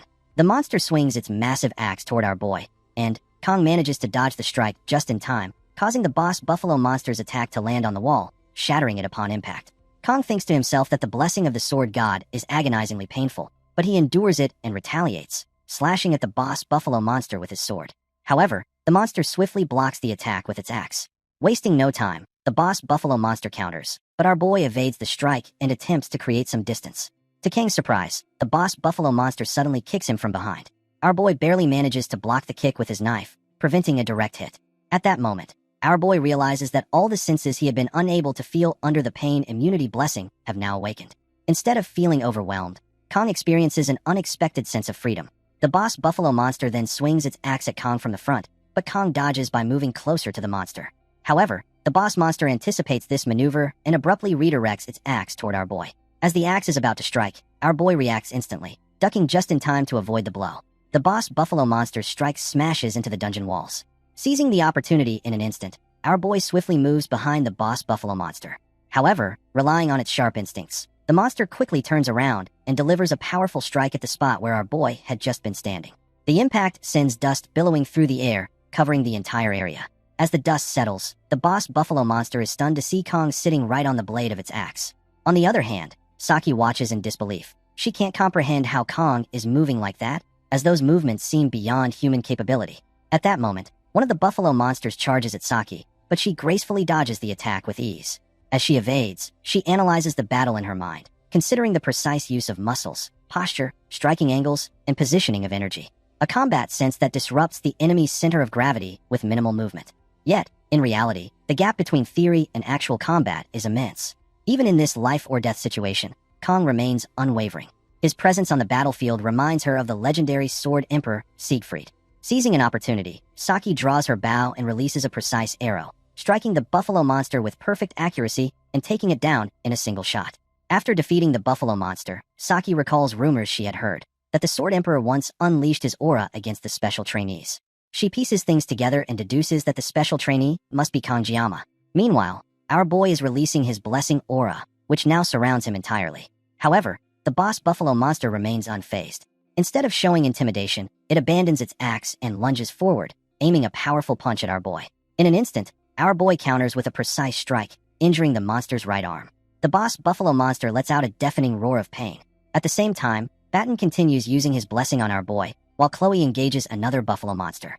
With swift precision, Chloe easily defeats her opponent.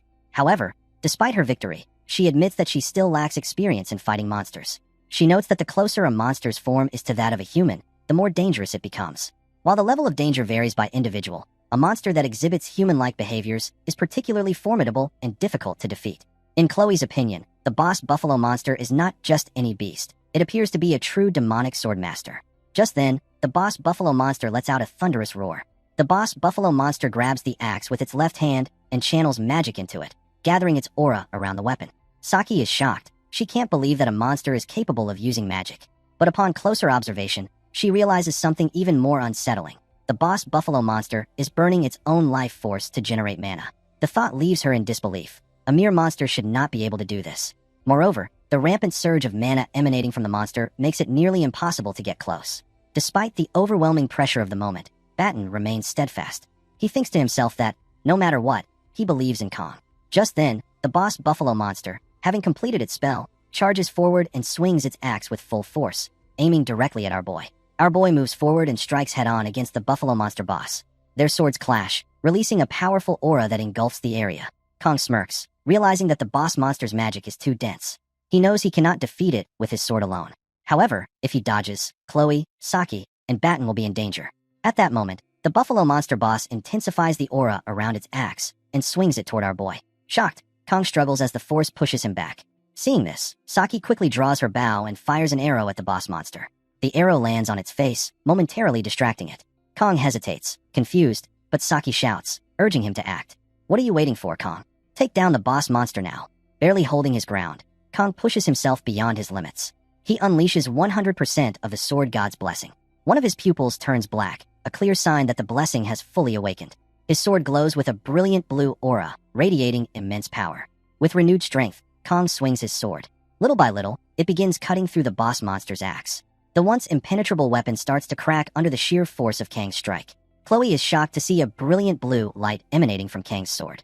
As Kong intensifies his aura, he delivers a single, decisive strike, taking down the buffalo monster boss. Everyone watches in disbelief. Kong has defeated the demonic beast in an instant.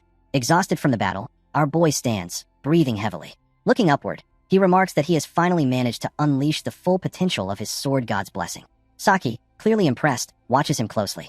This time, Kong was able to maintain his sword god's blessing for exactly 12.7 seconds.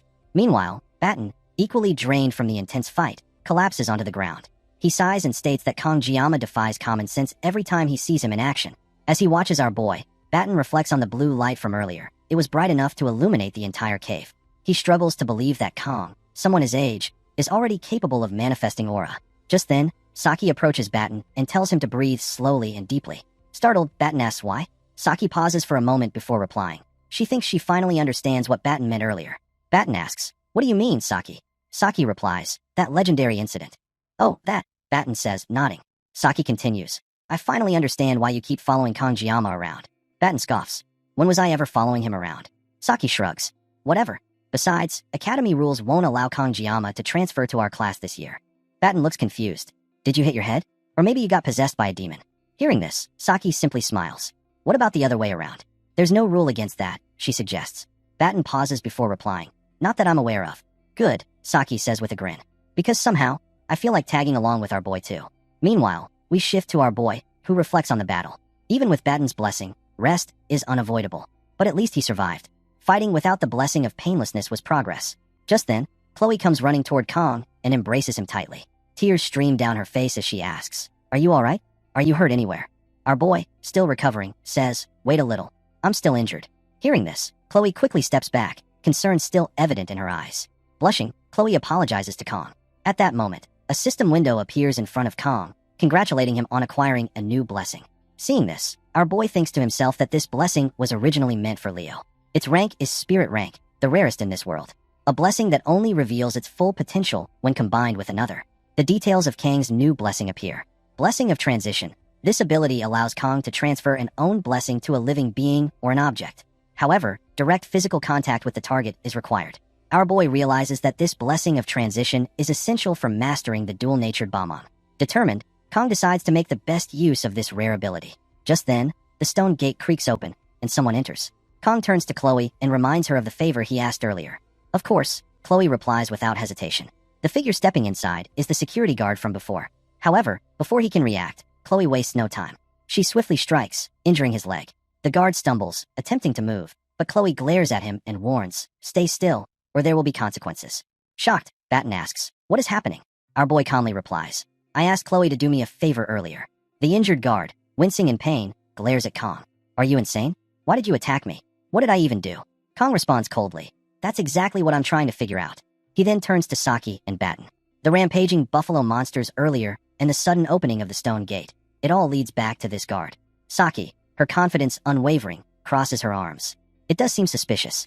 There weren't any surveillance cameras inside the dungeon, yet this guard just happened to show up at the perfect moment. Batten, still confused, furrows his brows. "But why would this guard target us?" Saki scoffs. "Idiot. That's what we're trying to find out." Her expression hardens as she steps toward the guard. "Who's behind this? There's no way you orchestrated all of this alone." The guard remains silent, refusing to answer. Saki narrows her eyes. "If you won't talk, I'll make sure you do." At that moment, our boy steps forward, his voice calm yet firm.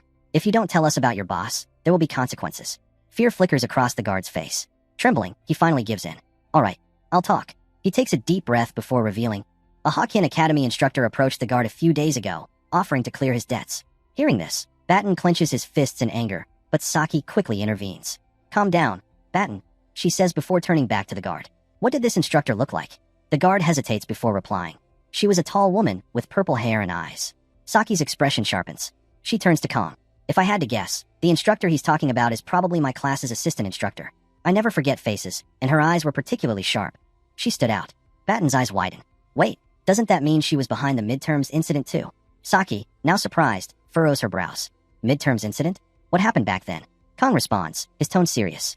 "During the midterm exam, my team and I ran into a demonoid mermaid." Saki's eyes widen in shock. "Wait, Leon ended up in the hospital because he fought a demon?" Batten finally sees a chance to speak. "Exactly.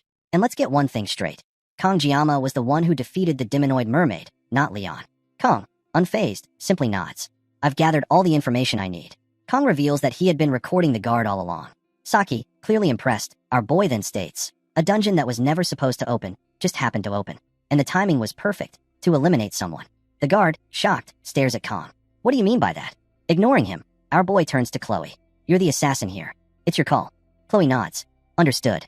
Wasting no time, she activates her blessing and swiftly takes down the guard with a single strike. As they leave the dungeon, Kang's thoughts linger. "The elders and instructors of Hokkien Academy, they're the ones targeting me." His expression hardens. "If those elders want me gone, they should come at our boy directly. And when they do, I'll eliminate them all." Our boy, Kong, presents the Cow King's horn, the horn of the Minotaur, the boss of the Buffalo Hidden Dungeon. This rare material guarantees success when enhancing weapons below A rank.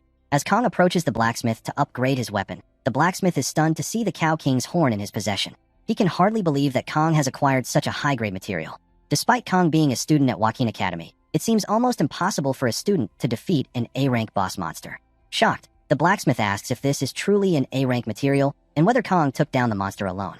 Kong clarifies that he defeated the monster with his team. How could he possibly defeat an A-rank boss monster by himself? Kong then places Musarame on the table, revealing that his knife is in terrible condition. He states that since the weapon is already damaged, he might as well have it repaired while enhancing it. The blacksmith, now visibly irritated, demands to know what Kong did to his weapon to cause such extensive wear. With a serious expression, Kong responds, questioning what the blacksmith means by messing it up like this. Feeling uneasy, the blacksmith forces a nervous smile and hesitantly remarks that Kong could have taken better care of his weapon.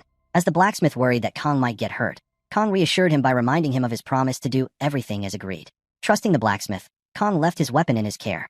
As our boy turned to leave, the blacksmith was visibly frustrated, his anger directed at Kong. Internally, he thought to himself that this time, he would make the knife even shorter. Suddenly, Kong stopped, surprising the blacksmith. Our boy turned around and casually told the blacksmith to sell the leftover materials for himself. Hearing this, the blacksmith's anger seemed to cool off, and it appeared that he no longer intended to shorten Kang's knife any further.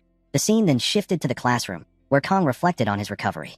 He had healed quite a lot, and was feeling much better from the injuries he sustained while fighting the boss buffalo monster. However, our boy knew he would need to ask Batten once again for his healing blessing. Leaning back in his chair, Kong sighed. As he looked up, he noticed his status window, which revealed that his physical rank had increased from 8 to 9, and the sword restrictions had loosened. Additionally, our boy's mental rank had increased from 4 to 5, and several other skills had improved slightly as well. Observing these changes, Kong noted that the most noticeable factor was the synchronization rate, which had now reached 12.7%. Unlike other stats, this rate increased dramatically after significant events. If our boy cleared another dungeon, it would likely rise again, potentially unlocking another blessing. Kong further reflected that, despite the rapid increase in stats, there had been no major side effects since the day our boy's hair turned gray. Of course, Kong was still developing more gray hairs little by little. He jokingly considered the idea that strength equals baldness and wondered if, once his hair turned completely white, it would eventually fall out. Then, Kong acknowledged that since there were forces actively targeting our boy, he needed to be fully prepared. Having come this far, our boy couldn't afford to die a meaningless death. He also needed to study how to properly use the blessing of transfer, as the gap between those with blessings and those without was vast. Kong felt a little sorry for Leon, but since Leon was the protagonist, his skill window would inevitably overflow with blessings anyway. There was still a lot to do. First, our boy needed to focus on recovering his body. Then, Kong received a gift, which appeared to be from Chloe. For the first time, Kong had formed his own party and successfully cleared a dungeon. Having his life targeted had now become a daily occurrence for our boy, but it wasn't all bad. He had gained 2 classmates he could genuinely call friends, Batten and Chloe. Neither of them played a significant role in the main story, and Kong wasn't even sure if Chloe considered him a friend. Looking at the chocolate he received, our boy recalled that Chloe had been hospitalized with a fever after the dungeon raid. Kong decided that he should visit her when he had time. At that moment, the instructor entered the room alongside Isekai'd, instructing all students to return to their seats. Kong wondered how long the Sword Emperor was going to keep them waiting. Just then, Kang's phone buzzed with a message from an unknown number, asking, "What are you doing?" Our boy assumed it was a wrong number. However, the next message instructed Kong to look to the front. As our boy lifted his gaze, he was shocked to see Saki standing there with Isekai'd. Then, Instructor Lee addressed the class, announcing that, as of today, Saki Ryoso had been officially assigned to their class. The students were stunned by the news, but Instructor Lee quickly silenced them. He expressed his hope that everyone would get along with Saki, and then concluded by instructing the students to change and assemble at the training hall within 30 minutes. As Isekai'd and Instructor Lee left the room, the students still couldn't believe that Saki Ryoso was now part of their class. What shocked them the most was that Saki had personally requested the reassignment. As Saki walked toward her seat, our boy couldn't help but wonder, is she really coming toward me? Among this year's cadets, known as the Generation of Miracles, Saki ranked 4th. She was a brilliant mind who had topped the written exam, with combat skills to match. A true embodiment of both brains and brawn, she had mastered the Kyushu style. On top of that, Saki was the daughter of Daki Kojima, one of the 7-star heroes, also known as the Absolute Bow. According to the setting, Saki Kojima holds the title of Absolute Bow and also serves as the Prime Minister of Japan. Essentially, Saki is like a princess of Japan. Even in this world, Japan remains a superpower, so it's no surprise that people are reacting as if they're meeting a celebrity. Our boy couldn't help but think that Saki shouldn't be here. This was going to be really annoying. As Saki walked through the classroom, she noticed Kong. Our boy silently hoped that she wouldn't come toward him. However, to his dismay, Saki approached our boy and, without hesitation, stated that if Kong wasn't going to eat the chocolate, then she would take it back. At that moment, it became clear the gift had been from Saki all along. Shocked and slightly intimidated, Kong couldn't utter a word and remained silent. But then, Saki casually asked if she could sit next to our boy. She then held out her phone, instructing Kong to save her number. Internally, our boy sighed, thinking to himself, why are my bad feelings never wrong? The scene then shifted to a dungeon, where an investigation was underway. An officer named Leo questioned a guard, asking what the individuals had said before entering the dungeon. The guard responded that they had expressed concern for the cadets and had insisted on going in. Leo continued his questioning, asking if there was anything unusual about the individuals before they entered the dungeon. The guard paused for a moment and then replied that, now that he thought about it, they had looked a little pale. Hearing this, Leo nodded and stated that he understood. He then dismissed the guard, as he needed to inspect the scene. Before the guard left, Leo thanked him for his cooperation. The scene then shifted to the outside of the dungeon, where another officer approached Leo and asked, isn't death in a dungeon just a common accident? Leo responded, yes, but no matter the dungeon accident, there is always a body left behind. But this time, Leo still couldn't shake the feeling. When he had entered the dungeon for the search, he had been utterly shocked. A mountain of defeated buffalo monsters lay before him. The cadets from Joaquin Academy had been there, but this level of destruction was far beyond what mere cadets should have been capable of. While the cadets had returned safely, the staff member who had gone in out of concern was never found, as if they had never existed in the first place. The other officer then asked, could they be inside the stone gate? Leo hesitated before replying, I can't say for sure, but it's unlikely. The stone gate has never opened before. He then further stated, and I can't exactly interrogate the cadets from Joaquin Academy who were here. The other officer nodded and stated, that's right. Joaquin Academy is an elite school filled with nobles. He then wondered aloud whether the higher-ups would ever issue a warrant. As the officer left for a bathroom break, Leo remained behind, deep in thought. This is driving me crazy, he mused to himself. At that moment, the other officer was suddenly pushed to the ground by an unknown assailant. Leo was shocked by the sudden attack. As he turned to look, his eyes widened. Standing before him was a demon in human form, wielding magic. In that instant, Leo realized the horrifying truth. This was no ordinary person, but a human who had made a pact with demons. A half-human, half-demon. Before Leo could react, the demon struck with lightning speed, taking him down in a single blow. These beings, half-human, half-demon hybrids, were known as villains. As Saki eats the chocolate, she becomes visibly happy, which draws the attention of the other students around her. Our boy notices them staring while Kong, seated nearby, looks confused, clearly wondering what Saki is doing here. Saki turns to our boy and asks why Kong didn't eat the chocolate, especially after she went through the trouble of sharing it. She expresses her disappointment at Kong ignoring her act of kindness. Kong replies that Chloe usually sits in the seat Saki is occupying right now. Saki brushes it off and casually replies, "Really?" before asking our boy if the class even has assigned seats. "Isn't it a first-come, first-served kind of thing?" "Am I wrong?" she asks. Our boy responds with a simple, "Well, yeah." Still savoring the taste, Saki remarks how amazing the chocolate was. Curious, our boy asks her why she transferred into this class. Just then, the instructor's voice echoes through the room, telling everyone to assemble in 5 minutes. The students groan at the announcement, clearly annoyed, but begin moving out to assemble. Our boy turns to Saki and explains that Kang's class has morning training every day. "Aren't you going?" he asks. Saki, now putting on a sleeping mask, replies, "Nope. I'm doing mental training today," and wishes Kong good luck before pulling the mask down and instantly falling asleep. Our boy watches, baffled by what he just witnessed. Moments later, Saki lifts the mask slightly from one eye and tells Kong that from now on, our boy should call her by her first name. Kong looks confused. Saki explains that in her country, close friends address each other by their first names, not surnames. Kong responds by pointing out that Batten still calls her by her surname.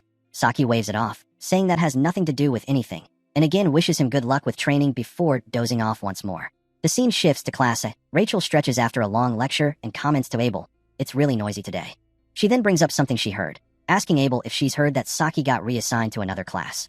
Rachel adds that Saki always used to laze around and do her own thing, and wonders aloud what sort of crazy idea might have gotten into Saki's head. Abel, seemingly uninterested, bluntly replies, "Yeah." Noticing this, Rachel, being her usual self, teases Abel and asks if she's disappointed. Abel looks at her and questions what she means by that. Rachel continues, reminding Abel that reassignments only happen when there's an open spot, and this year, Class Tiger had 1 vacancy. How did Saki even find out about that and get ahead of everyone? Rachel wonders. She recalls that Saki used to just nap in the archery hall all the time. Still skeptical, Abel asks what any of that has to do with her being disappointed. Rachel smirks and reveals that she heard from Batten last week that Saki and Kangjiyama teamed up and cleared the Buffalo Dungeon together. Abel's eyes widen in surprise. Rachel adds, almost dramatically, "Seriously, even if Saki liked Kangjiyama that much, they're supposed to be in order. Kong was already reserved, by our dear Abel." Abel starts to blush. "What are you even talking about?" she asks, flustered. Rachel smiles and explains that she's always noticed how Abel reacts the most whenever Kangjiyama's name comes up. "Are you really sure there's nothing going on between the two of you?" she prods. Abel grows serious and insists that she'll make it clear. "I've only talked to Kangjiyama a few times. That's it. We don't have any kind of relationship. So I'd appreciate it if you stopped making weird assumptions," she says. Rachel grins but calmly replies, "If you say so, until now. But who knows what the future holds?" Abel falls silent.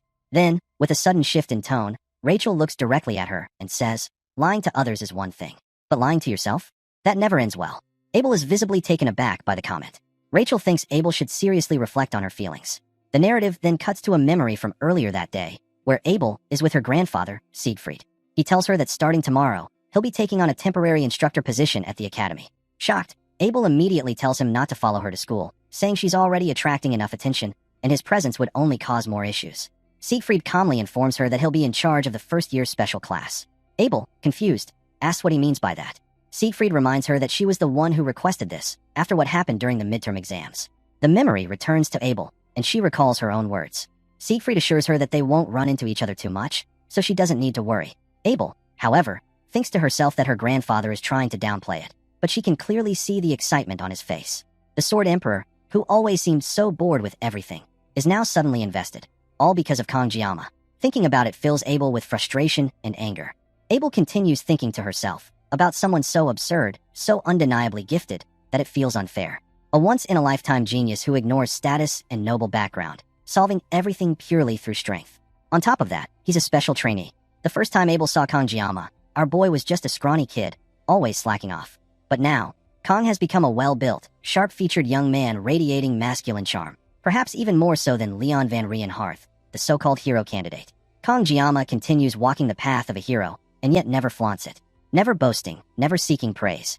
Our boy silently walks a thorny path, shoulders heavy with the weight of his choices. Abel wishes, just once, that our boy would act arrogant, so she could find a reason to hate him.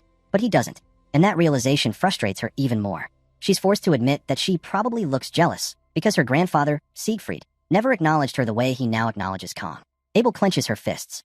She finds the thought deeply embarrassing. In that moment, we return to the present. Rachel suddenly appears behind Abel, a teasing smirk on her face. Startled, Abel instinctively pushes her back, causing Rachel to stumble and fall. "Ow, what are you doing?" Rachel asks, rubbing her elbow. Blushing, Abel stammers. "No matter what you think, I don't feel anything toward Kanjiyama. I don't have the time or space for those feelings you're talking about." Rachel tilts her head, amused. "If you say it that strongly, I feel relieved," she replies with a sly smile. "That means I don't have to compete with you for Kanjiyama. That's a relief, really. I can handle Saki and that Chloe, but you? I could never compete with you." Abel's cheeks turn red as she fidgets. "Oh, really?" Rachel raises an eyebrow. "So, is that a confession then?"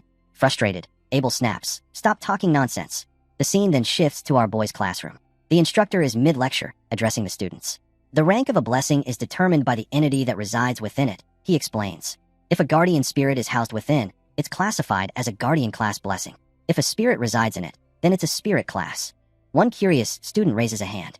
"If my ancestor is residing in it, would that make it an ancestor class blessing? I've been dreaming about my late grandfather a lot lately." The instructor chuckles. "Your grandfather might be helping you lift weights at the gym, but no, ancestors don't inhabit blessings." During this exchange, Saki momentarily wakes up from her nap, mid-lecture, only to fall right back asleep seconds later. The instructor notices, but doesn't say anything. Our boy watches this unfold and wonders silently if Saki is somehow untouchable, even by the professors. The lecture wraps up with the instructor saying, "That's enough for today." Our boy glances at Saki, who still sleeps peacefully. He thinks to himself how well she sleeps, like she truly doesn't have a care in the world. It's been 2 days since Saki transferred into the class, yet Kong still hasn't heard the reason behind it. And she's done nothing but sleep since she arrived. It's ridiculous. Kong wonders why. If Saki was just going to sleep all day, she didn't choose a corner seat instead. Why does she have to sleep here? Our boy also thinks it's fortunate that Chloe is currently hospitalized. Who knows what could have happened if Chloe had seen Saki sitting next to our boy. Still, he can't deny the truth. Saki handled all the post-dungeon cleanup. Thanks to her, everything wrapped up without any major issues. Her skills are on another level, even compared to someone like Batten. Kang's eyes drift to the blackboard where the instructor had written the various blessing ranks. The professor reiterates, blessings are typically classified like this. Most cadets here probably have personal class blessings. But don't be discouraged. With skill, even a personal class blessing can perform as effectively as a guardian class one. Spirit class blessings are incredibly rare in this world, anyway. Hearing this, our boy thinks to himself, is that supposed to be comforting? After all, he just happened to obtain one of those incredibly rare blessings a few days ago, the blessing of transfer. Just then, another student raises a hand. "Professor, what about heroic class blessings?" The instructor pauses for a moment. "Ah yes, the world refers to those as hero-grade blessings. As a blessing studies professor, I hesitate to even bring them up, since they're practically the stuff of legend. Since the first recorded manifestation of blessings in human history, only one person has ever awakened one." He clears his throat and concludes, "That person was the founding hero, Baylor Joaquin." Everyone in the class gets excited, their faces filled with awe upon hearing this. The instructor continues, "Of course, in modern times, there is one more." But before he can finish his sentence, the bell rings. He sighs and says, "We'll continue this in the next lecture." Just as the instructor is about to leave the room, our boy raises his hand and calls out, "Professor, I have a question." The instructor pauses. "Yes? What is it?" Kong asks. "Do you know anything about this phrase? May the blessing of the gods be with you?"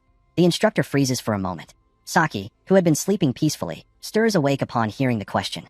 After a brief silence, the instructor responds, "I'm not sure I understand the intent behind your question, but there's a contradiction in what you just said." Our boy looks confused. "What contradiction?" The instructor turns back and replies calmly, "It's because there are no gods left in this world." A moment of silence follows. Then the instructor adds, "Still, your thirst for knowledge is admirable. If you have more questions, feel free to visit my research lab anytime." With that, the instructor exits the classroom. Kong notices Saki smirking at him before she promptly returns to her nap. Seeing this, our boy thinks he might as well take a nap too. He rests his head on the desk, eyes slowly closing. But the moment Kong drifts off, he awakens somewhere else, surrounded by broken train parts floating through the air. Suddenly, a glowing window appears. GM is requesting a conversation with our boy. Another window pops up. Will Kong accept? Kong was shocked and couldn't understand what was going on. Then, a window appeared, stating that the GM was interfering with the world line. Seeing this, our boy wondered what world line even meant. Everything was so unfamiliar to our boy. Kong then noticed that the things surrounding him had started to move, before calming down again. Another message appeared, stating that the opponent's level was too high, Kang's level was too low, and our boy still did not meet the requirements. A new message followed. Does Kang still want to proceed? Kang thought to himself, this didn't feel like a dream. Maybe this was the reason our boy had fallen into this world. Perhaps he could find a clue about the blessing of the sword god that had been granted to him. Resolving to continue, Kang chose to proceed. A new message appeared. GM has confirmed Kang's intent. GM is using suppression force to make contact, beginning dull adjustment and transformation of world line. Suddenly, the surroundings started to break apart. Seeing this, Kang thought to himself, it was similar to the day our boy awakened the blessing of the sword god at the academy entrance. Whatever Kang had seen that day, he had to find out what it truly was. Kang moved forward, and little by little, our boy kept pressing on. But then, suddenly, someone called out to our boy, telling him to wake up. At that moment, a message popped up. Due to external interference, GM is losing memory. Our boy was shocked. Kang had been so close to uncovering the truth. Another message followed. GM leaves Kang a message. The GM urged Kang to defeat whatever it was, and concluded with, "May the blessing of the gods be with you." We then see that it was Saki who had been calling Kang to wake up. As our boy opened his eyes, Saki reminded him that he had scolded her earlier for sleeping too much, and now he was the one caught sleeping. Saki told Kang to be thankful. If she hadn't woken him up, he would have gone to school still asleep in class. But then Saki was surprised to see that our boy was crying. The scene shifts to later that day. Our boy is sitting alone on a bench, deep in thought about what had happened earlier. When Saki asked him why he was crying, she suggested maybe Kang had a sad dream. But Kang couldn't remember the dream. Our boy found it embarrassing enough to be caught like that by sleepyhead Saki, but what puzzled him was why he had cried. Just then, Batten, Chloe, and Saki arrived. Batten stated that they needed to go over things again, as there seemed to be an enemy inside the academy targeting Giamma during midterms. Saki interrupted, telling Batten she already got it. How many times was he going to repeat himself? That's why, she added, Batten wasn't at the top of the class. She told him to stop rambling and get to the point. Watching them argue, Kang thought to himself that he had asked Batten to explain everything beforehand, and Batten must have had a rough time. Batten, in turn, fired back, asking if Saki thought she'd stay on top forever. He told her to wait for next week's written exam. Saki covered her ears and said she couldn't hear anything. At that moment, Kang noticed Chloe standing a bit away. Our boy asked if she was feeling better. Chloe replied that she was, but she would keep her distance so as not to spread her cold. Kang realized that's why she had been standing far off. Then, our boy said that while Saki had probably heard the explanation, the situation had gotten a bit tangled. Racking Kang's brain alone hadn't helped much. Saki then moved closer to our boy and told him to call her by her first name, Ryoso. She sat next to him on the bench. Kang asked how he should address her, and Ryoso replied that she was looking forward to working with Kang Giamma. Batten jumped in, saying he had organized everything and that they needed to figure it all out. In the back, we see Saki getting frustrated, as Batten still keep talking about his plan again. First, he stated, the academy elders were targeting Kang Giamma. Second, there was the appearance of the female instructor, whom they'd heard about from checkpoint staff. Batten showed everyone a picture he had drawn based on the description. Chloe remarked that it was well drawn. Batten said he felt like he'd be able to find this instructor soon, but then admitted that knowing all this might not even be that important, since the elders' request had been vague. It would probably get cut off at Aditor's level anyway. Saki chimed in about the female instructor. She said she definitely remembered her. Saki had even broken into the academy's internal records and checked everyone, from head instructors to assistants. A total of 546 people. She did find one that matched, but strangely, she couldn't verify the instructor's identity. Surprised, Kang asked if Saki could really do things like that. Saki replied that in a world overflowing with fourth industrial tech, having a couple of skills like that was nothing. Even so, the place had the world's best security system, so she had to aim for the early dawn hours, when it was weakest. She added that Kang didn't seriously think she was just a sleepyhead who dozed off for no reason, did he? Our boy thinks to himself that Saki is like a ghost. Even the number Kang never gave her, she somehow had. Now, Kang understands that's how Saki figured everything out.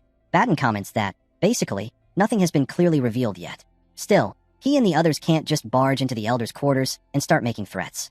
Well, Batten says, Kang might be able to pull it off, but it would probably just make things worse. Saki admits that she agrees. Chloe nods, saying she thinks the same. Then, Batten suggests they should start a club. Kang is surprised to hear this. Saki explains that at Joaquin Academy, clubs not only have free movement, but also receive funding, as the academy encourages cadet cooperation, real or not. So, the academy offers benefits to fit that ideal. One of those benefits is that clubs are treated as affiliate organizations of the academy. In other words, at that point, Batten cuts in to clarify. What Saki meant is that just being in a club grants a degree of protection from the academy, because being just a cadet isn't enough. Saki adds that for them, with enemies both inside and out, a club would serve as a double barrier. Our boy thinks to himself that one of the systems in Blessing M is the club system. Since the game is set in an academy, This feature allowed players to decorate a private space with furniture and items, invite characters, and build affinity, a staple of otaku games that emptied many fans' wallets. The so-called housing system. But our boy had never paid much attention to it, since Kong was always short on time. Now that it's real, who would have thought it would have this kind of use? Kong asks if there are specific requirements to start a club. Batten replies that first, Kong needs at least 5 members and a club funding proposal to be submitted to the proper department. Hearing this, Kong realizes he's one person short. He then asks if everyone here plans to join the club. Batten laughs and tells Kong not to be like that. Of course they're in. He wouldn't have brought it up if they weren't doing this together from the start. Chloe adds that if it helps Kong, she's in. Saki says she still owes Kong one from that dungeon anyway. Besides, doesn't Kong think a brainy type should be part of this too? Our boy thinks to himself that, as he got older, relationships became nothing but calculated give and take. But these people, who barely even know Kong, are saying they'll follow and trust him. Even in this world where social class means everything. Kong thanks everyone for believing in him. Batten then suggests they pick a name for the club. Chloe proposes Memories of Assassination, saying their club will take care of corrupt powers. She asks how that sounds. Batten immediately says he doesn't think that's going to work. Saki chimes in, suggesting something like Leaf Village Neighborhood Patrol, questioning why the name even matters. They should just pick something random. Batten tells her to stop talking nonsense. They all begin brainstorming names for their new club.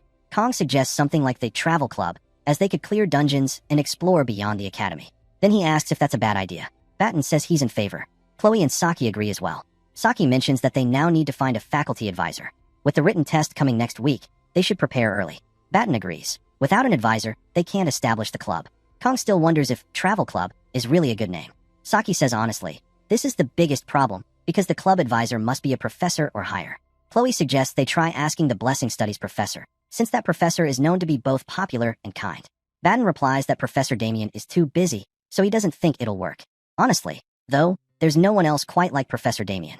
Saki states that out of over 500 academy staff, only about 30 are professors, and only around 10 teach first years. They say they encourage club activities, but the system is full of contradictions. Then Saki turns to Kong and asks if our boy has anyone in mind. Kong replies that the advisor just needs to be professor level or above, right? Saki nods, saying yes, but reminds him that there's almost no one above professors within the academy. Our boy picks up his phone and says, but there is someone. Everyone turns to look, and they're all shocked when they see Kang's phone screen. In that moment, they immediately understand who that someone is Kong is talking about. The scene shifts to the administrative office, where a staff member informs Kong that, in order to establish a club, the head of said club must apply in person. Kong calmly replies that he is the head. The young woman looks him up and down, clearly unimpressed, and remarks, "You? Really?" She enters Kang's name into the database, suppressing a laugh that eventually escapes her lips. Annoyed by her attitude, Kong frowns and thinks to himself, is this girl really an academy staff member? Her condescending tone over something as trivial as someone's grade seems ridiculous. Our boy finds it particularly irritating. Remaining composed, Kong states, as long as I follow the procedure, the application should go through. You should just accept it. The yellow-haired girl suddenly stands up and, with an exaggerated air of authority, tells our boy, first-year cadets need a faculty advisor to apply for a club. And honestly, just looking at you, I doubt anyone would want to be your advisor. Kong narrows his eyes and asks seriously, what exactly do you mean by that? The girl crosses her arms and smugly replies, don't you get it? Do you really think any professor here would want to advise a club founded by a special admission student like you? With your background, you should know your place. Hearing this, our boy clenches his fists in silence. As expected, he thinks, even the faint sense of justice in this academy is disappearing. A part of him is tempted to use the most effective communication method he knows. But after nearly 20 years of working in the restaurant business, our boy has dealt with plenty of rude and difficult people. He knows all too well that sometimes, silence is the best response. And yet, this time, Kong can't help but want to teach this yellow-haired girl a lesson she'll never forget. Without another word, our boy pulls out his phone and makes a call. The girl's face changes slightly, surprised by his sudden move. Into the phone, Kong says, I'm at the admin office, regarding club registration. The person on the other end replies, saying she's nearby and will come to the office shortly. To Kang's surprise, she doesn't hang up. I'll see you soon, Kong adds, ending the call. The yellow-haired girl's brows furrow with disbelief. Who do you think you are, making a call like that here? She snaps. Our boy looks at her and says calmly, let's just proceed by the rules. As I mentioned, the person on the phone is on her way. Now confused and visibly nervous, the yellow-haired girl asks, who's backing you up that makes you act so arrogant? Another staff member nearby looks increasingly uncomfortable. Frustrated, the yellow-haired girl huffs and declares, I'm the cousin of the principal's close friend. If I say the word, a special student like you will be finished. Kong doesn't respond. Instead, he simply smiles. That infuriates her even more. He steps closer to her and, with a piercing gaze, says, you're being too loud. Shocked and now openly angry, the girl shouts, "Stop talking nonsense." But Kang's expression sharpens further. "All your hypocrisy is exposed. This is exactly what I wanted to see." At that moment, the door to the office bursts open with a loud bang, flying off its hinges. Everyone in the room freezes, eyes wide. Standing there is none other than Media, her aura flaring with authority. Kang turns to the yellow-haired girl and says, "Show some respect. The principal is my club advisor." The girl's face drains of color. She is so stunned, she can't even speak. Media walks in with a smile, saying warmly, "It's been so long. I'm so happy to see our boy in person." Kang bows slightly. "Apologies for the trouble. I know you must be incredibly busy." "Not at all," Media replies. "If it's a request from you, I'll drop everything and come running." The yellow-haired girl's eyes widen in realization. Kang Jiama. He's this year's top incoming student. Media turns to Kang and says, "Hand that document over to me, your advisor, and get going. You have a written exam next week." "Thank you," Kang replies. "I'll leave the registration in your hands." As Kang walks out, a staff member quickly brings a chair for Media to sit. After taking a seat, she glares at the yellow-haired girl. Trying to salvage the situation, the girl stammers, "There's been a misunderstanding. I didn't mean what I said to Kang Jiama." "Stop talking," Media interrupts coldly. "I don't need a blessing to see clearly. You judged him solely based on his background. Him, a cadet marked as a successor by both myself and Siegfried." Media flicks her hand, casting a wind spell to send the registration form flying toward the girl. "You have 5 minutes to complete the registration," Media says firmly. "Start writing." The scene then shifts to our boy. Kang reads a message from Media. "The club registration is complete." He smirks. "That staff member probably got fired." Kang replies, thanking Media and promising to visit her soon. She messages back, "Come by the headmaster's office after today's class." We then see our boy arriving at the blacksmith shop.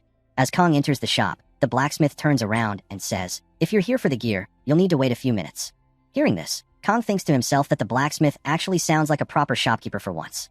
Our boy doesn't really know what the blacksmith thinks of him, but as a former player of the game, the blacksmith is a love-hate figure. Sure, after what happened recently, the hate side might be a little stronger, but our boy can't help feeling a bit of pity for the man too. It's also uncomfortably hot in the room, and our boy finds himself sweating.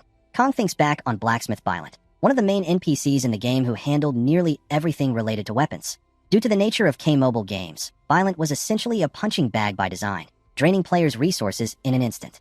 As a light spender, our boy didn't feel it as much, but the heavy spenders used to pray, "Just once, Violent, please." It became a saying. Even so, most people ended up calling him a scam.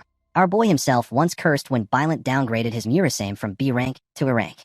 That memory still stings. Suddenly, Violent breaks the silence and asks what Kang is thinking about so deeply. Snapping out of his thoughts, our boy replies, "It's nothing. You just look like someone I used to know." Smiling, Violent responds, "Then that person must have been as handsome as I am." He then hands Kang the weapon and proudly states, "I can say with confidence, this job is beyond perfect. It even looks like a special option has been added. You should check it out." Kang inspects the weapon and notices the level of Murasame has indeed increased from before. The scene shifts to outside the shop, where our boy checks his status window. He sees that the activation time has increased from 40 to 50 seconds. Kang had already thought that 40 seconds felt too short for the upcoming dungeons. It's just 10 more seconds, but even that small upgrade is huge. If our boy plans to combine this improvement with the blessing of transfer when upgrading his gear later, this is definitely a good development. Kang used to complain that the blessing was useless, but now the blessing of painlessness, the true blessing of Kang Jiama, feels surprisingly versatile for a commander class blessing. As instructed by Violent, Kang checks the weapon's rank. He sees that it has now been upgraded to D rank and has the potential to grow to A rank. Observing this, Kang mutters that for all the materials and effort he put in, the result isn't exactly dramatic. He had used materials from an A rank beast, the Cow King, so our boy had at least expected a C rank result. Still, thinking ahead to the future when he'll be infusing Murasame with Aura, it's good news that its hardness has increased by 2 levels. It won't crumble on impact anymore. Then another window appears in front of our boy. It states that a new feature has been added. As Kang hovers over it, he feels a twinge of unease. "I've got a bad feeling about this," he mutters, clicking the window. A notification pops up. Due to the successful enhancement and the weapon's growth, up to 3 special abilities can now be granted. These abilities can only be activated using mana stones and will trigger randomly. King's eyes widen in surprise. He hadn't expected that. He begins to wonder about the mana stones, and then recalls that he handed over most of his remaining materials to Blacksmith Violent. The scene then shifts to a dimly lit room. One of the Academy's elders is lying on the floor, staring at a picture of his late father. The elder's father, Lyman von Bienhark, was one of the legendary 7-star heroes, known as the Mad Tiger. However, Lyman died 40 years ago during the 6th Legion's subjugation of Bamon. The public hailed him as a noble hero. But immediately following Lyman's death, the Bienhark family came under relentless attack from factions eager to dismantle it. To survive, the elder was forced to carry hatred in his heart. Assassination plots from his own relatives became routine. Eventually, he turned them against one another and had them wiped out. Through this brutal process, the elder managed to restore the family's shaken power. In the absence of his father, he had protected the name and legacy of Bienhark. At the age of 30, he became one of the elders of Joaquin Academy. He accepted it as his destiny, to guide foolish humanity and uphold the absolute supremacy of the chosen. In order to control the ignorant masses, a common enemy was needed. Fortunately for the elders, humanity already had a great and terrifying enemy in the demons. This justified the elders' rule and allowed them to tighten their grip on power. But variables always appear without warning. Leon von Reinhardt, the hero born with the power to defeat the Demon King, was one such variable, the one chosen by the heavens. Of course, the gap in power between humans and demons is vast, and the elder knows that Leon's chances of defeating the Demon King are practically zero. Even so, legends persist. The founding hero who sealed the First Legion's commander, Lekin, Valor Joaquin. That myth lives on as a dangerous precedent. Such a thing must never happen again. The elder then remembers the day a humanoid demon entered his room. At first, he assumed she was an instructor. But the moment their eyes met, he knew exactly who stood in the light and who stood in the shadows. She had made a pact with a Legion commander-class demon. She had forsaken her humanity for magic. Half human, half demon, such beings were known only by one title, villain. The elder mutters to himself, dealing with Leon alone is already enough of a headache.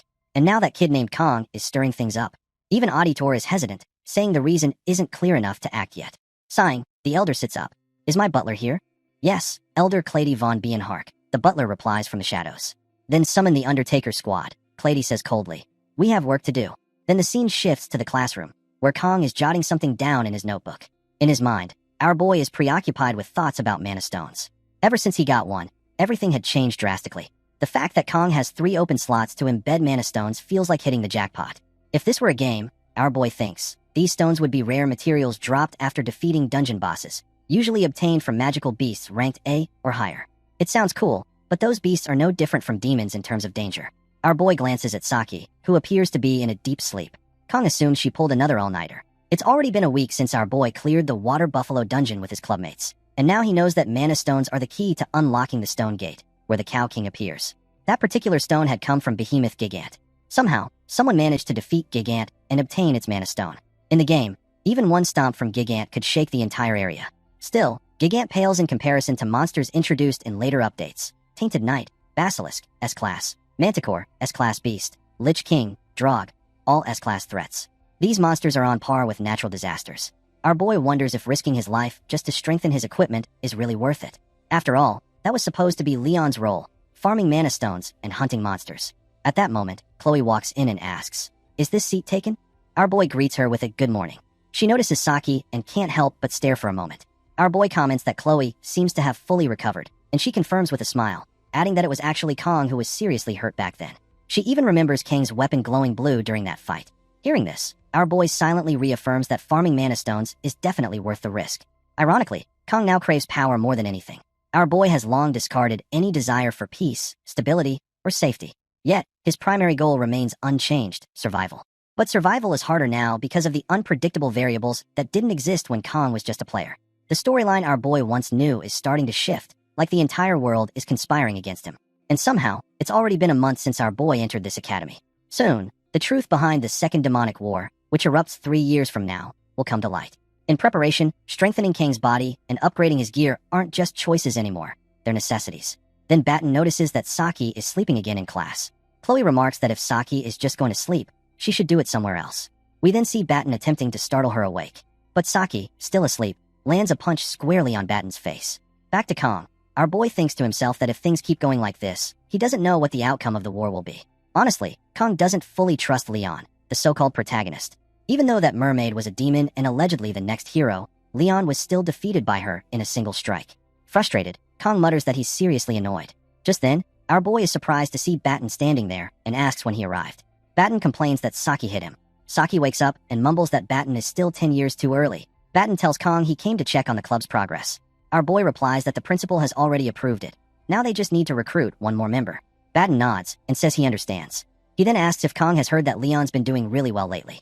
Apparently, Leon even cleared a high-ranked dungeon. Hearing that, our boy thinks that Leon is finally starting to act like a real protagonist. Saki then adds that Leon cleared an A-ranked dungeon just yesterday, and with a small party too. Meanwhile, Their own party barely managed to handle a C-rank dungeon. Batten teases Saki, saying she seems to know an awful lot about Leon, and then accuses her of liking him. Saki remains silent. Seeing her quiet, Batten insists he must be right. But Saki simply glances at Kong, then turns her head and says she's not interested anymore, before dozing off again. Batten, clearly confused, asks what she meant by that. On the other hand, our boy is still thinking to himself. Leon is indeed getting stronger. At this rate, Leon will probably get Bamang during the deserted island survival training later on. Truthfully, the fact that Sashimi, zero notable traits, has survived this long is already a miracle. Our boy has a theory. Maybe he's acting as a lightning rod, diverting all the misfortunes that were originally meant for the protagonist. That thought makes him a little nervous. Batten then asks Chloe if she's feeling better now. Chloe nods and assures him she is. Coming back to Kong. Our boy thinks that doesn't mean he'll just accept it. If Kang's life is on the line, then our boy won't hesitate to swing his sword. Kong has neither the reason nor desire to play the perfect protagonist, because Kong is not the main character. The one truly living in this world is Kong Jiama, the sword demon. Then the scene shifts to a palace, where a maid is guiding 3 individuals through a hallway. One of the men excitedly tells his boss that they did it. They got summoned by one of the elders from Joaquin Academy, and now's the time to seize the opportunity. The boss immediately tells him to stop spouting nonsense, or she'll teach him a lesson. Hearing this, the man nervously tells her to calm down and stop being so cold. Then the brown-haired guy comments that the blue-haired guy must be new, since their boss really hates the Academy's higher-ups. The blue-haired guy asks, if that's the case, then why did they accept this job? The brown-haired man replies it's because the pay is enormous. The blue-haired guy nods, admitting that's true. It's just business, after all. 100 million won up front, and double the bonus after the job is done. At that moment, their boss tells both of them to shut up. Scared, they instantly go quiet. As they approach the room, the maid turns to Clady and announces that she has brought them. Clady tells her to let them in. We then see that the boss of these men is a villain named Ray Shun. The brown-haired guy is the vice captain, Jang Taepum, and the blue-haired guy's name is Parik. They belong to an assassin-villain union known as Undertaker. Clady thanks Shun for coming, but Shun remains silent. Clady then hands over a file containing information about the target. It's our boy Kong. Upon seeing Kang's picture, Parik comments that he looks like some spoiled, newly rich teen. Clady states that the deserted island survival training is scheduled for next week, and he wants Shun to eliminate Kong during the exercise. As agreed, there's 100 million up front and a bonus after the job is done. Shun then inquires about the cleanup. Clady replies coldly that Shun will have to figure that out herself, adding that the island is surrounded by sea. Then the scene shifts to the written exam day. Our boy is sitting alone, eating lunch and reading about how divine blessings began appearing roughly 694 years ago after the revolution. He thinks to himself that since his midterm scores were good, Kong doesn't have to stress too much over this one. However, the rankings are posted publicly on the Academy's board. If not for that, our boy would have just half-heartedly written nonsense answers. Luckily for Kong, 2 of his clubmates ranked 1st and 2nd. Kong mutters to himself that he has to keep his dignity and can't afford to lose to them. And if our boy doesn't know any answers during the exams, he will go with option 3. Suddenly, Kang's phone vibrates. Our boy wonders who's texting this early. It's Saki. She reminds him it's exam day and asks if he had breakfast. Our boy thinks Saki isn't his mother but still replies, saying he had a sandwich. Saki then tells him he needs enough sugar or his brain won't function properly during the exam. She recommends he eat red bean jelly since it boosts metabolism, aids weight loss, provides anti-aging skincare benefits, and improves blood circulation. Reading this, our boy wonders what Saki is even talking about this early in the day. He replies that in Korea, it's traditional to eat sweet snacks before exams. Saki, surprised at Kang's quick response, asks what kind of snacks. Our boy replies, eat yote. Frustrated, Saki tells him to stop joking around and answer seriously. Kong doesn't respond further. He places his phone on the table and declares, time to ace this exam, refusing to lose to that jelly-obsessed idiot. Then the scene shifts to later that day after the exam. Our boy thinks he's doomed, and it turns out, Kong really is the idiot this time. Meanwhile, we see Saki and Batten bickering over some exam questions. Afterward, Chloe asks Kong how the test went. Our boy shrugs and replies that he answered 3 for everything. Chloe laughs, saying Kong sure likes keeping his answers short. Kong reflects that he relied too heavily on his old game knowledge to get by. Chloe teases him, saying our boy can be pretty evil sometimes. On the other hand, Batten thinks to himself that he is probably doing better than Chloe. Our boy then asks Chloe if Knox has contacted her lately, since he hasn't checked in for a while. Chloe replies that her brother did call yesterday, but she missed it because she went to bed early. Our boy asks what time the call was. Chloe says it was at 7 p.m., but she's been staying up late recently, so she fell asleep early that night. Hearing this, our boy quietly suspects that Chloe dodged Knox's call on purpose. Kong also considers the fact that auditorium members' contact info is confidential. So unless Knox shows up himself, our boy can't exactly press Chloe for answers. Still, Kong assumes Knox must have his reasons. Despite the distance between the siblings, Kong hopes they can get along. On the other side of the room, Batten suddenly panics over the exam and shouts about why he stayed up so late. Saki teases him, suggesting he should just admit that this was a failure of intelligence. Then she turns to our boy with a teasing smile and asks what Kong and Chloe were whispering about. Saki jokingly asks if Kong and Chloe are dating. Chloe immediately blushes, and Kong thinks to himself, is that all the students here can think about? Our boy tells Saki, like he said before, that nothing's going on. Chloe's face returns to normal. Then Saki leans in closer to our boy and asks why Kong has been ignoring her messages all this time. Surprised, Kong asks what she means by all this time, since he only ignored her once. At that exact moment, we see Chloe snap into her Yandere mode. Upon hearing that Saki has been texting Kong, Chloe's aura flares up with jealousy. With a serious face and intense energy, Chloe asks if Kong and Saki have been secretly talking. Seeing Chloe like this, Kong gets scared and thinks to himself that Chloe didn't care when our boy sat next to Saki, but just a bit of physical contact has her acting this way. Batten, on the other hand, is surprised and wonders what's going on with Chloe. With a smirk, Saki turns to Kong and curiously asks what's up with Chloe. Frustrated, Kong snaps at Saki to get away from him. Confused, Saki asks what's going on.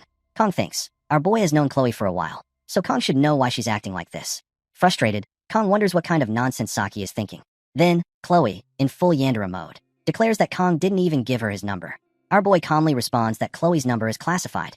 Ignoring that, Chloe leans in with a menacing smile and reminds Kong that he promised to be her prince. Our boy is taken aback by Chloe's behavior, while Saki, still not grasping the situation, keeps repeating, what's wrong with Chloe? Kong turns to Saki and asks if she even knows what a Yandere is. Saki replies honestly, she doesn't. At that moment, Batten steps in, trying to stop Saki.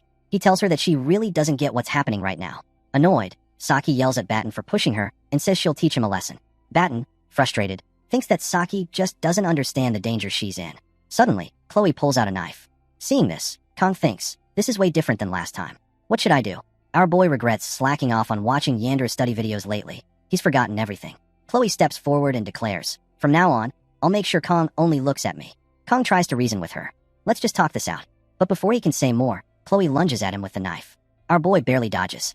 Batten and Saki both gasp in shock. Wasting no time, Chloe continues to strike again and again, but Kong manages to dodge every attack. Enraged, Chloe shouts that Kong is always surrounded by everyone except her, hanging out with other girls.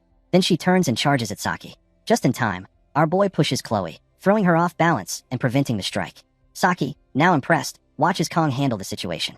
Chloe, still furious, screams that she's always done her best for Kongjiyama.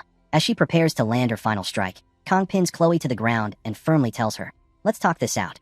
Saki frowns as she sees them close together. Still resisting, Chloe yells at Kong to let her go, but our boy calmly says, Chloe, you need to calm down and listen to me first. Furious, she yells back, you don't even contact me. What's there to talk about? Our boy replies, I wanted to talk to you face to face. Communicating through a device, it feels cold between us. Chloe is visibly surprised. Between us. Kong nods. Yes, between us. Our boy thinks to himself, time to bring this to a close. He leans in and hugs Chloe gently. Thank you for always thinking about me. Chloe blushes. Batten and Saki both stare in shock. Our boy continues, even during the Buffalo Dungeon, I've always relied on you. So please, don't get upset. Hearing this, Chloe's rage begins to melt away. She returns to her usual cheerful self and smiles warmly. Kong exhales in relief, thinking, I actually managed to get through that. Worried, Batten steps closer and asks if Kong is okay. Our boy nods. I'm fine. Smiling brightly, Chloe turns to Kong and asks, so, what should we talk about now? Our boy suggests, let's clean up the table first. Batten agrees, but they notice Saki silently walking away. As Saki leaves, Kong watches her and wonders, what's up with her now? Later that day, the scene shifts. Batten and Saki are walking together. Batten reflects to himself that whenever something involved Kongjiyama, Chloe seemed capable of unleashing terrifying killing intent instantly. If he had to guess, it was twisted love. But more than Chloe, what truly shocked Batten was seeing Kong holding the sashimi blade behind his gentle smile. Batten realized that Kong preferred persuasion and negotiation, but he wasn't afraid to mix in force when necessary. Our boy knew how to wield fear when the time called for it. Kong might seem like a villain at a glance, but to Batten, this was the quality of a ruler. Batten had no doubt. Kongjiyama would become something great. Turning to Saki, he asked, you've been sulking the whole time. What's up with you? Still looking at her phone, Saki replied. When did I sulk? Forget it, Batten sighed. What are you doing on your phone? Saki looked at him and said, my subscribers aren't following the video instructions, so I'm purging my uploads. Batten glanced at her screen and read the title, Perfect Yandere Response Strategy. Learn this, and life gets easier. Saki showed him the video and muttered, it's not professional or anything. But Saki was bored. Batten, glancing at her screen, was shocked to see the view count, 210,000 views. Isn't that a bit too popular to delete? He asked. Saki shrugged. Whatever. I don't need it anymore. Batten raised an eyebrow. Well, sure, it's your call. The scene then shifts to the Joaquin Academy library. Kong sits at a desk, flipping through books, deep in thought. Starting next Wednesday, a 2-night, 3-day deserted island training session is scheduled on Avalon Island. The name might sound like a brutal survival test, but in reality, cadets are allowed to form teams of 1 to 4 people, and the training is openly announced. It's treated more like a camping or school trip than an actual survival challenge. Still, our boy knows that surviving on an island isn't a joke. Identifying poisonous plants, top instructor tips, emergency tactics, this isn't something he can take lightly. After gathering a stack of books on survival, Kong nods, thinking this should be enough. Even though the event doesn't affect grades, the Academy takes it seriously. It's designed to evaluate each cadet's practical survival ability across 3 days. Now that Kong thinks about it, he remembers this event clearly from his time as a former player. It's one of the major story arcs, where the protagonist acquires the hilt of his signature weapon, Bamong, a sacred blade. It's also where the emotional bond between Abel and Leon begins to deepen. Kong recalls how immersed he was in this part of the game. But now, not so much. He's not jealous anymore. Ever since enrolling in Joaquin Academy, Kong has grown more cynical about romance. An elder from the Academy is after our boy. A mysterious instructor is tailing him, and he still needs to recruit club members. No matter how pretty someone is, now simply isn't the time for romantic feelings. It doesn't matter who it is. Youth can wait for the next life. What truly excites our boy isn't love, it's swords. A holy sword and a demonic sword. Bamong is something that stirs the swordsman within him. Our boy can't help but desire that blade. As a former player, Kong knows exactly where the pieces of Bamong are and how powerful the weapon becomes once reassembled. But therein lies the problem. Tracking down Bamong's broken pieces is a core storyline. Even if Kong knows all the locations, he still can't obtain it. The sword only chooses a master who has awakened the blessing of miracle. Bamong is quite literally a weapon made exclusively for the protagonist. And here he is, our boy, with a sashimi knife. So instead of pining for a sword he can't have, Kong decides to focus on preparing for the 3-day trip.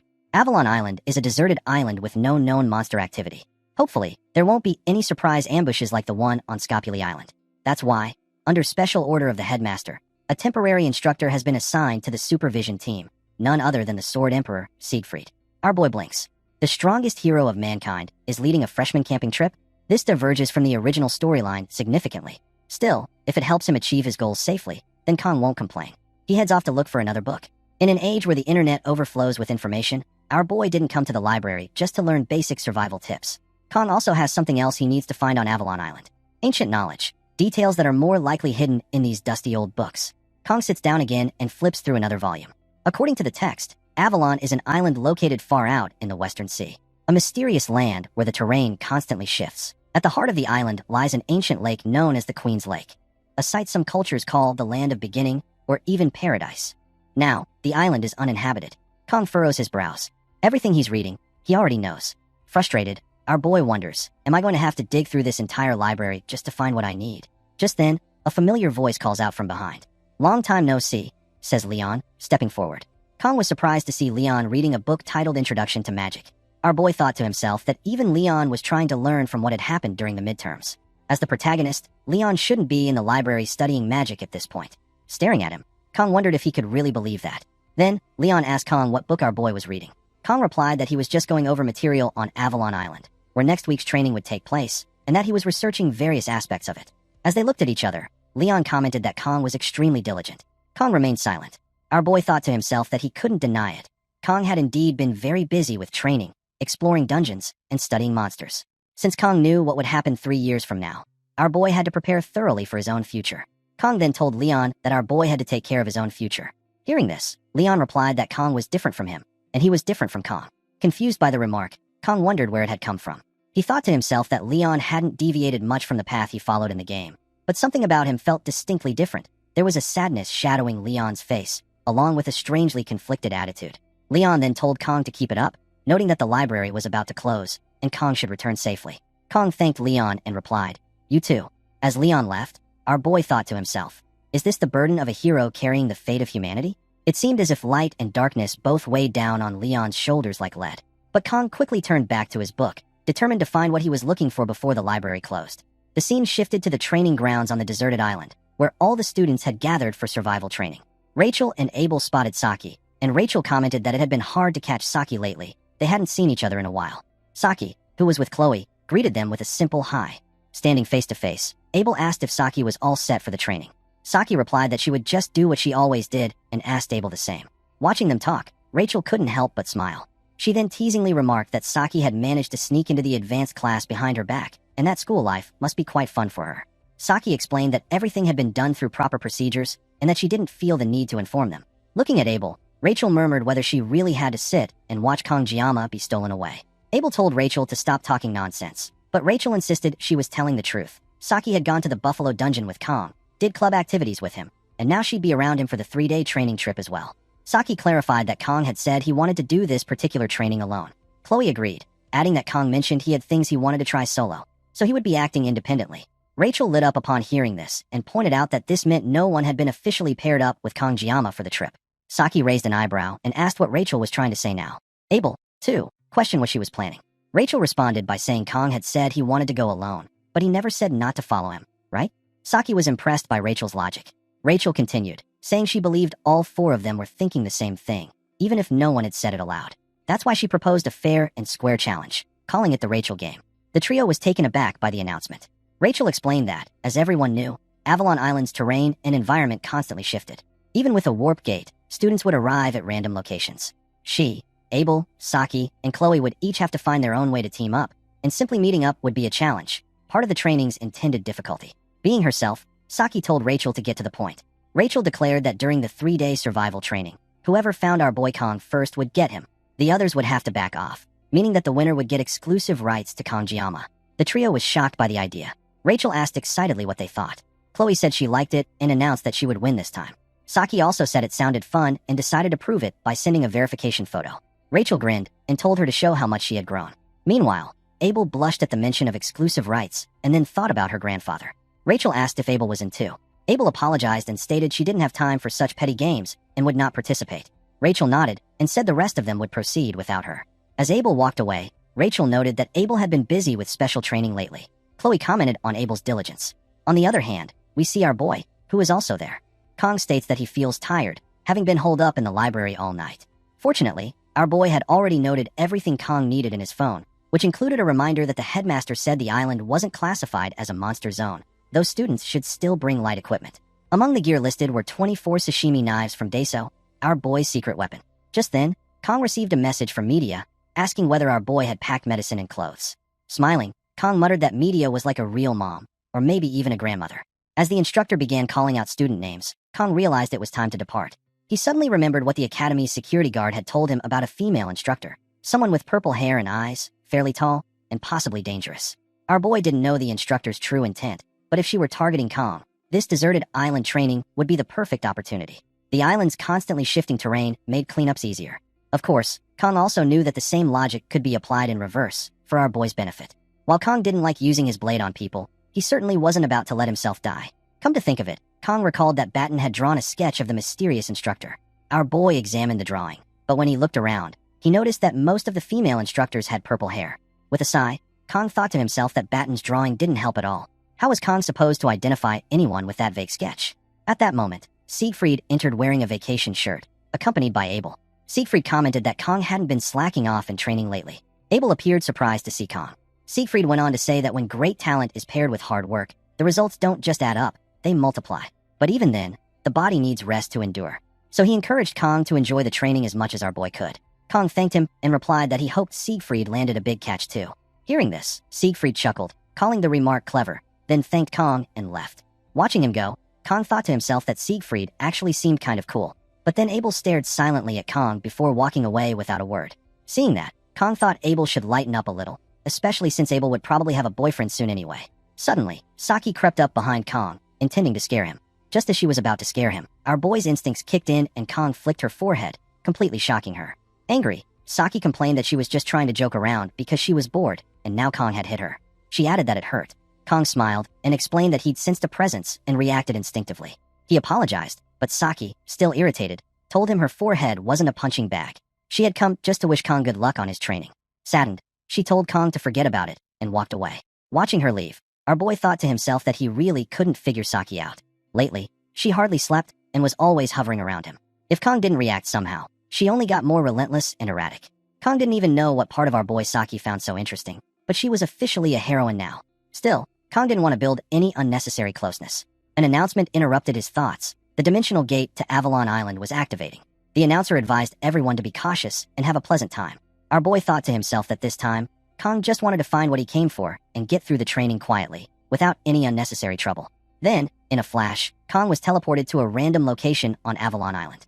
Stunned by the scenery, our boy thought to himself that it had been a year since Kong fell into this world, and only now did it truly feel like he had entered a fantasy world. He looked around and found himself standing at one of Avalon's sacred sites. This apple tree of beginning. It's Yggdrasil, Kong muttered in awe. Right then, a loudspeaker echoed across the landscape. The deserted island survival training begins now. Our boy decided to save sightseeing for later. Right now, he wanted to see if Kong could find a new blessing. Kong examines the map of Avalon Island that he copied from the library, and on it, our boy has marked the location of the Blessing of Regeneration, a rare power that can be obtained somewhere on the island.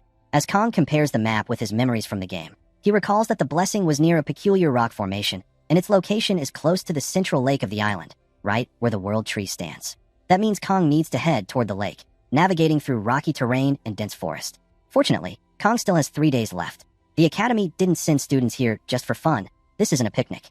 They were given a mission to find orbs scattered across the island, a treasure hunt of sorts. The more orbs a student collects, the higher their score.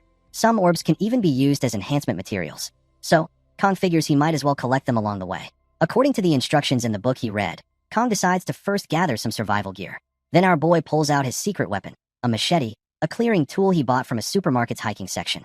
Kong notes that the machete was a bit of a splurge, bought specifically for this training mission, and tells himself that he should get used to it. After all, Kong wants to save the 50-second blessing of painlessness for a more desperate situation. He swings the machete a few times to test it out. The grip feels solid, but something still feels slightly awkward. Kong decides that if things go south, he'll just rely on the sashimi knife instead. Just then, a rabbit jumps out from the bushes.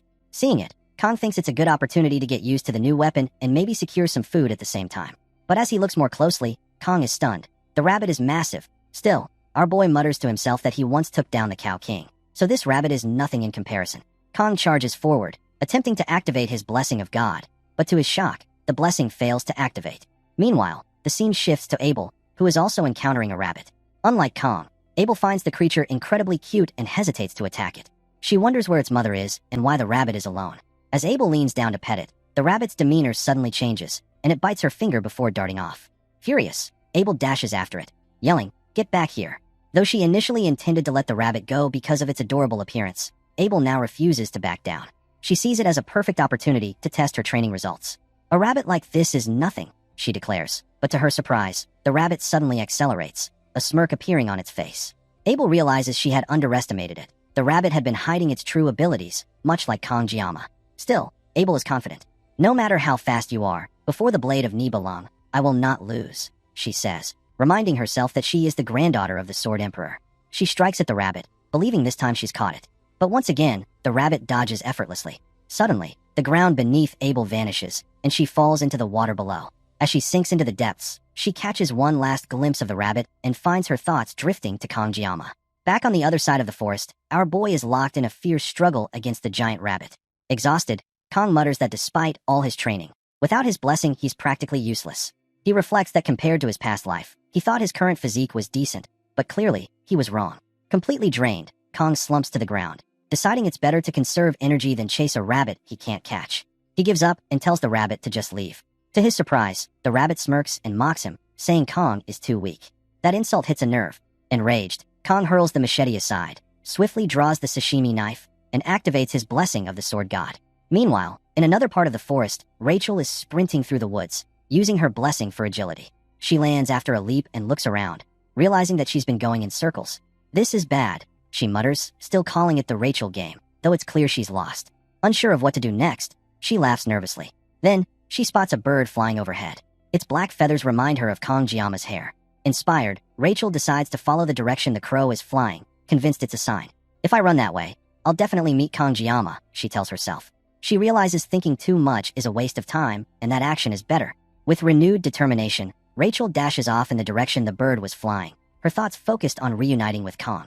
Rachel shouts with determination, declaring that she is going to see Kong Jiama now. The scene then shifts to Saki, who suddenly pauses, thinking she just heard Rachel's voice echoing in the distance. Saki decides to check her belongings: jelly snacks, a blanket, a cardigan, and her weapons. Everything is packed and ready. But Kong Jiama isn't here. Saki reminds herself that she agreed to participate in this so-called Rachel game, and she absolutely refuses to lose. She finds herself somewhere along Avalon Island's shore and knows she must now set her destination based on the island's unique terrain. The only constant landmark on the island is the world boundary, and knowing Kangjiyama's personality, Saki assumes he would choose a secluded location, most likely deep within the central forest. It's going to be a hassle, but Saki has no choice. She decides that she has to go. Deep down, she kinda wants to see Kong too, and more than that, she doesn't want to lose him. When Saki finally sees our boy, she plans to pay him back for that forehead flick, and she declares aloud that Kong should just wait for her. The scene shifts to nighttime deep in the forest, where Chloe is seen striking down wolf monsters with a single blow. Smiling confidently, Chloe whispers to herself that Kong should wait for her. At least on this island, she intends to find Kong before anyone else does, so that he will only look at her. As Chloe rushes forward, she suddenly senses a nearby presence. Her eyes light up as she realizes it's a human presence. Her heart races as she assumes it must be Kangjiyama. Meanwhile, the focus returns to our boy, who has just managed to capture his food and is now cooking it by a small fire. Suddenly, Kong senses a presence approaching. Alarmed, he notes that it doesn't feel like a beast. It's clearly someone, and possibly someone targeting our boy. Kong instantly shifts into alert mode. He knows he can't afford to let his guard down.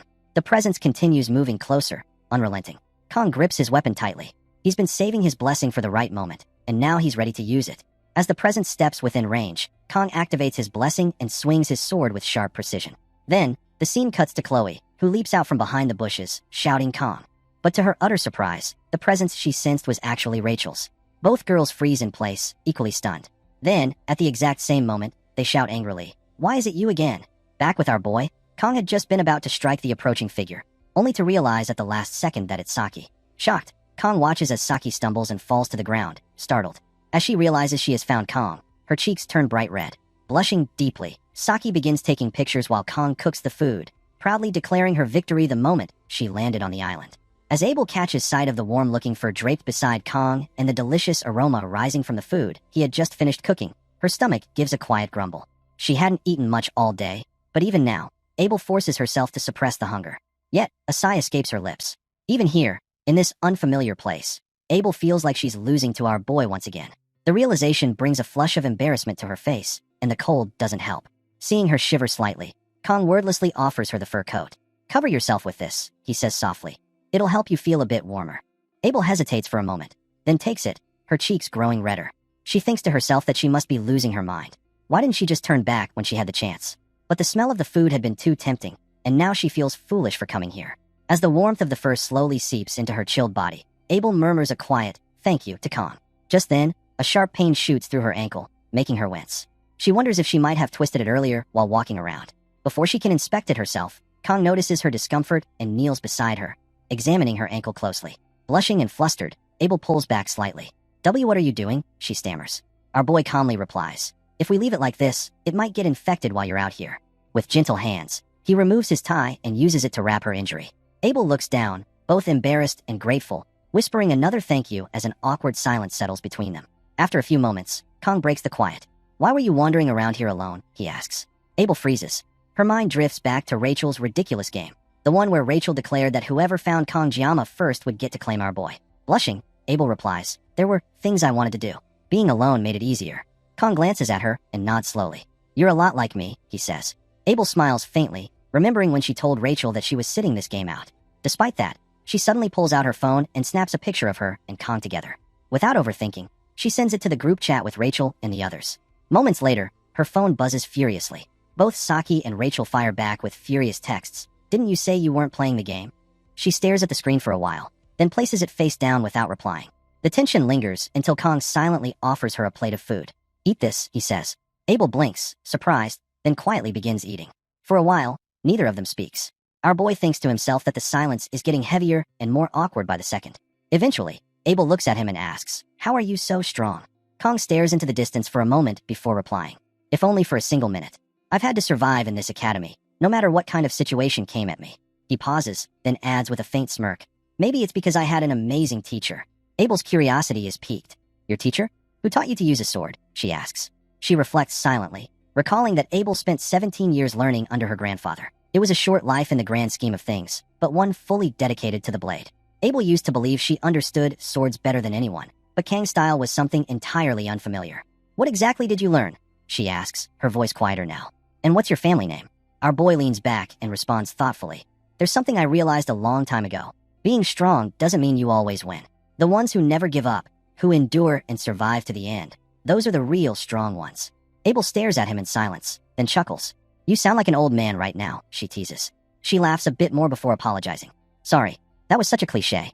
I couldn't help it. You just really reminded me of my grandfather for a second. Her laughter fades, and Kang's expression subtly changes. There's a flicker of hurt in his eyes, but he says nothing. Then Abel adds, this kind of reminds me of when we talked on the bench. It's been so long since then. Kang doesn't reply immediately, but instead offers her more food. Eat first, he says gently. She accepts the plate again, and this time, as she chews, she realizes just how good the food tastes. Warm, comforting. The scene fades into the next morning. Abel slowly wakes up, blinking against the morning light. She sits up and looks around, but Kang is nowhere to be seen. Everything he brought with him is gone. Her brows knit together. Where did he go? She wonders aloud. As she moves to sit up fully, a blush creeps onto her face as she remembers the way Kang helped her with her injury the night before. Then, unexpectedly, tears well in her eyes and start rolling down her cheeks. Surprised, why am I crying? She whispers to herself. It was the first time, perhaps in her entire life, that someone had shown her kindness without expecting anything in return. Abel had always faced hardship alone. Even when confronted by overwhelming obstacles, she endured. Even when she wanted to cry, she didn't. She had always denied herself the right to be vulnerable, believing it was her duty, her burden, as someone who carried the name of Nibalang. Through her quiet sobs, Abel murmurs, why did Kangjiyama go this far for me? Until now, she had envied, and even resented people who offered help without strings attached. But last night felt different. There are still 2 days left, she tells herself. Her hand closes around the hilt of her sword. And for me, nothing changes. If Abel simply sits and cries, then what's the point? Abel quickly decides that she should return the favor, shouldn't she? With renewed determination, she pulls the fur coat tighter around herself and moves forward. The scene shifts to our boy, deep within the forest, trekking through thick undergrowth and uneven terrain. Kang remarks to himself that while it had been chilly during the night, the sun now blazes down, making it uncomfortably hot. He wipes the sweat off his brow and thinks that Abel is probably awake by now. He had found Abel really pretty, though not in a romantic sense. Not yet, but for some reason, it always felt like Abel didn't like him very much. Kang shrugs off the thought. That's just the type of character Abel is supposed to be. The aloof noble lady, cold and distant, yet noble and proud. Still, after that unexpected encounter with her last night, Kang had chosen to show some kindness. Not because our boy had any feelings for Abel, but because she had looked so pitiful in that moment, and Kang just didn't have it in him to ignore someone in pain. Besides, showing a bit of compassion once wasn't going to drastically change the storyline. The overall plot might veer slightly off course, but compared to the scale of everything else, this wasn't exactly a game-breaking deviation. As Kang pushes forward and emerges from the thick woodland, he realizes he has exited the forest area. From the top of the hill, he gazes down at the view, the sun high in the sky. He begins his descent. Today is the day when Abel and Leon are supposed to begin developing feelings for each other. Our boy's face tightens slightly at the thought, a trace of annoyance visible in his expression. Kang mutters to himself, she's not really going to give the blanket to Leon, is she? It's at this moment that our boy gets a small, bitter taste of reality, something he hadn't been prepared for. Maybe he shouldn't have brought that blanket in the first place. With a sigh, Kang shakes his head and tells himself to stop wasting time on these pointless thoughts. There are more important things to focus on, like finding the blessing before sunset. Specifically, the blessing of regeneration, a spirit-level blessing, one rank below the renowned blessing of transfer. It dramatically enhances regenerative abilities, making recovery from injuries significantly faster. However, it's worth noting that the blessing of transfer, Kang's own unique gift, has no such limitation, as it applies only to the user, making the regeneration boost even more effective. Even the fragile Sashimi blade, known for its delicate structure, should recover partially thanks to this enhancement. At a glance, the blessing might seem incredibly useful, but Kang knows better. It won't heal every wound or make someone invincible. In the original game, this blessing was treated as a hidden piece. It didn't even contribute to Leon's growth, as he was destined to grow monstrously powerful regardless. Still, for someone like Kang, the benefits were too good to pass up. Our boy moves deeper into the clearing, scanning the area. The terrain looks eerily different from the game graphics. The landmarks are familiar but warped, like a dream remembered imperfectly. He keeps walking. Then, suddenly, Kang stops. A smile spreads across his face. He's found it, the blessing of regeneration. However, just beyond it, something catches his eye. A faint glimmer, something shining in the fading light. According to Kang's memory, the blessing was supposed to be hidden. Yet here it is, sitting in plain view beside a massive orb, gleaming like treasure in an ancient tomb. That orb wasn't supposed to be here. It's a bonus. Kang came only for the blessing and ended up discovering the orb as well. For a moment, our boy feels genuinely lucky. Finally, he mutters, luck is on my side. Until now, it felt like the world had been stingy with fortune.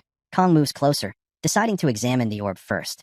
His curiosity is too strong to resist, but he also wants to grab the blessing before it gets too dark. Just as he's about to reach for the orb, it suddenly rolls off its resting place and falls down a slope. Kang's eyes widen in surprise, and before he can move, a familiar voice cuts through the silence. "I didn't expect anyone to come this deep into the forest," says Leon, stepping into view with that same calm confidence. Most of the students are still busy sightseeing around the world tree. Leon pauses, his gaze narrowing slightly. "But you came all the way here just for the orb?" Our boy stiffens slightly, eyes locking with Leon's. He hadn't expected to run into him here. Leon walks forward, his tone shifting. "Or maybe you had another reason to come all this way." Kang remains calm, but serious. "I saw the orb from a distance and came to investigate, nothing more." Leon raises an eyebrow and slowly draws his sword, its blade shimmering with a blue aura. "Then I guess I have no choice," he says. With a flash of steel, Leon lifts his weapon and declares, "If you want the orb, you'll have to defeat me first." Our boy immediately recognizes the weapon Leon is wielding, the Twilight Blade. The day Leon was born, half the world seemed to smile upon him, as if destiny itself had chosen him for greatness. Later, Leon stumbled upon the hero's emblem, a symbol of his inevitable rise. Yet, amidst this unfolding tale, Kangjiyama found himself bewildered. By now, Leon should be with Abel. Today was supposed to mark a significant turning point in the story. So why was Leon here, swinging his sword, rather than fulfilling that destined moment? Our boy pondered this inconsistency, his mind racing. Could it be that Kang had unknowingly disrupted an important event between Leon and Abel? But no, nothing unusual had occurred overnight when the two had been together. Even if Leon had discovered something unsettling, fighting over it would have been utterly pointless. Still, something felt off. As Leon gracefully swung his new sword, the glint of its blade caught our boy's eye. His heart skipped a beat. He recognized it instantly, Bamong. Yet, something was different. The sword, infamous in the lore, appeared incomplete. Bamong, the most cursed and wicked demonic sword within the setting, lay before him. At its heart gleamed a blue gem, the Ether Jewel. This gem was no ordinary adornment. It was a catalyst capable of imbuing holy power into the demonic blade, suppressing its chaotic magic. However, since Bamong itself was born of magic, the jewel could only temper its nature so much. The true character of the wielder would always seep through. In the original game, Bamong was a blade of duality. Depending on the player's choices, it could manifest as either a sword of salvation or one of ruin. A chilling thought crossed our boy's mind. Could Leon be teetering towards the darker path? Before he could delve deeper, Leon interrupted, his tone casual. "Think of this as a friendly sparring match," he said, stepping forward. "I've never been good at lying." The honesty in Leon's words unsettled our boy. He realized Leon intended to use Bamong to sharpen his own skills, even if it meant using Kang as a stepping stone. Though he could somewhat understand Leon's actions, this was all speculation. One fact remained certain: the so-called orb was merely a convenient excuse. With a serious expression, Leon declared, "I don't have much time. Let's get started." Without waiting for a reply, he charged at Kang with blistering speed. The scene then shifted. Elsewhere, Saki was visibly irritated as she crossed paths with Batten. Her frustration boiled over. "Of all people, why did it have to be you?" she snapped. Batten, clearly confused, retorted, "Do you think I wanted to run into you?" Saki's glare intensified. "Those who sent you clearly have no sense of direction. Stop shouting and just follow me quietly," she huffed. But Batten, never one to back down, raised an eyebrow. "Are you looking for someone? Could it be Kangjiyama?" Saki's immediate yes triggered a mischievous grin from Batten. "Don't tell me, Saki, you've caught feelings for him. Why would you think that?" Saki shot back, flustered. Batten chuckled. "Just a month ago, all you did was lounge around the archery range. But ever since you started hanging around Kangjiyama, you've been strangely proactive.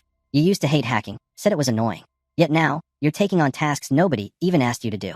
That's not like you." Saki abruptly halted. Batten, caught off guard, bumped into her. Irritated, he grumbled, "You can't just stop like that." With a faint blush coloring her cheeks, Saki murmured, "Was it really that obvious?" Batten's playful demeanor shifted. "Have you been possessed or something? Or maybe someone used a spell on you," he teased. Enraged, Saki delivered a sharp punch to Batten's face. But their quarrel was interrupted by a sudden, deep rumble. "What was that?" Saki asked, alarmed. "An earthquake, maybe?" Batten guessed. "No," Saki responded, her eyes narrowing. "This feels different. This is Kangjiyama." The narrative returned to Leon and Kang. In a single, fluid motion, Leon shattered our boy's machete. Kang's eyes widened, stunned by Leon's overwhelming strength. "Why aren't you fighting back?" Leon questioned, stepping closer. "Even if you knew I'd miss, isn't it disrespectful to stand there doing nothing?" Meanwhile, our boy's thoughts raced. Honestly, Kang hadn't even reacted. He hadn't expected Leon to actually swing Bamong. But now, with reality catching up, he couldn't just recklessly engage in a battle he didn't comprehend. Our boy hesitated. If Kang activated his blessing, he might overwhelm Leon. Yet, if he faltered, Leon, wielding the protagonist's blessing, the miracle blessing, would undoubtedly defeat him. This delicate balance made every move treacherous. Leon, seeing Kang's internal struggle, offered no reprieve. "Pick up your sword," he said firmly. This duel was always going to happen. With that, Leon lunged again, striking with precision and force. On the sidelines, our boy found the situation absurd. To face a monster like Leon without the aid of a blessing was nothing short of reckless. Realizing the inevitable, Kang activated his blessing. As their weapons clashed, a tremendous explosion of aura erupted around them. Energy rippled through the air as the two combatants locked blades, neither yielding an inch. Both Kang and Leon, now fully engaged, mirrored each other's ferocity. But as they continued to exchange blows, our boy instinctively backed away from Leon's relentless assault. Yet Leon, ever the aggressor, wasted no time. Seizing the opening, he charged at Kang once more, swinging Bamong with lethal intent. Our boy, however, managed to evade the strike by a hair's breadth. The battle had only just begun. To Kang's surprise, Leon swung his sword once more, this time from the right with lightning speed. Kang barely managed to evade the strike, shifting his weight just in time. But Leon, relentless as ever, gave Kang no room to breathe. Without wasting a single second, he launched a frontal assault. He launched a frontal strike. Yet again, our boy instinctively pushed himself away, narrowly dodging the deadly strike of Bamong's blade. Realizing he needed to change tactics, Kang swiftly reached into his bag and retrieved his trusted Sashimi swords. Without hesitation, he hurled them toward Leon, aiming to create an opening. However, Leon's combat prowess was on full display. With a single, fluid swing of Bamong, he effortlessly deflected and shattered every one of Kang's thrown blades, rendering the attempt futile. The sheer force behind Leon's counter left Kang momentarily stunned. Before he could react, Leon surged forward, closing the distance between them in the blink of an eye. Kang's eyes widened in disbelief as Leon appeared right before him, sword poised to strike. At the very last second, Kang dropped to the ground, narrowly ducking beneath the incoming strike. Leon's blade, though missing its intended target, collided with the stone pillars behind Kang, obliterating them into a cascade of rubble. Seizing the moment, Kang used the crumbling pillars to his advantage. With agile movements, he leapt from one broken column to another, creating distance between himself and the relentless protagonist. Our boy thought to himself, Leon's growth since the midterms is on an entirely different level. There has to be a limit to protagonist buffs, right? Yet here we are, Leon keeps leveling up while the rest of us struggle to keep pace. But before Kang could even catch his breath, Leon was upon him once more. Like a shadow that refused to be outrun, Leon matched Kang's every step, his blade flashing as he struck again. Kang, relying on pure instinct and reflex, managed to dodge yet another devastating attack. The ground beneath him cracked and crumbled from the sheer impact of Leon's strike. For a brief moment, Kang noticed a shift. The vibrant aura enveloping Leon's sword began to flicker, its brilliance dimming ever so slightly. It was a sign Leon was finally tiring. Recognizing this opportunity, our boy steeled himself. With his Sashimi sword now firmly in hand, and his blessing of the sword god activated, Kang advanced toward Leon. As Kang closed the distance, his voice cut through the tension. "Why, Leon? Why are you going this far?" he asked. Leon's gaze drifted upward, his expression distant as if recalling a memory. He remembered the words of a higher being, a voice that had once told him, "If it's you, Leon, you can bring happiness to everyone in this world." That promise, that burden, weighed heavily on him. Suddenly, the aura surrounding Leon reignited, but this time it radiated a golden yellow hue.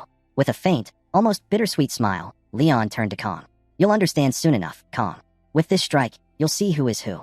In an instant, Leon unleashed his power. The entire area was engulfed in his golden aura, the light suffocating and overwhelming. He charged forward, his sword gleaming with righteous fury, aiming to land a decisive blow on Kang. But our boy was ready. Channeling the full might of his blessing of the sword god, Kang met Leon head-on. With a single, perfectly timed strike, Kang's Sashimi sword clashed against Bamong, shattering the oppressive aura and sending a shockwave rippling through the battlefield. Leon's attack faltered, and the golden glow emanating from Bamong faded away. Staggering back, Leon found himself defeated. In the quiet aftermath, Leon's thoughts turned inward. The voice believed in me, he mused, believed I was the one who could bear this destiny. Yet as his gaze fell upon Kang Jiama, standing tall, unwavering despite everything, an unsettling realization dawned upon him. It should have been Kang Jiama. He was the one who deserved to be chosen, not me. After defeating Leon, Kang turned around, only to be surprised by the sight, or rather, the absence, of Leon. The space where Leon had stood just moments ago was now empty. Kang frowned, his thoughts swirling. That was an unexpected duel, he mused, reflecting on how Leon had approached him. He suspected Leon had used the duel as a means to challenge himself, to grow as a hero and sharpen his strength. But Kang wasn't one to simply play along with someone else's intentions. "I'm not about to lose to anyone," Kang thought, determination flaring. Leon hadn't even attacked in a way that made it easy for Kang to finish things quickly. One wrong move, and Kang could have sustained a serious injury. He had tried his best to avoid harming Leon, which resulted in him constantly dodging and evading. Even so, Kong admitted to himself, Leon's growth is impressive, truly fitting for the protagonist. Kong also noticed that he might have inflicted some minor damage on Balmon. But as long as a skilled blacksmith could repair the sword and collect more components, achieving its complete form wouldn't be a problem. At least he hadn't seriously hurt Leon himself. In the end, Kong had emerged victorious, and for now, that was enough. He reached down and grabbed the orb that lay before him. Suddenly, a shimmering window appeared in front of his eyes, congratulating him on acquiring a new blessing, the blessing of regeneration. The description revealed that it rapidly multiplied damaged cells to heal Kang's body, though it couldn't fully mend serious injuries. Kong tilted his head thoughtfully. Is this a passive blessing? He wondered. To test it, he focused on the wound on his arm. To his amazement, the wound healed instantly. Relief washed over him, and a small smile touched his lips. The blessing's effects are quite effective. I'm glad I got what I came for. That was tough. The scene shifted to later that night. Kong sat alone, his mind returning to the duel with Leon. Was it really because of Abel? He pondered. When Leon had said that the duel was bound to happen sooner or later, the intensity of the moment had left Kong unable to question it. What did Leon mean by that? His thoughts darkened as he considered Leon's place in this world. But before that, the real mystery was Kong himself. After all, it was Kong who had been thrown into this world in the first place. He resolved to keep moving forward, to do what he needed to do. Even in his previous life, Kong had possessed a fiery, unyielding personality. Though he had restrained himself lately, his sense of justice had never wavered. Back then, he had often found himself in confrontations with rude customers, never backing down, driven by an innate sense of fairness and integrity. At first, Kong had tried to avoid interfering with the main storyline. But as time passed, he realized that simply protecting himself became his top priority. Even though his actions were initially motivated by a desire to acquire a blessing that wouldn't alter the main plot, he had ended up clashing with Leon today. And now, he was facing threats of assassination. Kang's life is truly on the line, he thought grimly. If it comes to that, I'll have to bring down a person, not a monster. With a sigh, Kong looked up at the night sky. Am I really okay? He wondered. Maybe I need to learn how to take it easy for once. Just then, a familiar voice startled him from behind. You talk too much, Saki said, her tone half annoyed and half amused. You should just act like yourself. Startled, Kong turned around, his heart skipping a beat. For a moment, he thought he was hallucinating from exhaustion. Am I imagining things? He wondered. If Saki were really here, she'd probably be nagging me just like that. His mind wandered, wondering what the others were up to. Meanwhile, elsewhere, Saki and Batten were seated far apart, clearly avoiding each other. Saki had even drawn an imaginary line between them, warning Batten that if he dared to cross it, she would teach him a lesson. At the same time, Rachel showed Chloe a picture that Abel had sent in the group chat. Chloe, upon seeing it, was left speechless. Her stunned expression made Rachel laugh uncontrollably. Back in his solitary spot, Kong thought of his friends, and despite everything, he couldn't help but smile faintly. The scene shifted once more to a few moments later. Kong, exhausted, had fallen asleep. However, danger loomed nearby. In the shadows, a group of assassins had found him, their weapons poised for a surprise strike. As Kong lay there, oblivious to the danger, the assassins hurled their blades toward him. At that critical moment, Kang's instincts kicked in, and he woke up just in time to narrowly dodge the attack. However, one blade grazed his arm, leaving a shallow scratch. Witnessing this, Perik, one of the assassins, turned to his captain and whispered in disbelief. Is that guy really just a student? His skills are incredible. Perik's eyes narrowed thoughtfully. We should consider scouting him ourselves, he added. But the captain silenced him with a sharp glance. Quiet, quiet, she ordered, her tone low and commanding. On the other hand, Kong recognized the woman standing before him. It was Lei Shun. Lei was the infamous leader of the assassin group known as Undertaker, and later, she would become the first half-demon that Leon ever faced. Originally, Lei was the daughter of a noble family, but after her family's betrayal and subsequent downfall, she was cast out and left to fend for herself. Stripped of her status, Lei turned to the dark world of contract killing.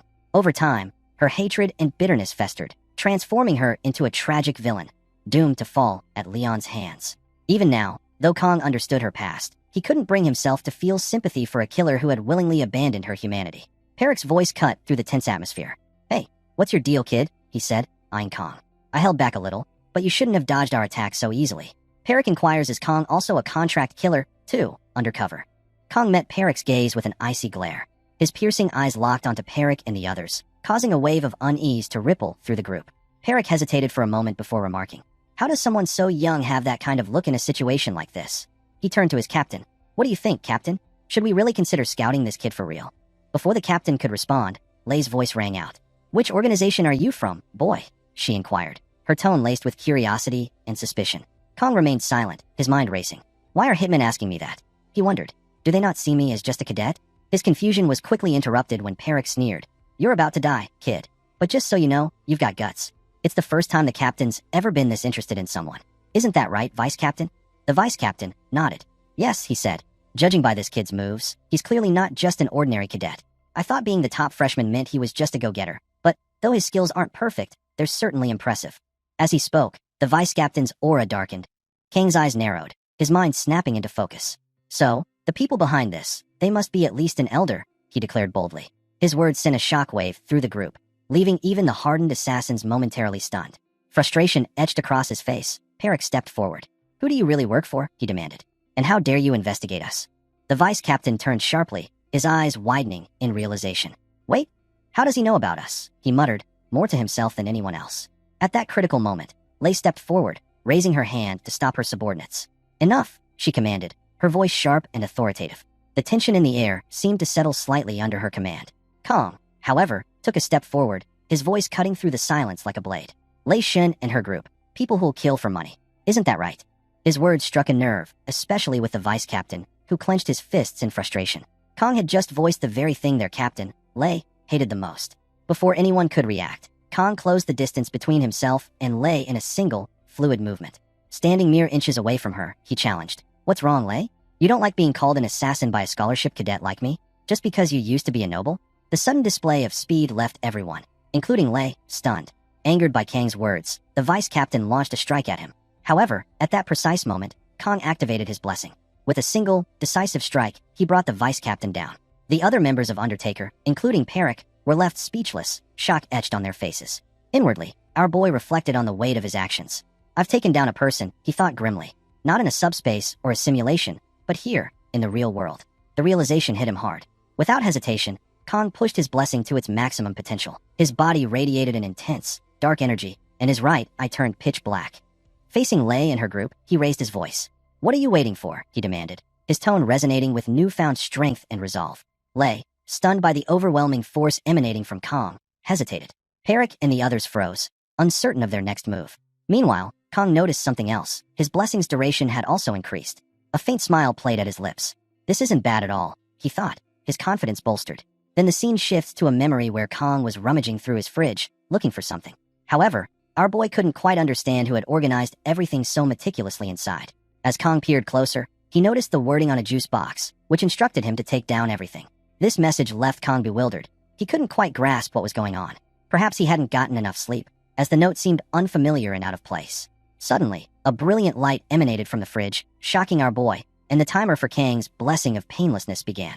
The system's voice echoed once again, urging Kong to eliminate everything that stood in his way. The narrative shifts back to the present, where Kong has just defeated the vice president of the Undertaker group.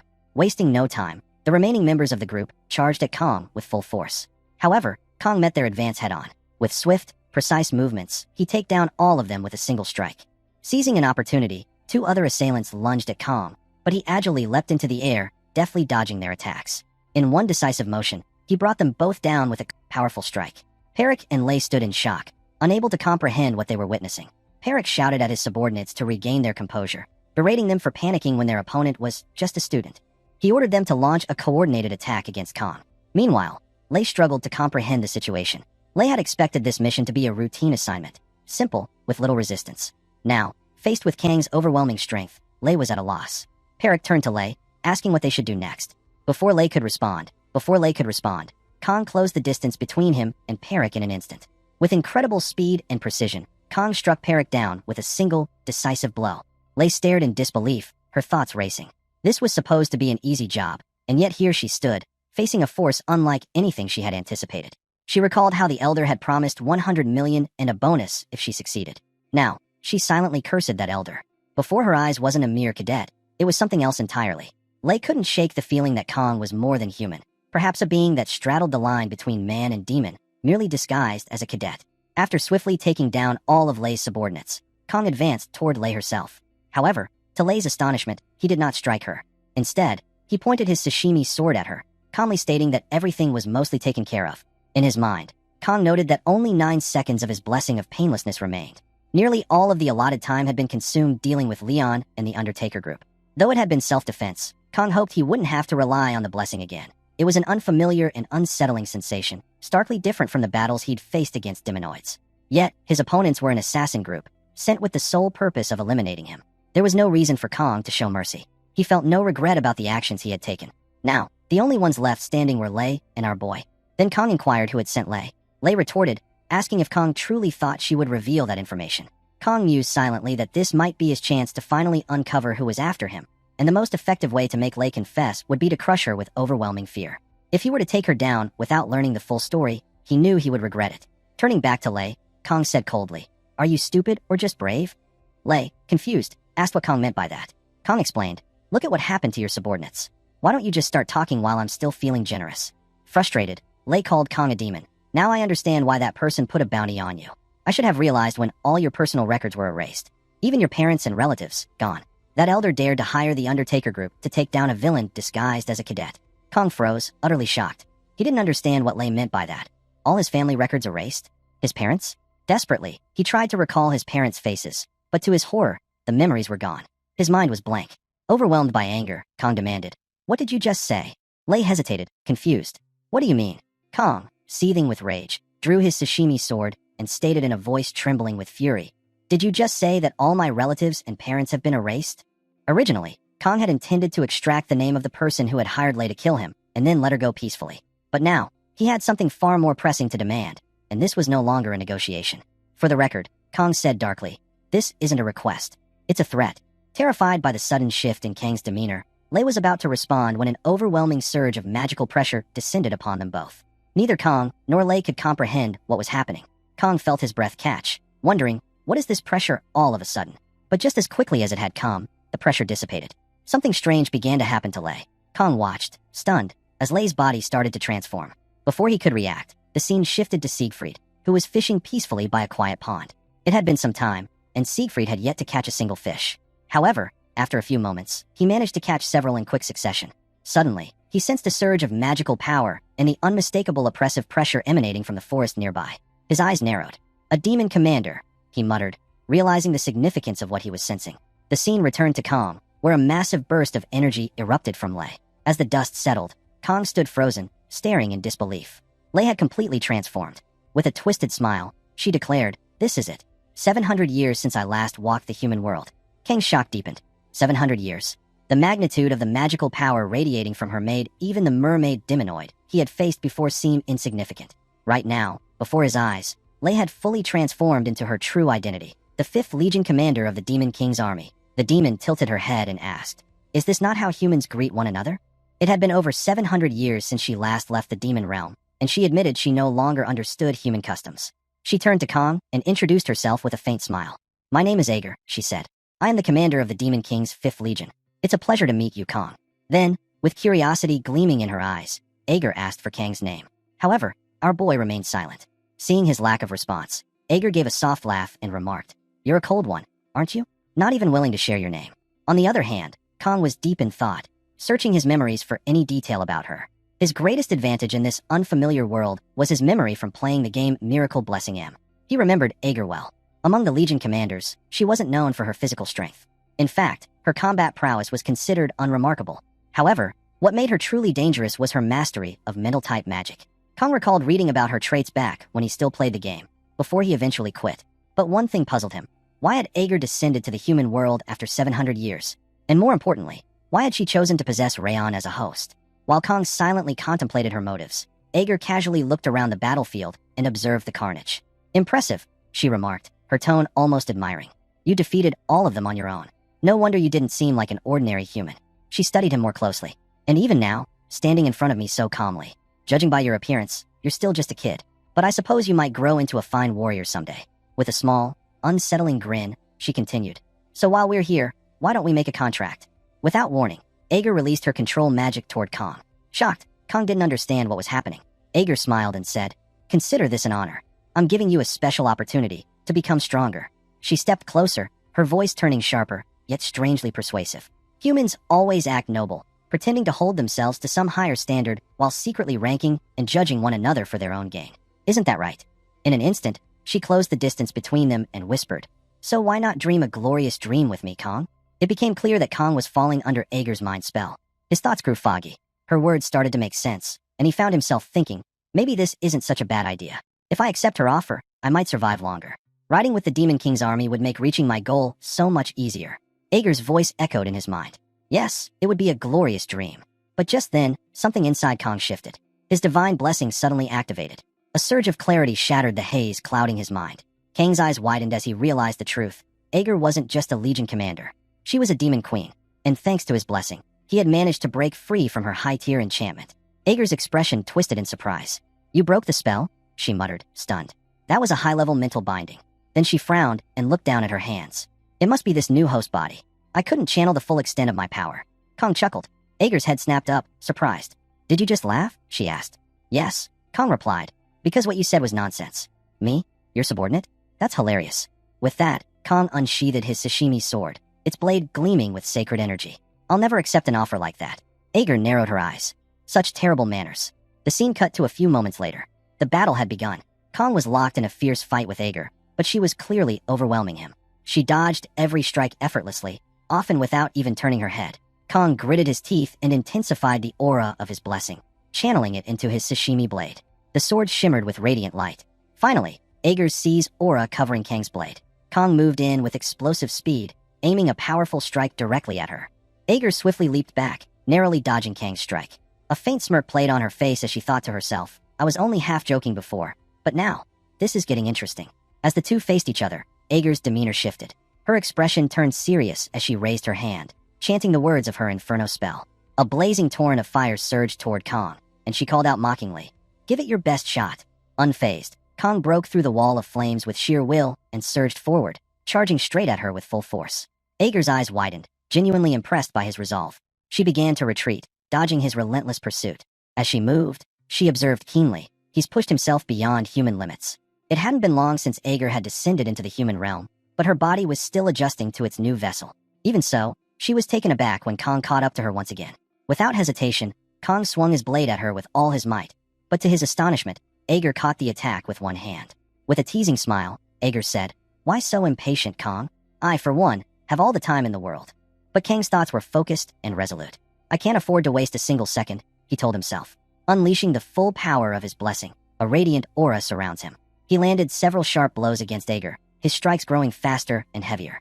Kong knew he had only 4 seconds left under the full power of his blessing. Just 4 precious seconds. Pouring everything into a flurry of attacks, he pressed forward, forcing Aeger to block and retreat. She observed silently, her thoughts racing. He's getting faster, stronger. When the final seconds ticked away, Kong stood breathless, his body trembling from exhaustion. The blessing had completely worn off. Meanwhile, Aeger calmly lifted her injured hand, and with a single incantation, healed it instantly. "It would be a waste to let someone like you slip away," Aeger said aloud. Her eyes gleamed with intrigue. "That burning spirit of yours, sacrificing your body just to keep up with me. And at your age, you're showing more promise than the child once foretold to be the Demon King's vessel." Smiling with newfound interest, she added, "Well now, I've adjusted to this body and this world. Let's see if you're truly the one who can fulfill my wish." Her tone darkened slightly. "But first, you'll need to pass one final test." Raising her hand, Aeger summoned another blazing spell, her voice sharp and commanding. "Endure this much, at least." She launched the flaming attack directly at Kong. Just as the spell was about to strike him, a blur of silver appeared. Siegfried arrived, sword drawn, and intercepted the spell midair. "Kong, are you all right?" Siegfried shouted over the roar of magic. Aeger's expression darkened as she saw the interruption. "Siegfried," she said coolly, "this is between me and Kong. I suggest you stay out of it." But Siegfried didn't budge. His stance remained firm, shielding Kong with unwavering resolve. Aeger narrowed her eyes. "Very well. Let's see if your interference makes a difference." She released the full might of her spell, sending it head-on towards Siegfried. The scene abruptly shifted. Everything around Kong turned white. He floated in an endless void, weightless and dazed. As he slowly opened his eyes, he muttered, "Am I dead?" But the haze cleared, and Kong found himself back in the real world. His eyes widened in shock. In front of him stood Siegfried, blade still drawn, having fully blocked Aeger's powerful attack. The scene shifts to a few moments earlier, where Siegfried intercepts Aeger's powerful strike. As he blocks the attack, he thinks to himself, such unmatched talent shouldn't be wasted in a place like this. Kong Jiama, this child might be the one to finally break the cursed chain between humans and demons. Though Siegfried successfully deflects the blow, his arm is caught in the clash and sustains a severe injury. But Siegfried remains standing, unshaken in the face of the demon before him. He knows in his heart that Kong will become humanity's hope. Wincing from the pain, Siegfried coughs and glances at Kong, who is slowly regaining consciousness. He softly urges Kong to rest and let his body recover.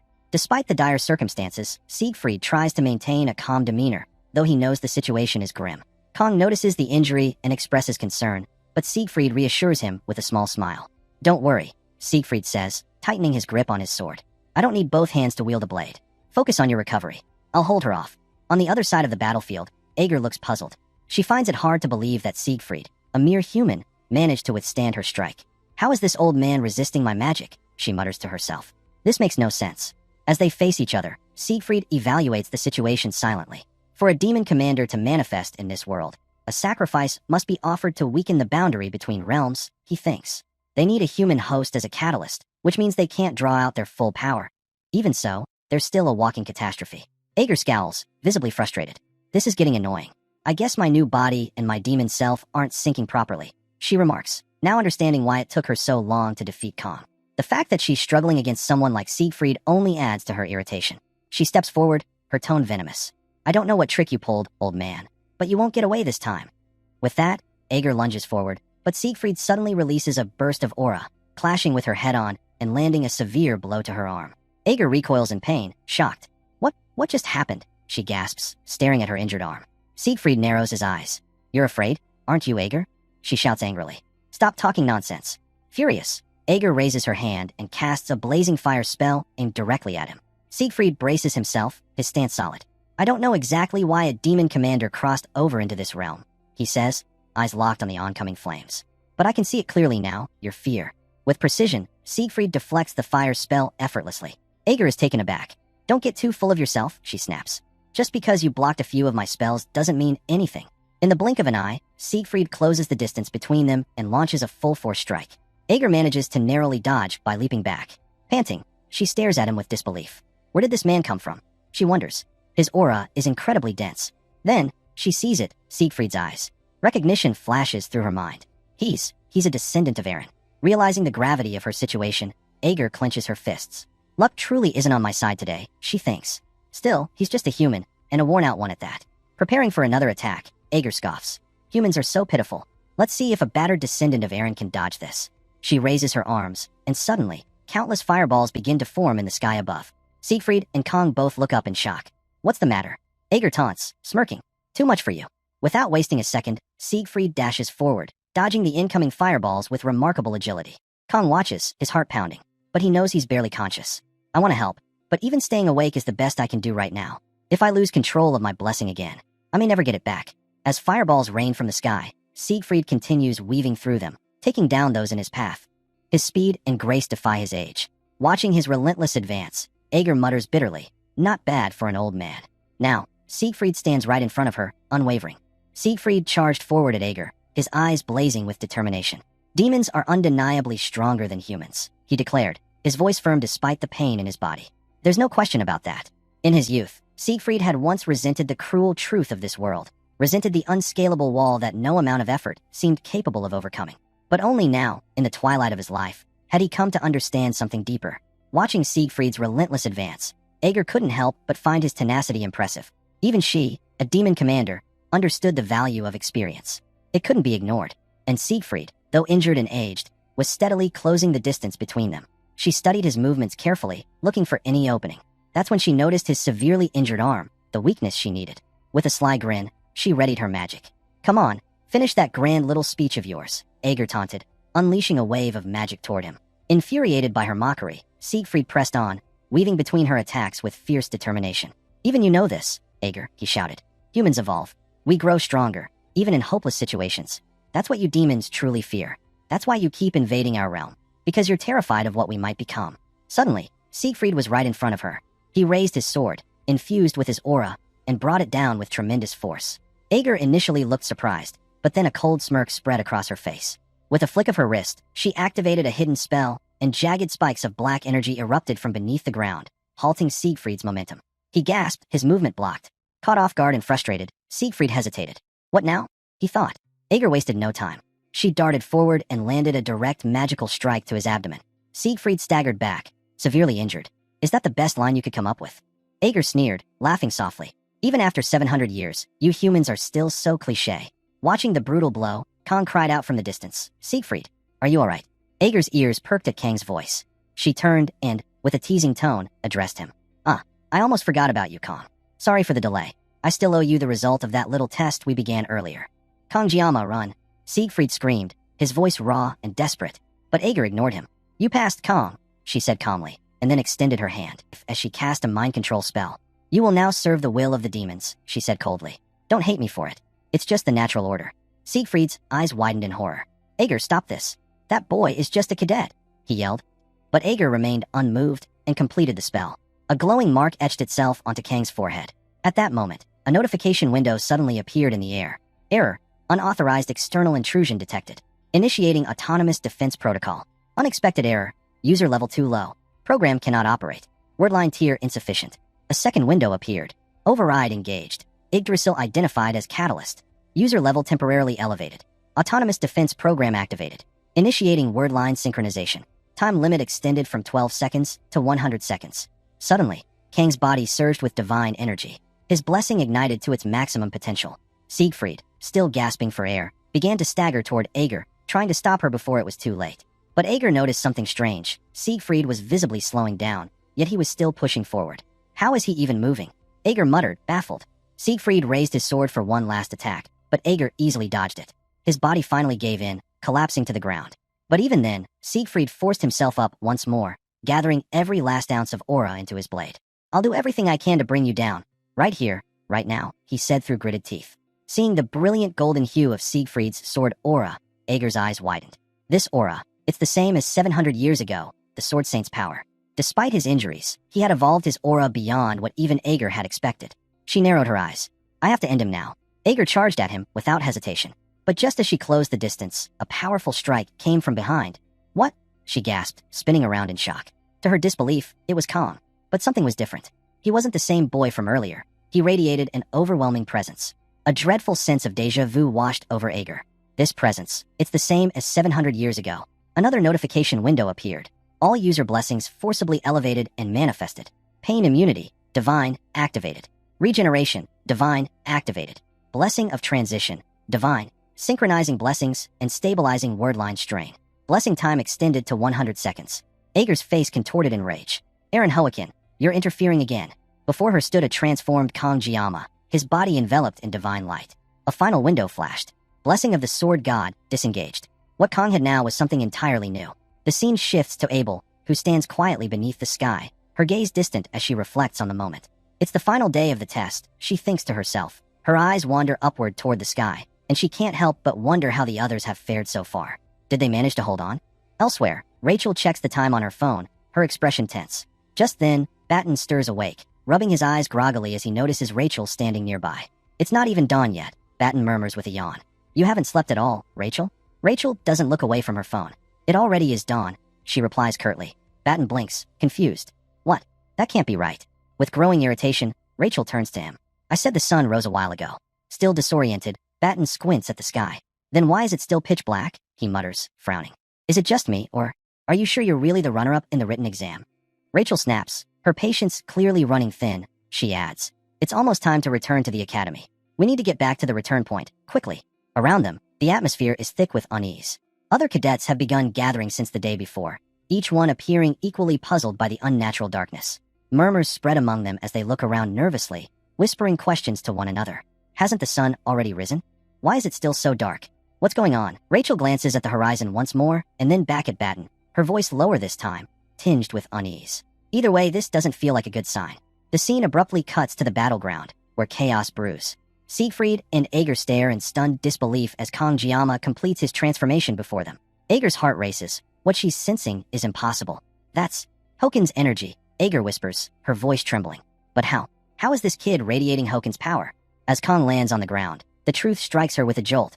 It really is him. Kongjiyama. And yet, his aura carries the unmistakable mark of Hoakin. How is he using Hokin's power? She mutters, her mind racing. I was careless. I thought. No, I knew. Hoakin was just a human. There's no way he could still be alive. Panic creeps into her thoughts. This situation was already bad, but now it's far worse. Ager's new body, still unfamiliar and underpowered, is a poor match for what stands before her. Her judgment, too, feels clouded, and she can't comprehend how Kong managed to replicate Hokin's power so precisely in the strike he landed earlier. On the other side, Siegfried, severely injured and barely staying conscious, can only watch, utterly lost. He drops to one knee, unable to make sense of what's happening. Then Kong approaches. Without a word, he raises a hand, and a soft glow surrounds Isekai'd. A surge of energy rushes through him. In a matter of seconds, his wounds vanish, completely healed. Isekai'd stares at himself in disbelief. My injuries, they're gone, just like that? What kind of power is this? Kong doesn't answer. Instead, he closes his eyes for a brief moment. When he opens them again, crackling lightning begins to swirl around him like a cloak. The air hums with raw energy. And then, without warning, he disappears. Before Aegir can even react, Kong reappears directly behind her. She gasps. I didn't even see him move. She thinks, terrified. Something's wrong. Very wrong. She can't read his movements, can't follow his strikes. Is it just her weakened body? No, this is something else entirely. This is beyond perception, she whispers to herself. Kong Jiama, he's not human anymore. Faced with no other option, Aegir makes a decision. She clenches her fists, gathering her remaining strength. Fine then, she mutters. You leave me no choice. She speaks aloud, her tone regretful yet resolute. About what I said earlier. I take it back. You're more than worthy to be the demon lord's vessel. She raises both hands, channeling a terrifying surge of dark magic. But if I don't defeat you right here and now, you'll become the greatest threat to demonkind's future. The air ignites with hellish heat as she activates her most powerful spell, Black's Flame. A torrent of demonic fire explodes toward Kong. Even Isekai'd, standing at a distance, can feel the immense heat. Aegir's eyes narrow with grim determination. See you later, Kong Jiama. The spell roars toward its target, but Kong doesn't move. Isekai'd gasps. Why isn't he dodging? Kong simply stands there, lightning flickering across his form, and then, the flames reach him. At that critical moment, Kong Jiama activated a series of divine blessings. First came the blessing of flexibility, followed by the blessing of regeneration and the blessing of transference. As a final surge of energy flooded the battlefield, the blessing of the sword god began to release its power. Standing tall amidst the chaos, Kang's voice echoed with unshakable resolve. I will bring everything down. As Aegir's devastating spell surged toward him, Kong gripped his sashimi blade tightly. With a swift, precise motion, he unleashed a strike empowered by the heavenly sword technique. The sheer force of his counterattack didn't just stop the incoming spell, it completely shattered it. The wave of energy, rather than dissipating, continued forward and crashed into Aegir herself. Caught off guard, Aegir's eyes widened in disbelief. The force of Kang's strike hit her directly, sending her crashing to the ground with brutal impact. The scene abruptly shifted. Back at the return point, the students who had been anxiously waiting looked up at the sky. Slowly, the thick, ominous clouds began to part. The first rays of sunlight broke through the darkness, casting golden beams across the earth. Murmurs spread among the cadets as they stood, speechless, mesmerized by the sight of the long-awaited sunrise. Meanwhile, back on the battlefield, Aegir lay sprawled on the scorched ground. Her body was severely injured. She tried to initiate her regeneration spell, but nothing happened. Her body remained limp and broken. It felt as though the very source of mana had been disrupted. Terror crept into her voice as she whispered to herself, at this rate, I'm going to die. Kong, who had been standing silently in front of her, finally collapsed. His body, overwhelmed by the power he had unleashed, gave out. He fell forward, exhausted, completely drained. Aegir forced herself to move. She gritted her teeth, trying to gather the last remnants of her mana. Her body trembled as she pushed forward. I can't die like this, she thought desperately. If I let Kong Jiama live, it will spell catastrophe for all of demonkind. Even if I'm going down, this is my only chance. Channeling every ounce of strength she had left, Aegir conjured one final spell, her signature fire magic. Flames surged in her palm as she prepared to strike down Kong once and for all. But before she could release it, Isekai'd, with unwavering resolve, Isekai'd charged in, strike at Aegir with his sword, interrupting her final spell. Aegir cried out as the attack connected, her weakened body unable to defend itself. You forgot about me, Isekai'd said coldly. You're no different than the 6th commander, Bamon. But I'll admit, your spells were far more powerful than his. Without hesitation, Isekai'd unleashed a final technique, his aura sword. The blade glowed with concentrated energy as he struck Aegir down once and for all. Aegir collapsed, defeated. Isekai'd spoke with quiet defiance. My name is not a descendant of Eren. My name is Isekai'd von Nibelung. With that, he turned and rushed toward Kang's, falling to his knees beside him. His hands moved quickly as he checked for injuries. Come, hang in there, he murmured. After a moment of inspection, Isekai'd sighed in relief. His breathing is steady. A few blocked meridians, but no critical wounds. He's not in immediate danger. Even so, Isekai'd couldn't shake the questions racing through his mind. What exactly had Kong become during that earlier transformation? That overwhelming power, that divine presence. It was unlike anything he had ever seen before. His thoughts turned inward. What are you, Kong Jiama? Long ago, since ancient times, humanity believed that everything in the world carried a will of its own. Storms, floods, and comets falling from the night sky. Such phenomena have always filled mankind with awe and fear. And yet, Paradoxically, those very forces were worshipped. People revered them, begged for protection, for favor, for power. Over time, these forces came to be known by many names, calamities, or gods. The scene shifts to the forest, where a portal has opened and the academy's teachers have arrived to retrieve the students.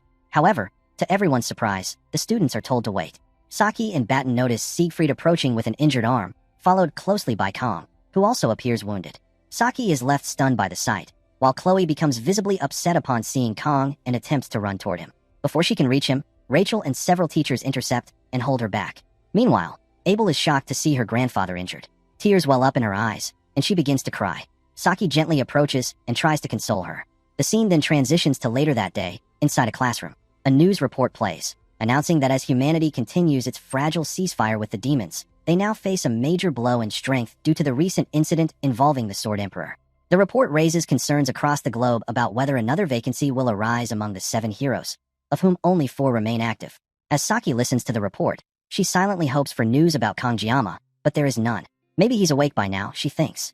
A group of students nearby begins talking about not having seen the special admission student lately. They recall witnessing Kong being carried off Avalon Island and speculate about his condition.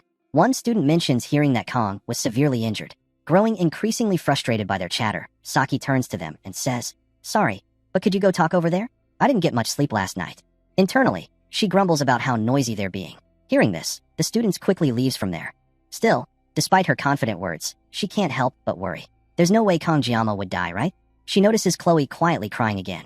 Saki feels a pang of sympathy. Chloe hasn't stopped crying since that day. Despite reassuring Chloe that Kong would be fine, even Saki has to admit, she's scared. It's been over a week since they last saw him. She recalls how, when they tried to visit him, the staff informed them that visitors were strictly prohibited. The trio, Saki, Batten, and Chloe, had been surprised by this. Batten had argued, "We're students too. We just want to check on our friend." But the staff had firmly replied that the restriction was a direct order from the academy director. Chloe, unable to accept it, tried to push past, but Saki and Batten held her back. Saki now reflects on that moment.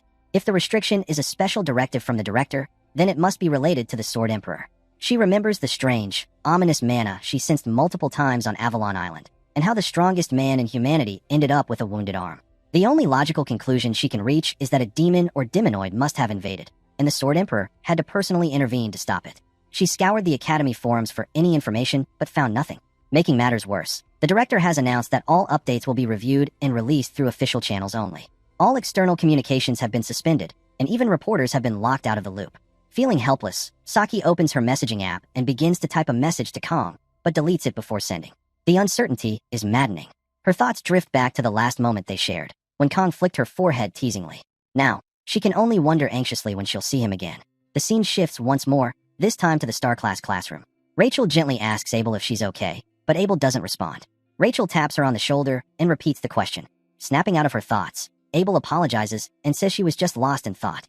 Abel remembers trying to ask her grandfather what happened on Avalon Island. Siegfried had only offered a vague response, apologizing and assuring her that she would learn the truth in time. He also mentioned that there was a reason why he, and only he, was personally taking care of Cadet Kangjiyama. Though she doesn't know the full story, Abel is convinced of one thing. Kong was injured while helping her grandfather. Elsewhere, the scene transitions again, this time to the elder of the academy, who is visibly frustrated. The mission had failed, and that failure carries consequences yet to unfold. The scene transitions to the media office, where media informs Siegfried that Kong was gravely injured and far from being in a normal condition. Siegfried responds, "But Kong has recovered now, hasn't he? In fact, he might even be healthier than before." Media nods and explains that every single medical staff member and healer had been mobilized for Kang's treatment, and that media had gone so far as to threaten them all, demanding they save Kong at any cost. After a brief pause, media attempts to shift the mood. "Let's try to stay positive," she says, then asks how Siegfried is holding up. With a weary smile, she adds, "I must have really lived a long life to be witnessing all of this." Siegfried replies calmly, "As you can see, I'm not facing any major inconvenience." The scene then flashes back to a memory. A doctor once told media, "In over 30 years of practice, I've never seen a case like this. Kong is not just healthy, his previous conditions are completely gone. It's nothing short of a miracle." Still confused, media thinks to herself, "I just don't understand what's going on anymore." She reflects that while Siegfried may bear some responsibility for Kong returning injured, he also never left Kang's side during the hospitalization. Siegfried had even spent a ludicrous amount of his own money to reserve the entire hospital ward for Kong. Media had never seen him go to such lengths, which made her wonder, what exactly happened on Avalon Island? Out loud, she says, Even my blessing of the poet can't make sense of this. It's beyond cognitive reasoning. Now that Kong is awake, can't you just tell me what actually happened? The reporters won't leave me alone with their questions about you. I haven't had a single moment of rest. Siegfried lets out a breath and replies, I needed time to gather my thoughts too. It's taken me days to fully process what happened on the island. So what exactly happened? Media presses. Siegfried finally reveals, Aegir, the 4th Legion commander, appeared on Avalon Island. Media freezes in shock, unable to believe what she just heard. You're saying Aegir is the one who injured your arm? Yes, Siegfried confirms solemnly. As unbelievable as it sounds, it's true. Media quickly rises from her seat, voice rising. So Kong got hurt because of Aegir? Then what happened to him? Siegfried answers, Aegir was eliminated. It's too early to make this public, but I saw it with my own eyes. There's no doubt. Did you defeat him yourself? Media asks, eyes wide. Siegfried chuckles. Do you really think that's possible? Media slowly sits back down, staring blankly. He's lost it, she thinks. Not even Siegfried could take down Aegir alone. Even with help, they were fighting a commander. But then the realization hits her. The one who defeated Aegir was Kong Jiama. Her breath catches. She still can't believe it. Siegfried reassures her. I'll explain everything when we gather everyone soon. But for today, he says with a smile, isn't there a place a young man should visit before worrying about all this? Media sighs. Fair enough. The scene shifts outside the academy, where Batten gathers Chloe and Saki. Listen up, he says with energy. We can't stay depressed forever. So I made a recruitment poster for our club. He holds up the poster with pride. We've always relied on Kong, but we've never actually done anything for him. I thought, maybe this could be our way of giving back. So, what do you two think? Saki blinks in surprise. Honestly, Batten, I'm impressed. I don't think I could have come up with something like this even if I tried. Batten beams. I knew you had taste. Color is everything in a poster, after all. But before he can bask in his small victory, Chloe calmly walks up and destroys the poster with a single clean strike. What are you doing? Batten cries out, horrified. There's no way I'm letting Kong see something that terrible, Chloe replies flatly. I worked all night on that. Batten protests. Meanwhile, Saki watches them bicker, a distant look in her eyes. The noisier it gets, the emptier I feel, she thinks. Even sweets don't taste sweet anymore. She glances at the sky. Kong, when are you coming back? Suddenly, she hears both Chloe and Batten shouting. Kong is back. Startled, Saki turns around, and there he is. Kong Jiama, alive and smiling, speaking casually with the two of them. Without hesitation, Saki sprints toward him, her heart racing. Reaching him, she flicks his forehead and grins. Welcome back. Kong smiles warmly. I'm back. Batten quickly jumps in. Kong, I made a club poster. Saki and Chloe, without missing a beat, shout in unison, don't show him that trash poster. The scene shifts to Kong, who apologizes to his teammates and informs them that he will be heading out first. Everyone appears surprised and confused by his sudden decision. Batten immediately asks what is going on and why Kong is acting so unexpectedly. Chloe comments that perhaps the chairman called him, while Saki remains silent. Kong, meanwhile, reflects to himself that his relatives, his relationship with his parents, everything tied to his past, has been completely erased. He wonders if this is what Shinlei had been referring to earlier. Kong then recalls when the media showed him his student record. The documents had been wiped clean. All family-related and parental information that should naturally have been present was missing.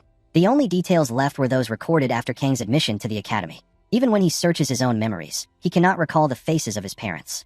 Not wanting to worry them, he realizes that the last time he contacted them was before midterms. Wanting clarity, he decides to call them directly, but when he dials the number, an automated message informs him that the number is not recognized. Stunned, frustrated, and confused, Kong turns away. Rain begins to fall, and the scene cuts to Kong sitting alone on a bench, drenched, staring at a picture of his family on his phone. He realizes that even these photos may soon disappear. It isn't a hallucination, nor is his memory failing him. The resonance of the Blade God's blessing contradicts all those explanations. Kong finally understands that his parents were simply individuals placed in his life to help him adapt, and someone orchestrated this entire situation from the beginning. A designated board, the God of Swords, perhaps even one of his parents, or maybe both. Overwhelmed with anger, Kong takes out his Sashimi sword and declares that one day he will confront the person responsible for everything that has happened. The scene then transitions back to the academy, where many students approach Rachel, hoping she will accept their invitations to join their clubs. However, Rachel politely declines, explaining with a lighthearted smile that she is simply much stronger and that they are not quite on her level. Her remark unintentionally frustrates everyone around her. She enters her classroom and takes her seat beside Abel, who comments that mornings are always a struggle. Rachel sits down without responding, and Abel notices that she seems a bit unusual today, perhaps affected by the gloomy weather. Rachel then asks Abel for advice regarding a personal concern. When Abel asks what the issue is, Rachel admits that her self-esteem has hit rock bottom lately. She says that she believes she isn't half bad. She is confident in her abilities and acknowledges that she is quite pretty, but something still feels off. Rachel then asks Abel if she knows that Kong Jiama recently started a club. Abel is surprised, and noticing her reaction, Rachel asks if something happened between Abel and Kong on Avalon Island. Startled, Abel insists that nothing happened and that Rachel is imagining things. Rachel accepts that answer, stating that Lady Abel does not lie. With a playful smirk, Rachel recalls claiming that she didn't have even a speck of interest in Kong. Abel responds that she never took her statement that far. Rachel then leans closer and asks whether Abel has taken an interest in Kong as well. Confused, Abel asks why the conversation is moving in that direction.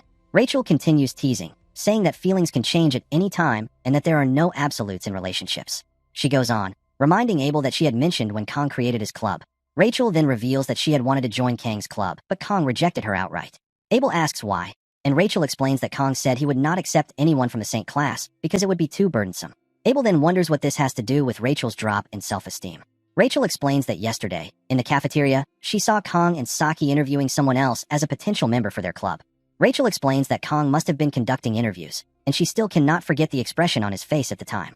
Kong genuinely seemed happy that the girl with glasses was joining his club.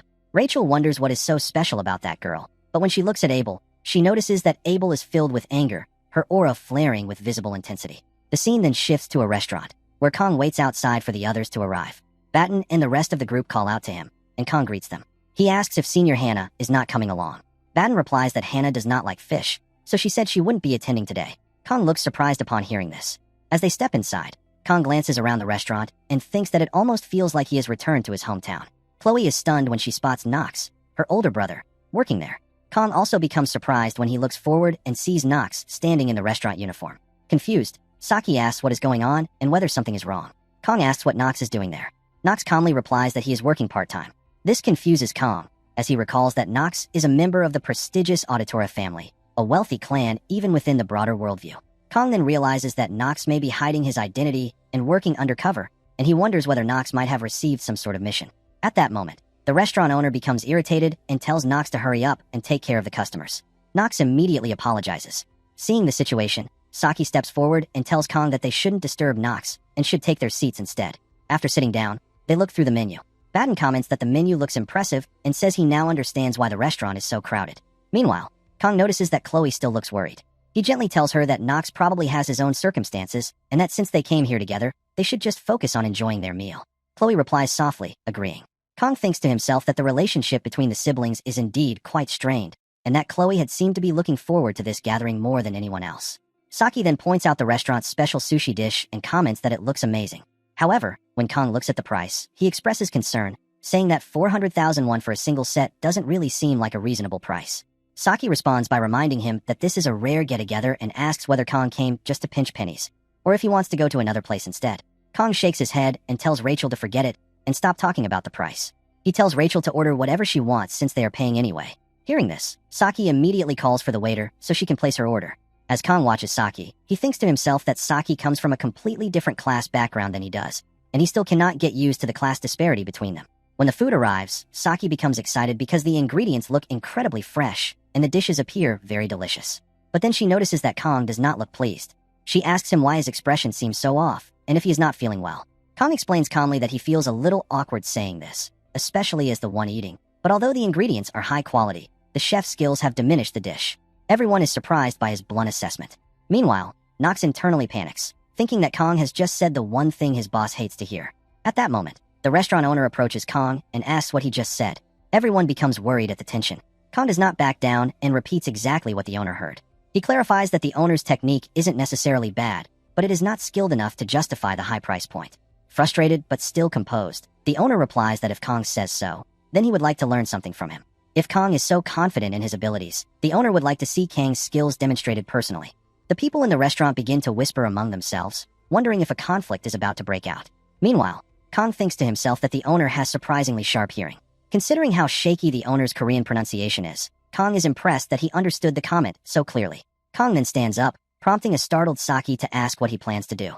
The owner steps forward and remarks that a student from Jokin Academy seems quite confident. He introduces himself as Mansoor and explains that he has been a sushi chef for 12 years. He then proposes a deal. If Kong is better than him, Kong and his friends can eat for free. Hearing this, Kong calmly replies that there should be no backing out from the owner's words. Meanwhile, the owner thinks Kong is simply a young student trying to show off in front of his friends. He assumes Kong has no real experience and plans to teach him a lesson by giving him a flounder to work with. As the owner announces that they will be using flounder, Kong interrupts and states that the fish they should use is the red snapper sitting on the cutting board. The owner tries to stop him, telling him to wait, but Nox steps in and suggests that his boss observe first.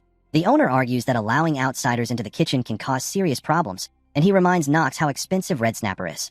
But Nox calmly tells him that although he usually wouldn't say this as a waiter, the owner can trust Kong. Kong walks toward the preparation table, takes off his coat, and thinks to himself that it has been a long time since he handled fish this seriously. The moment he picks up the knife, the blessing of the sword god activates as well, heightening his precision and awareness. After Kong finishes preparing and plating the fish, the owner sits down on the ground in shock, admitting complete defeat. Customers gather and marvel at the dish. Just by looking at it, they can tell it must be delicious. The owner then tells Kong that in his 12 years as a sushi chef, he has never seen sushi crafted like this. He sincerely asks Kong to take him as a disciple. Kong politely refuses, telling the owner to stand up, but the owner insists that Kong should not worry and that he truly wishes to learn from him. Kong again urges him to stand, saying that while he is unsure about taking a disciple, he can at least offer some helpful advice. Hearing this, the owner instantly jumps to his feet and prepares to take notes. Kong explains that the owner's skills are not bad, but he should improve how he uses his knife. Kong suggests that the owner try a knife designed for left-handed chefs. The owner is stunned, and Kong elaborates that in the owner's earlier dish, he could see that the owner uses too much strength in his right arm, which caused the fish's texture to become crushed. By switching knives, the owner's cuts and overall output would improve drastically. The owner quickly writes everything down.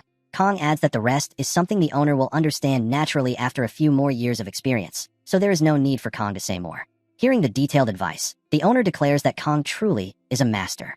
Kong then reminds the owner about their agreement. They get to eat for free. But since Kong also gave the owner professional advice, he jokes that perhaps the owner should be the one paying him now.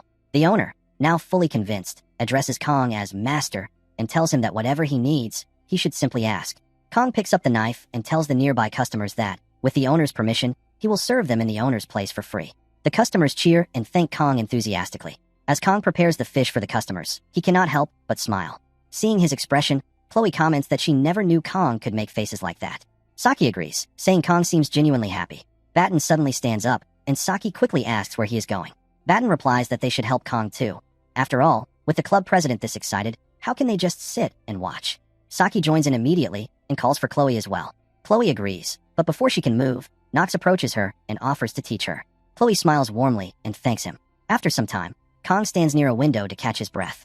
He thinks to himself that this was supposed to be a simple club gathering, but he couldn't resist stepping in. Still, 50 seconds was more than enough time for him to prepare 3 fish. After spending so much time fighting demonic beasts, the calm work of preparing fish feels incredibly refreshing. Kong wonders if, after graduating, he should consider running a sushi restaurant. At that moment, Nox walks toward him, and Kong asks whether Nox wasn't busy. Nox replies that the ingredients for today are all prepared, and the owner told him he would take care of the remaining tasks. With Kang's friends helping with serving the customers, Chloe encouraged Kong to go talk to Nox. Kong then asks why Nox suddenly decided to work part-time. Frustrated, Nox reminds him that Kong once said that if Nox experienced a real job, there might be something valuable he could learn from it. Kong nods and replies that he did say that. Nox asks if Kong seriously forgot, and Kong smiles, insisting that he did not forget at all. Kong adds that once Nox sets his mind on something, he really follows through. Nox quickly clarifies that it's not like he accepted Kang's advice because he agreed with him, but he has to admit that working a real job does teach you things. That is why he is curious about one question. How does Kong deal with difficult or annoying customers? The two of them continue talking for a few moments, with Nox asking various questions and Kong answering each one calmly. After a while, Nox comments that the more he speaks with Kong, the harder it is to believe that Kong is the same age as him. He even asks whether Kong might be lying about his age. Kong replies that Nox could have simply said he seemed experienced rather than implying he was older. He then asks if Nox has any more questions, but Nox suddenly becomes serious. He explains that revealing the Auditora family's internal matters to outsiders is normally considered a grave offense, which is why he had been trying to get Chloe to share the news. However, Chloe never answered her phone. Nox then informs Kong that the Auditora family has completed its background investigation on him and found nothing suspicious. Because of that, the Elders' request to monitor Kong has been cancelled. In fact, as a result of their findings, the Auditora family is now investigating the Council of Elders themselves. They intend to pursue justice properly, and an investigation team, expected to be the largest and most thorough in their history, has already been prepared. Nox has decided to be part of that team as well, and he simply wanted Kong to know. Kong thinks to himself that this means the Auditores will no longer be targeting him. If they are now focused on the Council of Elders, it will likely create a major uproar, but none of that concerns Kong directly. He thanks Nox sincerely, knowing it must not have been easy for him to share this information. Nox shakes Kang's hand and says he didn't actually do much. In fact, he should probably be the one thanking Kong. But then he quickly stops talking and admits he has said too much. Kong smiles and notes internally that Nox's relationship with his sister Chloe seems to have improved. Kong then asks whether Nox knows Hannah. Nox asks if he is referring to San Hannah. Kong explains that Hannah recently joined his club, and he thought Nox might know her since they are in the same class.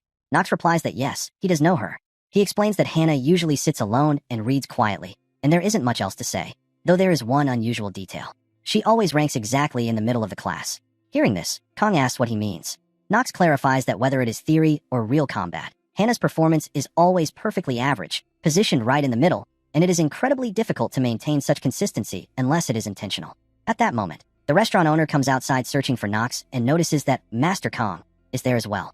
The owner tells Kong that he learned a great deal today and offers him a small gift, a knife. Kong responds with frustration, explaining that a knife is the most important tool for a chef and should not be handed over carelessly. The owner insists that the knife is not suited for him anyway, and he now understands that true chefs value skill far more than tools. Hearing this, Kong accepts the gesture and says that if that is the owner's intention, he will not refuse. The owner gratefully thanks him and again calls him Master, prompting Kong to tell him to stop calling him that. As Kong examines the knife, he realizes it looks expensive and is crafted more like a weapon than a simple kitchen tool. This reminds him of his first teacher, who always used to say that true masters do not rely on their equipment, while still collecting the most luxurious knives. The owner asks whether Kong dislikes the knife, but Kong replies that he was simply thinking of a name for it. He then remembers that he carries the pride of the Seori Kong family line and decides to name the blade Everfrost. The scene then shifts to late at night. Inside a large building, many people have gathered together. A person wearing a cloak thanks everyone for coming despite their busy schedules. One of the attendees impatiently tells him to stop chatting and demands to know who called the meeting. The cloaked figure finally reveals his identity, stating that he is the professor. The man asks the professor why he called them there when he clearly knows they are all busy, and he questions whether the professor understands who he is dealing with. The professor suddenly starts laughing. Seeing the cloaked figure laugh, the man becomes even more irritated and demands to know why he is laughing. The professor calmly replies that the man seems far too confident in his newfound powers. Hearing this, the man becomes enraged and begins using his Earth attribute magic.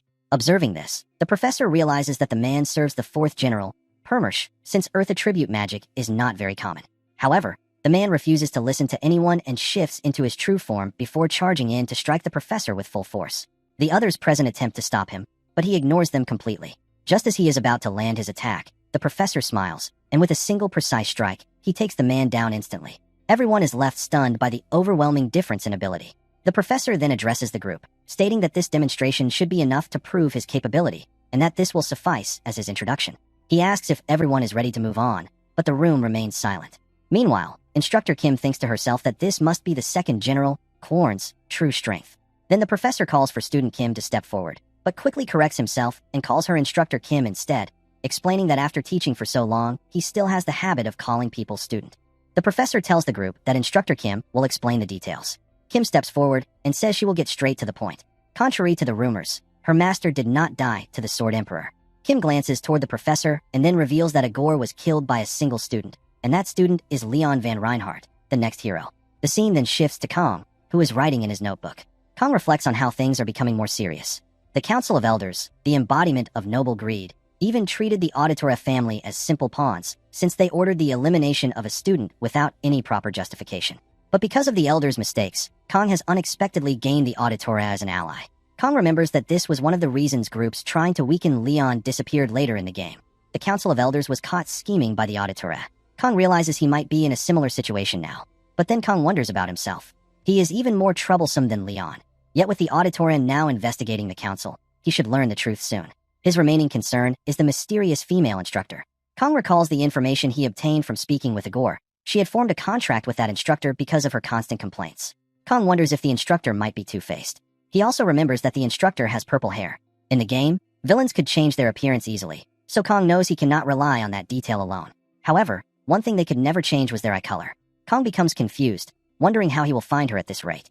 The Sword God's blessing has limits on what it can sense, and more importantly, Kong lacks knowledge of magic. He debates whether he should wait or begin learning magic himself, unsure of the best course of action. Kong glances back at his notebook and notices he has been scribbling unconsciously. He thinks about how rarely he has ever actually studied. Then he decides to take an unexpected approach. Now is the time to be bold. Kong resolves to visit Professor Damien soon as well. At that moment, Saki and Batten enter the room while arguing. Saki tells Batten to stop getting so worked up over small things. Frustrated, Batten asks if Saki really doesn't know what day it is. Kong asks what is wrong. Saki sighs, but before she can explain, Baron steps forward and tells Kong to listen to him. He informs Kong that the 7th is coming soon. Hearing this, Kong remembers that his birthday is on that day. Kong tells Batten there is no need to do anything for him, but Batten insists that the 7th is also the day Baylor Joaquin sealed Leakin. But noticing Kong speaking, Batten pauses and asks if Kong was saying something. Kong simply replies that it's nothing. Saki tells Batten that even so, there is no need to make such a fuss. Batten states that there is even more to it. The strongest assassin known as the Old Man of the Mountain, Altair Auditora, the next master of the Iron King family, Mao Lan of the Iron, and the pride of Amara, someone expected to become one of the 7-star heroes, the silent and mysterious All-Mute, are all participating in the Joaquin Academy Festival. Hearing this lineup, Batten suggests that they should take care of their club preparations so the principal stays pleased. Saki, clearly frustrated, says that Batten simply wants to enjoy the festival and should stop pretending otherwise. Kong remains silent, observing their argument. Chloe then asks Kong if he has any plans. Kong replies that he doesn't have anything specific in mind. Chloe is about to suggest something to him, but Batten interrupts loudly, declaring that they should run a tasting booth. Since their club president is an excellent chef, Batten says it could serve as great publicity for their club.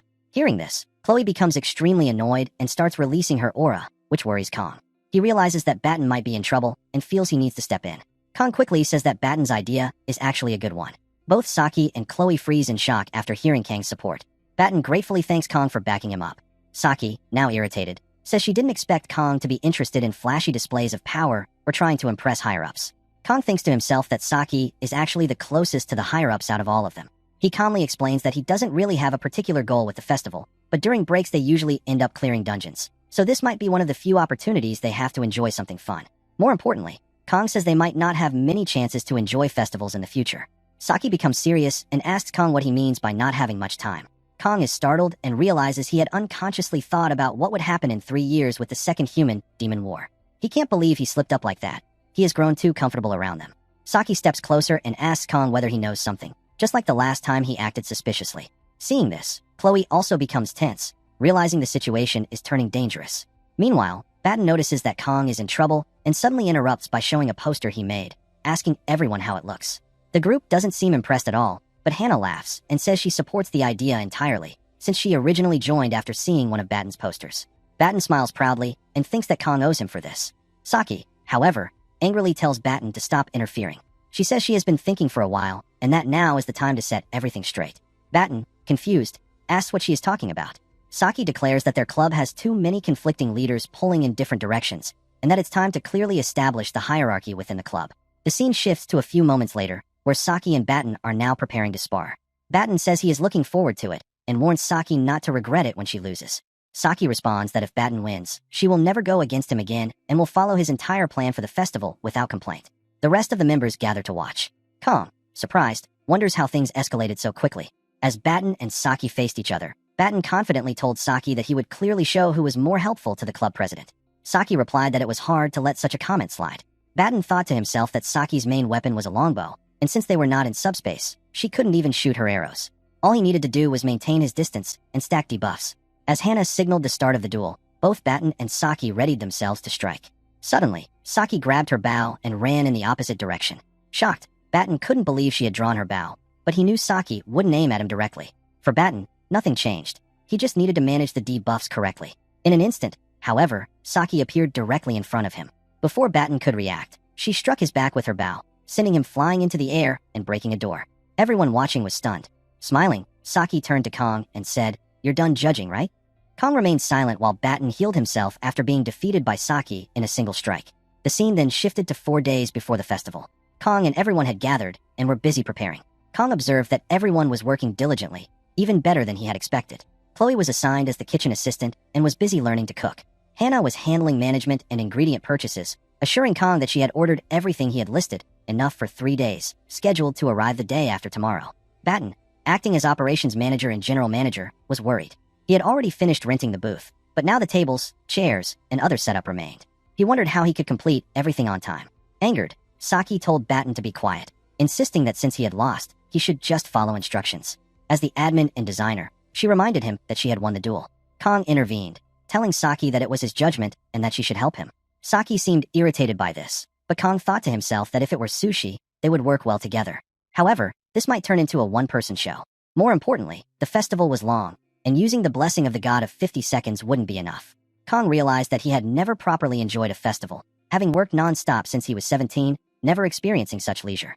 Perhaps that was why he had been oddly drawn to the game Miracle Blessing M, secretly hoping for a normal, uneventful life. That hope had ended around his second year, when the demons noticed Leon. Looking out the window, Kong reflected that this might be the last festival they would have at the academy. Hannah approached and asked why he looked so sad and what he was thinking. She further remarked that he seemed as if this festival might be his last. Surprised, Kong wondered if Hannah could read his mind. Hannah then reminded him, "Do you remember when I first joined your club?" Kong inquired what Hannah had said, and seeing that he did not remember, Hannah told him to forget it. If he didn't recall, it was no problem. Kong then told Batten and Saki that he was going out for a moment.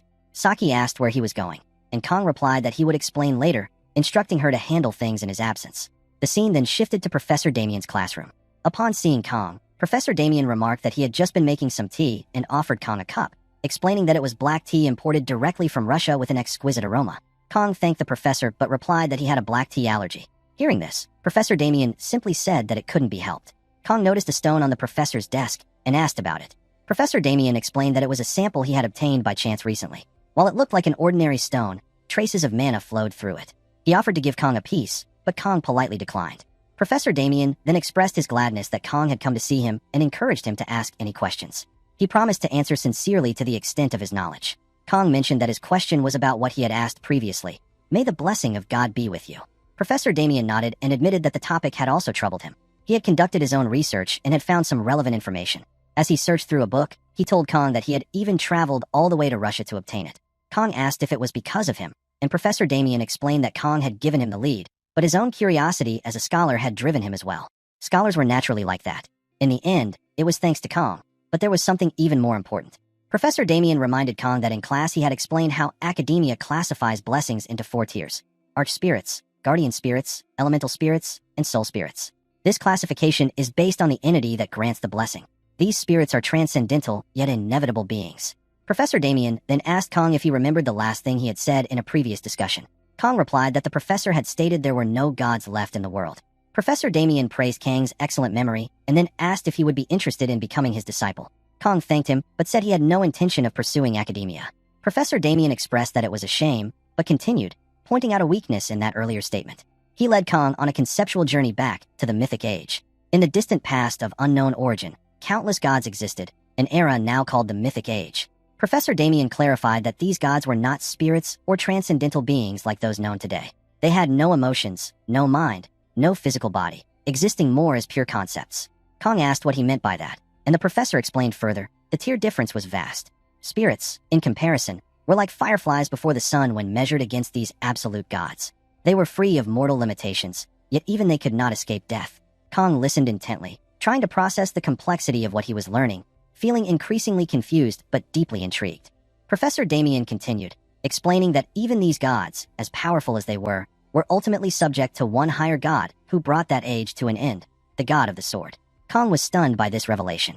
The professor went on to explain that the phrase, "May the blessing of God be with you," originated with humans after the mythic age. It was a saying used to honor the gods and to pray for power. Professor Damien then asked Kong if this answered his question. Kong remained silent, lost in thought. A few moments later, the scene shifted to Kong walking through the corridor. He reflected that he both had and hadn't gained something from his meeting with Professor Damien. He still couldn't believe that the professor had traveled all the way to Russia over something Kong had said. Perhaps he had taken too much and given nothing in return. Kong admitted to himself that he had been feeling suffocated earlier, realizing that his restricted sensory range was because he hadn't brought his sashimi knife, the ultimate high-tech sensor. Without his sword, he felt closed off and disconnected. Kong acknowledged that he had definitely changed. The scene then moved to 4 days before the festival. Everyone was working hard, learning cooking techniques. On day 3, they began preparing their stalls.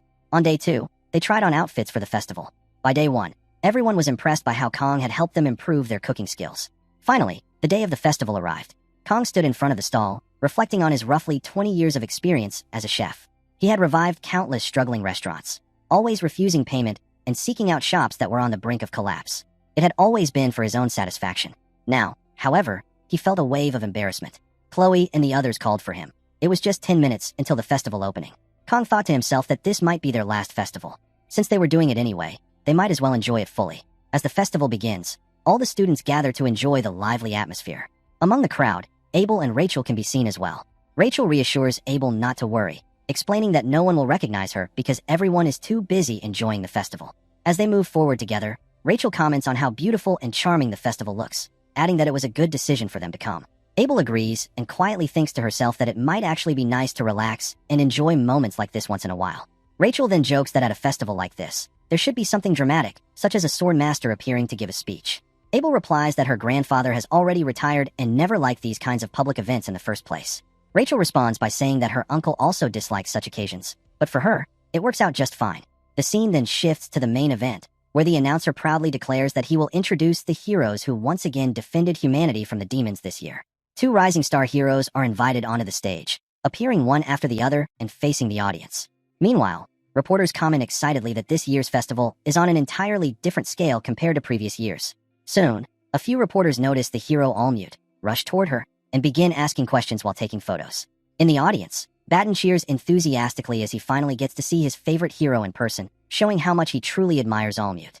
However, Saki quickly appears and grabs Batten by the ear, scolding him for slacking off. She reminds him that she told him to hand out flyers and questions why he is wasting time while everyone else is working. Batten nervously replies that he only wanted to see his favorite hero. Hearing this, Saki becomes annoyed and points out that Batten was the one who insisted on setting up the booth in the first place, so he needs to return to work immediately. Feeling intimidated, Batten quickly agrees and follows Saki. Along the way, they run into Abel and Rachel. The scene then moves to the booth, where Kong and Chloe are busy cooking, while Hannah is handling the tables. Chloe is doing her best, and Kong observes that he only taught her a few things, yet she has already become quite skilled at cooking. Since Kong cannot properly use a knife, he left most of the preparation work to Chloe and focused on cooking the dishes himself. As customers continue to arrive one after another, Kong starts wondering where Batten and Saki have gone. At that moment, Saki returns with Batten, and Abel and Rachel arrive with them as well. When Rachel sees Kong, she moves in to hug him, but Chloe steps in and blocks her path. Smiling calmly, Rachel remarks that she did not realize Chloe was working with Kong. Abel also greets Kong politely, and soon they all sit down and place their orders.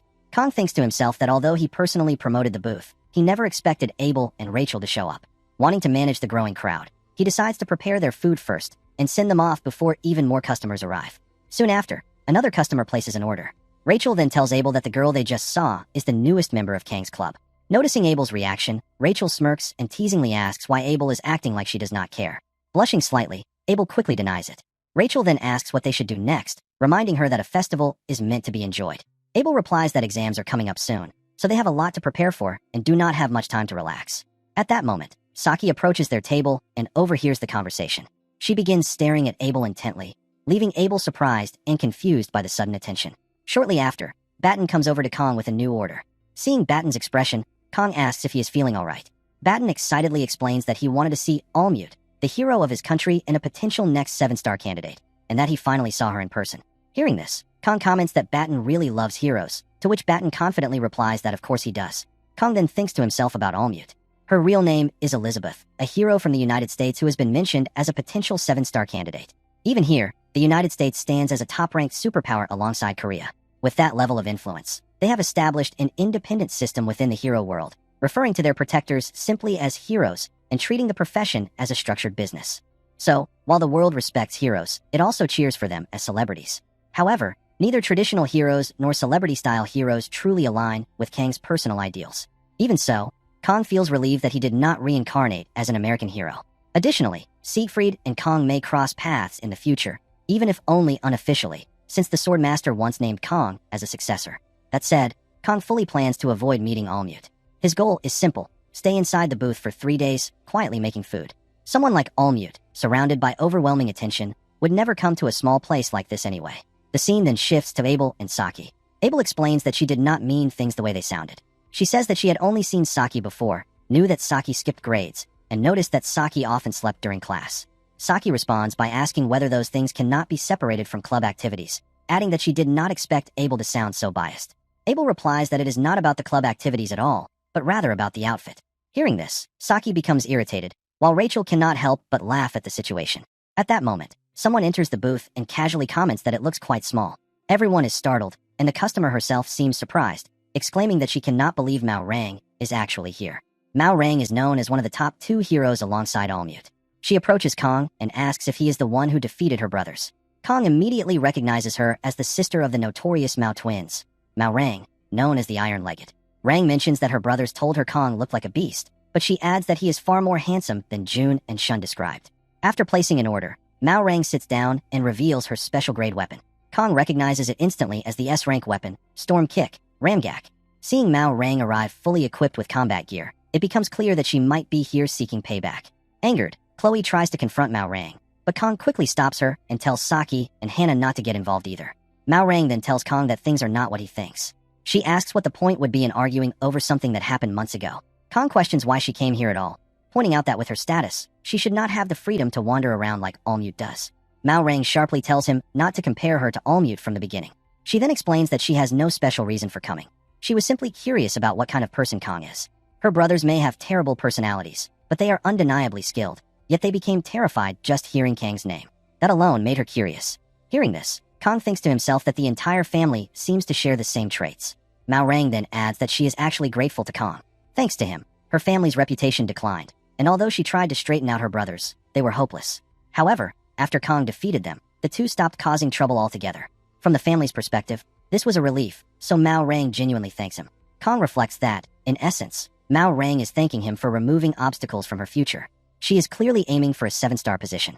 Her influence and popularity rival Elizabeth's, but she ranks lower on the shortlist because she lacks Allmute's level of skill and still carries the stigma of being the twin sister. Their family issues and the 7-star seat have nothing to do with Kong, and he owes her nothing. Turning away, Kong tells Mao Rang that if she is done talking, she should leave, as he has a booth to run. He returns to the kitchen, thinking that Mao Rang seems far more reasonable than her brothers. Before leaving, Mao Rang stops and says there is one more thing she is thankful for. Kong opening a booth despite his lacking cooking skills and serving such low-grade dishes. She tells him to do his best. As she turns to go, Kong calls out and tells her not to talk about his cooking like that. Smiling, Mao Rang repeats her comment. Frustrated, Kong thinks to himself that he planned to let it slide this time, since he did not want to draw unnecessary attention. However, there is something he simply cannot let go. Finally, Kong calls out to Mao Rang and tells her to stop, saying that he will teach her a lesson. All the students rush to watch the duel between Kong and Mao Rang. Some of them recall Kong from his previous match against a member of the Auditor family, while many remain confident that Mao Rang will defeat him without difficulty. Meanwhile, Leon hears about the duel, pauses to stare at his trembling hand, and, filled with quiet anger, walks away from the arena. The scene then shifts inside the arena, where students have gathered in large numbers and are cheering enthusiastically for Mao Rang. Knox is present as well, observing the atmosphere. Rachel sits beside Abel and remarks that the situation reminds her of Kang's earlier duel. Abel smiles and comments that Kong always seems to end up at the center of major events. Among the audience, Allmute is also present, carefully watching the unfolding confrontation. The focus then moves to Mao Rang, who remarks that the moment reminds her of her old academy days. She asks Kong if he will truly be all right, noting that being bold is acceptable, but warning that he could be seriously injured. She casually adds that Kong looks quite handsome, and for that reason, she does not wish to hurt him too badly. Hearing this, Kong responds that he understands exactly what she is aiming for.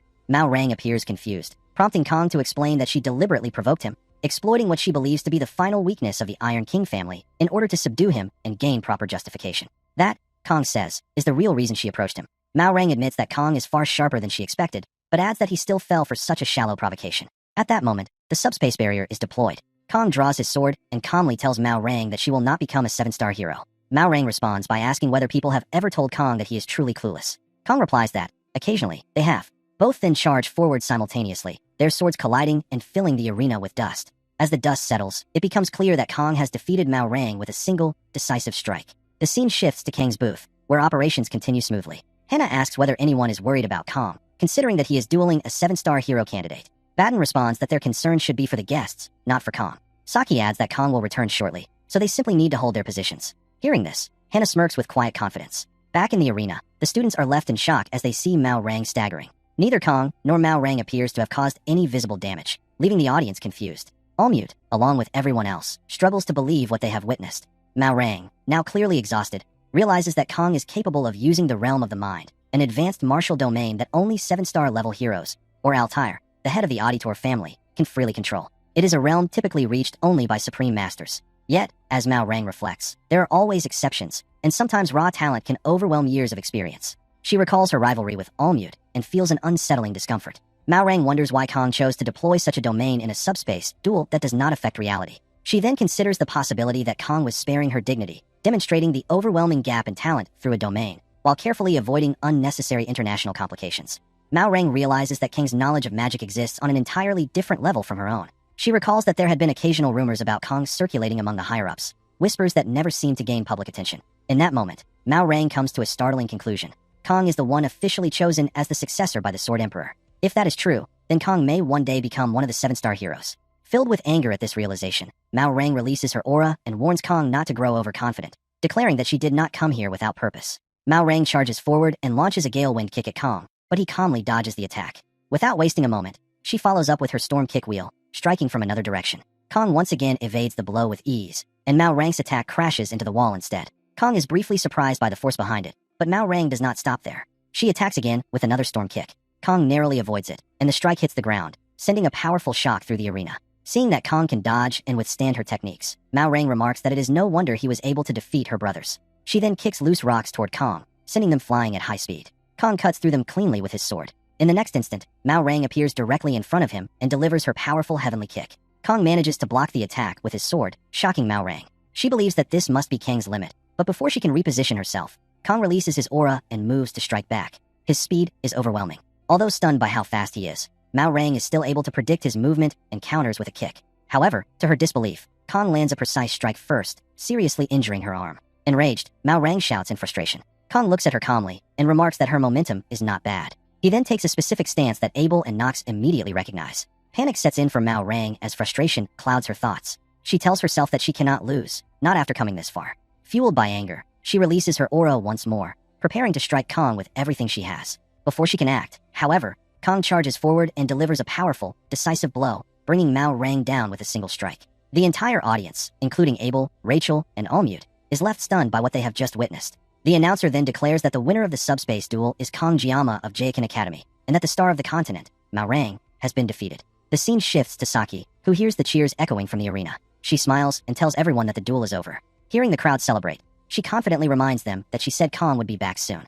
The scene then shifts to Rachel and Abel as they leave the arena. Rachel remarks with mild disappointment that, in the end, they were unable to eat Kang's cooking after all. The focus then moves to Mao Rang, who is clearly not feeling well after her defeat by Kong and remains deeply shaken by the outcome. Her subordinates ask whether she is all right, and Mao Rang replies that she is fine, explaining that she cannot be physically injured in a subspace duel. However, she admits that the situation is a serious issue on a broader scale. Losing to a student is undeniably embarrassing for her reputation. One of her subordinates tries to reassure her, telling her not to worry too much, but a frustrated Mao Rang firmly states that she truly is fine. Mao Rang then adds that Kong Jiama possesses tremendous potential and is destined to become one of the best in the future. When that time comes, people will surely reassess her own abilities more favorably as well. Hearing this, her subordinate becomes relieved and even pleased. Mao Rang continues by saying that this was likely the best possible time for her to be defeated by Kong, noting that even Almute could not guarantee a victory against him. Her subordinate, still surprised, asks whether the trainee Kong is really that powerful, admitting that it is difficult to understand why Mao Rang evaluates him so highly. Mao Rang looks down at her hand and reflects that she has encountered many so-called geniuses throughout her life, Elizabeth during her training days, and the 7-star heroes after her graduation. Yet Kong Jiama is different. He is walking a path that cannot be reached through effort alone. Mao Rang concludes with certainty that Kong Jiama is truly a monster. Soon after, the news begins to spread. Reports announce that Mao Rang, also known as the Star of the Mainland, had an unexpected subspace duel at Jaikin Academy, and that the result was decided instantly. A student defeated Mao Rang with a single strike. As a result, Kong gains a new nickname, the Sashimi Sword Saint. Conversations everywhere revolve around the duel and Kong himself. A massive line forms at Kang's booth, and everyone there is extremely busy. Batten calls out guest numbers whenever space opens up, while Chloe focuses on preparing vegetables. Meanwhile, Saki is dealing with reporters who are trying to secure an interview with Kong Jiama. Clearly annoyed, Saki tells them that they are disrupting their business. Despite Kong having already declined, the reporters continue to push. Growing frustrated, Saki firmly orders them to leave at once so everyone can continue working. As the booth remains crowded, some guests begin taking pictures of Kong. Hearing his new title, the Sashimi Sword Saint, Kong becomes visibly embarrassed. After that day, countless articles and videos are published, and while Kong cannot say he did not expect attention, the title of Sword Saint is not something one should receive lightly. In the original course of events, that title belonged to the Sword Emperor later in the game.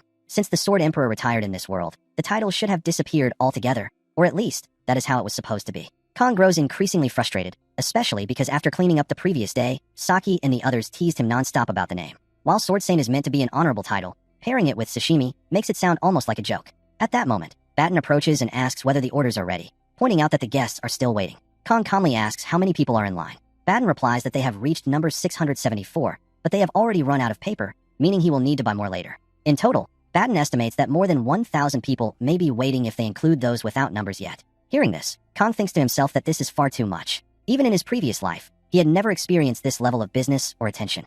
At that moment, Chloe appears to have injured her hand. Kong immediately asks if she is alright, and Chloe responds that it is nothing serious and that she is fine. However, seeing the situation, Kong begins to worry that Chloe might get hurt if this continues. With so few people available to help, he even considers whether he might need to use his sword just to keep things moving efficiently. Just then, Nox and Mansoor arrive, with Mansoor commenting that he has never seen such a popular store in his life. Upon seeing them, Kong tells Mansoor that he will visit them another time, as today simply is not possible. Mansoor replies that he and Nox did not come as customers. Instead, after seeing the news, they expected Kong might need assistance and came to help. Hearing this, Kong sincerely thanks them. When Nox notices that Chloe's hand is injured, he immediately grows concerned for her. Saki then firmly tells everyone to stop talking, reminding them that there is no time to waste. With that, Saki and Hannah handle the customers. Mansoor and Nox assist in the kitchen, and Batten manages the long line of waiting guests. The scene shifts to later that day. Kong is resting and thinking to himself that he could not handle doing this 2 days in a row, though he admits that it was enjoyable in its own way. Nox enters, and Kong asks how the cleanup is going.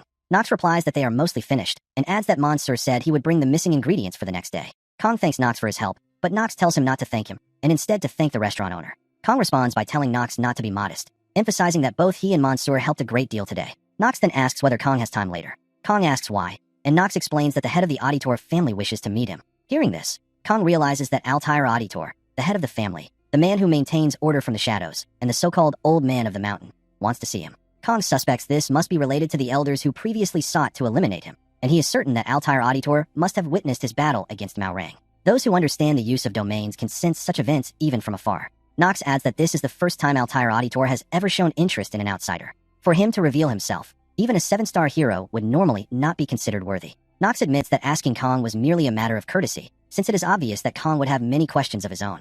Kong reflects silently, realizing that Nox is not wrong. After all, he owes Mansoor and Nox for today's help and should repay them. He remains quiet for a moment, prompting Nox to ask why he has gone silent. Kong then calmly says that he is not going. Nox is stunned by the response. Kong explains that he is simply too tired and too lazy at the moment. With that, Kong thanks Nox once again for his help and walks away. Nox stands there in disbelief, unable to process what just happened. The scene then shifts to Media's office, where Allmute greets Media, saying that it has been a while. Media responds warmly, remarking that it is good to see Allmute again. Media tells Allmute that it has been 5 years since graduation, and that this is the first time they are meeting like this.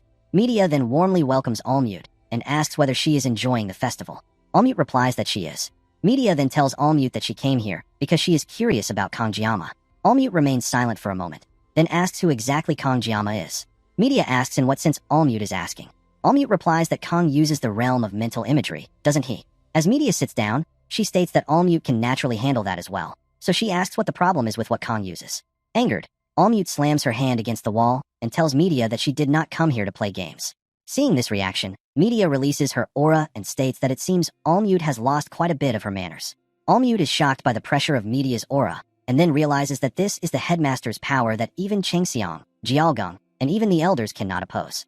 Allmute had heard a rumor in the hero world about another title Media held before becoming sage, but she thought it was only a rumor. Tyrant Media. Smiling calmly, Media asks how long Allmute plans to keep standing.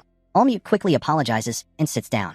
Media also apologizes, saying that she has been a bit sensitive as well. Furthermore, Media tells Allmute that she does not know what rumors Allmute heard that made her curious about Kong, but she cannot share student information, since a headmaster must treat everyone equally. Allmute remembers what Media kept telling her when she was a student here and replies that she understands. Media then tells Allmute that if she is truly curious, then she should go out and find the answers herself. Hearing this, Allmute thanks the headmaster and stands up to leave. Media then asks how long Allmute will be staying at the academy. Allmute replies that she was originally planning to leave tomorrow at noon. Hearing this, Media tells Allmute not to rush, since it is a festival and she should take her time and enjoy it.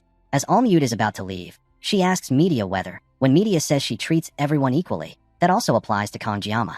Media replies honestly that, to her, Kong is not just a student, but someone very important. Hearing this, Allmute leaves the room.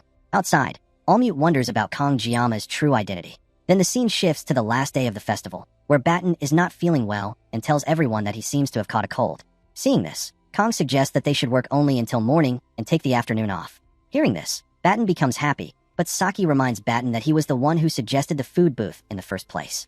Then Hannah tells Kong that the ingredients should be just right. After that, Chloe comes to Kong and asks if he has any plans for the afternoon. Kong replies that he does not. Meanwhile, Kong thinks to himself that Chloe handled most of the kitchen work since he can only use a knife for about 50 seconds, and when he thinks about it, Chloe worked the hardest. He also remembers that Chloe said something similar before the festival, saying that she wanted to spend some time together. Kong then asks if Chloe is free, and if she would like to walk around the festival with him.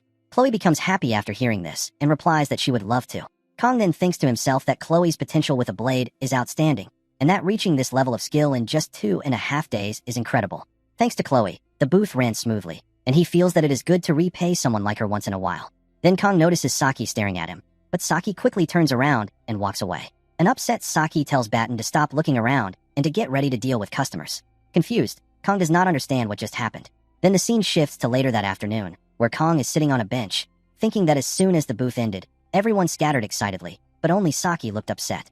He thinks that maybe it is because Saki has been dealing with reporters since yesterday and must be feeling very tired. Since there are still 30 minutes left before he meets Chloe, Kong decides to rest for a bit. However, Kong thinks to himself that whenever he tries to rest, it never really works. At that moment, an old man approaches Kong and asks if he can sit with him for a moment. Kong replies that it is okay, and as the old man sits down, he says that he gets tired easily as he grows older.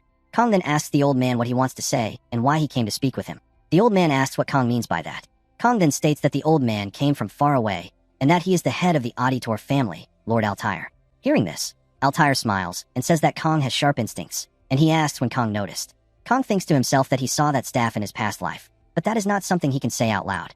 That staff is a cane sword, an item popular for its suitable appearance as an assassin family head's weapon, and Kong even wanted a weapon like that in his previous life. At that moment, Altair says that it seems Kong exploited the complete concealment from the Raven Blessing, and he remarks that Kong has such frightening insight at such a young age. However, Kong thinks to himself that it was actually the staff that gave it away. Altair then says that Kong probably has a rough idea why he sought him out. Kong replies that it is because the elders commissioned an assassination against him. Altair tells Kong that family matters are handled within the family, which is why he came to find Kong for a more important reason. Confused, Kong wonders what that reason could be, and thinks that maybe it is because he used mental imagery during the subspace duel. At that moment, Altair releases his aura and creates a barrier around them. Shocked by this, Kong wonders what is going on, but then Altair suddenly asks about Kang's relationship with his granddaughter and whether the two of them are dating. As Kong explains everything, he says that he is only friends with Chloe and nothing more than that. Altair is relieved to hear this.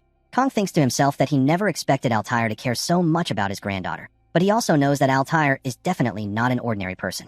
Altair then tells Kong that his curiosity is satisfied and that he will take his leave. Before going, Altair tells Kong that Chloe is soft-hearted.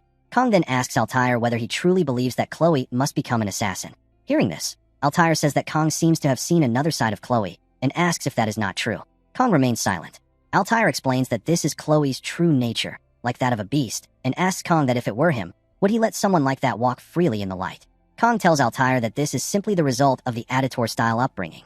Altair responds that his family is not as the rumors say. He admits that their assassin training is exceptional, but before anything else, they are still a family. He adds that Chloe is different from the rest, and that the family tried to hide Chloe's true nature by years of instilling reason in her. But when her emotions flare, she instantly changes. Altair says that he understands Kong is worried about Chloe as her friend. However, as painful as it is for him to say this about his own granddaughter, Chloe is inherently feral, and when her true nature surfaces, she can hurt anyone. Altair tells Kong to stay close to her, because he never knows when her personality might change. At that moment, Kong realizes something. As Altair turns to leave, Kong tells him to stop acting. Confused, Altair asks what Kong means by that. Then Kong stands up and draws his sword, stating that if Altair wants to pretend to worry, that is fine, but if he is going to mix lies into his words, then he should have hidden them better. As Kong draws his sword, all of Altair's guards appear and prepare to face him. Just as the confrontation is about to happen, Altair tells everyone to stand down, and instantly, all of them vanish. Altair then asks since when Kong noticed. Kong replies that did Altair not say earlier that Kong has good instincts, and that it is the same logic. Altair remarks that Kong is beyond his expectations. Kong replies that Altair, on the other hand, was below his expectations. As Altair leaves, Kong sits back down on the bench. Kong thinks to himself that Chloe had just begun repairing her relationship with her brother, Nox. Yet Altair mixed lies into his words to mislead him. Kong also does not know what Altair's true goal is, but without Marasi, he would not have noticed anything at all. Kong realizes that he does not like Altair one bit. At that moment, Chloe arrives and asks if Kong waited long, then apologizes for being late. Kong replies that he did not wait long at all. Then the scene shifts to Altair, who is walking and thinking to himself that Kang's insight is sharp enough to see through assassins disguised as passersby, and that he has the nerve not to even flinch while standing before Altair himself. His judgment is also quick enough to react instantly within a domain, which is beyond interesting. Altair states that calling Kong a mere genius would be an insult. Then Altair calls for Nox, and Nox instantly emerges from the shadows. Altair tells Nox that it was worth coming all this way. Nox replies that he is glad to see Altair satisfied. Altair further states that it was the first time he had ever felt fear towards someone, especially as Altair himself. Hearing this, Nox is shocked. Smiling calmly, Altair says that he would like to see Kong again very soon. Then the scene shifts back to Kong, who is surprised by how huge the academy is. Chloe asks if anything happened while Kong was waiting. Kong thinks to himself that it is probably better not to mention that he just met the Auditor Patriarch, so he replies that nothing happened. Then Chloe asks what they should do now. Kong says that according to the schedule, there will be a parade in the evening and fireworks after sunset, and since there is still time before the parade, they should walk around and look at a few things. Chloe replies that it sounds great, and they both happily walk around together. Chloe seems really happy. After some time, Kong tells Chloe that they should sit for a bit, and as they sit down, Kong thinks that he is already feeling tired. Seeing this, Chloe asks if Kong is tired because of her. Kong replies no. Chloe apologizes and says that she should have helped more. Hearing this, Kong thinks that in reality, he did not even prepare the ingredients. He only did the cooking, and he even left for the training hall midway. Without Chloe, the cooking booth would not have run at all. Kong gently pats Chloe on the head, tells her that she worked really hard too, and thanks her. Hearing this, Chloe starts to blush. Just as Chloe is about to ask something, Batten suddenly comes in calling for Kong. Chloe stops talking when she hears Batten. We then see that Batten is with Hannah and Saki, and Batten apologizes for being late, saying that they decided to meet together. Hearing this, Kong says that he thought they decided to spend time separately. Chloe looks devastated by this. Then Batten explains that he got a message from Kong, saying to meet there at 5. Kong is shocked to hear this, and realizes that the only one who would do this is Saki. As he looks at Saki, Saki cannot help but smile. Later that day, Chloe gets excited when she sees the parade and calls out to Kong. Kong is amazed by the parade as well. Then Batten tells Kong that they should get closer because they cannot miss this. Chloe gets excited hearing this, but Kong does not go with them, so Batten, Chloe, and Hannah rush forward, while Kong and Saki stay behind. Later, Kong sits on a bench and says that crowds really are not his thing, and that next time he will try to get through festivals more quietly. As he watches Chloe and the others, Kong thinks to himself that even though they are together, it still feels like they are a bit apart. Chloe looked like she wanted to say something earlier, but she seems happy now, so that is good. If they can enjoy it like this, then that is a good thing. Then Kong remembers that it has only been 3 months since entering the academy, yet there have already been too many life or death situations. Kong has not had time to think about other things, and lately he feels like he is constantly on edge. As Kong sits alone, Saki comes over and says that she does not like crowded places either, and she sits next to him. Kong thinks to himself that Saki is one of the main heroines, but he really cannot read her. Still, regardless of that, Kong trusts Saki's judgment, and she must have had a reason to hack and send messages to the members using Kang's number. Blushing slightly, Saki asks why Kong is staring at her. Kong becomes confused by her expression and wonders what is going on, then he looks away. Saki mutters that Kong is seriously clueless. Hearing this, Kong asks if something happened. Saki is surprised that Kong heard that. Instantly, Kong grabs Saki's shoulder and asks what is going on, since Saki gathered the members using Kang's number, so something must be happening. Kong then asks if it is about the instructor. Blushing even more, Saki pushes Kong away and tells him to stop gripping her shoulder so hard because it hurts. She also says that Kong is really clueless, so why are his ears so sharp, and that it is not what Kong is thinking. Hearing this, Kong says that is fine, and asks why Saki is pushing him away then. A few moments later, Saki asks if Kong is mad. Then Kong tells Saki that this is sudden, but asks if she has someone she likes. Saki is shocked to hear this, and starts to blush even more. After saying that, Kong states that the person must be Leon, right? Saki immediately gets angry and replies that it is not him at all. Confused after hearing this, Kong thinks to himself that it was definitely before the finals when he played this game, and his memory should be correct. He starts wondering if maybe things have changed since then. Meanwhile, Saki, still clearly upset, remarks that she was foolish for expecting anything from him in the first place. Then Kong asks if it might be Batten instead. This only makes Saki even more frustrated, and she decides to teach Kong a quick lesson by slapping him. The scene then shifts to Kong sitting alone on a bench, quietly looking at his status screen and carefully checking his stats. He starts wondering how an archer could possibly hit so hard in battle. While examining his information, Kong realizes that his armament grade is now level 6, and he assumes this is probably thanks to the 10,000-year-old frost that he obtained recently. He also notices that his synchronization level went up even when he was dreaming before, and that it had already increased after the battle against Maolon. Kong thinks to himself that he does not know whether this synchronization is helpful or harmful for him in the long run, but he is certain that it must have something to do with the blessing of the sword god. Kong then notices that the festival is also coming to an end. There are monsters and magic in this world, but in some ways, it is not all that different from Earth when he looks at it from this perspective. When he thinks about it like this, Kong realizes that he does not really miss his past life that much. After all, Master was the only real friend he ever had anyway. Although Kong was abandoned in his previous life, once he learned how to work as a chef, things slowly began to change for him. At first, Kong was angry when that happened, since he did not understand the reason behind it at the time, but now he finally understands. He realizes that what is more important than simply learning skills is the ability to adapt to unexpected situations, because there is no better classroom than the real world, just as his mentor always said. Kong thinks that this academy seems to follow that same mindset as well. At that moment, Kong suddenly senses that someone is watching him. He quickly looks around, but there is no one in sight. Thinking that it might be a villain, Kong immediately activates his blessing and uses the floor as a medium to check his surroundings more carefully. Kong is impressed by this new skill, as it works even better than he expected. Then he notices the villain moving. Without wasting any time, Kong charges forward toward the villain and lands a powerful strike on the target, determined to stop them before they can escape. Kong lands his attack, and the villain falls to the ground from the impact. The villain shouts and tells Kong to stop, and then explains that she thought she might be able to talk with him, but Kong did not even hesitate before attacking. She tells Kong that she is actually here to negotiate, not to fight. Kong then realizes that this instructor is the same villain who has been after him ever since the Water Buffalo Dungeon incident. After that, the villain explains everything to Kong in detail. After listening to her explanation, Kong asks if the villain's name is Choi Seol, and then he also asks why Choi Seol has been using the name Instructor Kim until now. Seol replies that, just like she said earlier, it was all done in order to infiltrate the academy without raising suspicion. Kong seems to be getting angrier after hearing this explanation. Seol tells Kong to calm down and to listen carefully to what she is saying. Then Kong asks how many villains are currently hiding inside the academy. Seol replies that the villains change their appearances all the time, so she does not know the exact number either. Kong then thinks to himself that Seol is confessing everything she knows, even without him needing to ask further questions. Seol also says that some villains already know that Kong defeated Agor, even though the Sword Emperor tried to keep that information secret. However, Kong then asks why, if Agor is already gone, they are trying to frame Leon for it instead. Seol replies that she does not know the reason behind that decision. At that point, Kong moves to unsheath his sword. Feeling frightened, Seol quickly tells Kong that she is being completely serious, and that there is at least one professor among the villains, and that every major plan comes from that person. She explains that someone as low-ranked as herself would never know anything more than that. Meanwhile, Seol thinks to herself that Kong is far more dangerous and unpredictable than she expected, but she has no choice but to take this risk, because if she goes back to the villains, then her end is already guaranteed. Seeing Seol's reaction, Kong thinks to himself that she does not seem to be lying. Kong then steps closer to Seol and asks her directly if she wants to live. Seol immediately bows and says that of course she wants to live. She desperately asks Kong to spare her. Then Kong tells her that there are two conditions. First, he needs to know who this professor really is, and second, Kong needs to hear absolutely everything Seol knows. After saying that, Kong brings his sword even closer to Seol.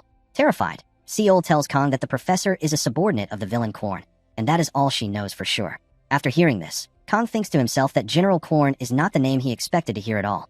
With Lee concealed, Korn is now in charge, and is somewhere inside the academy. Seol then stands up and tells Kong that there are also other villains who do not know about this professor either, and that is why his reputation is the worst even among the villains themselves, because no one truly understands his methods or intentions.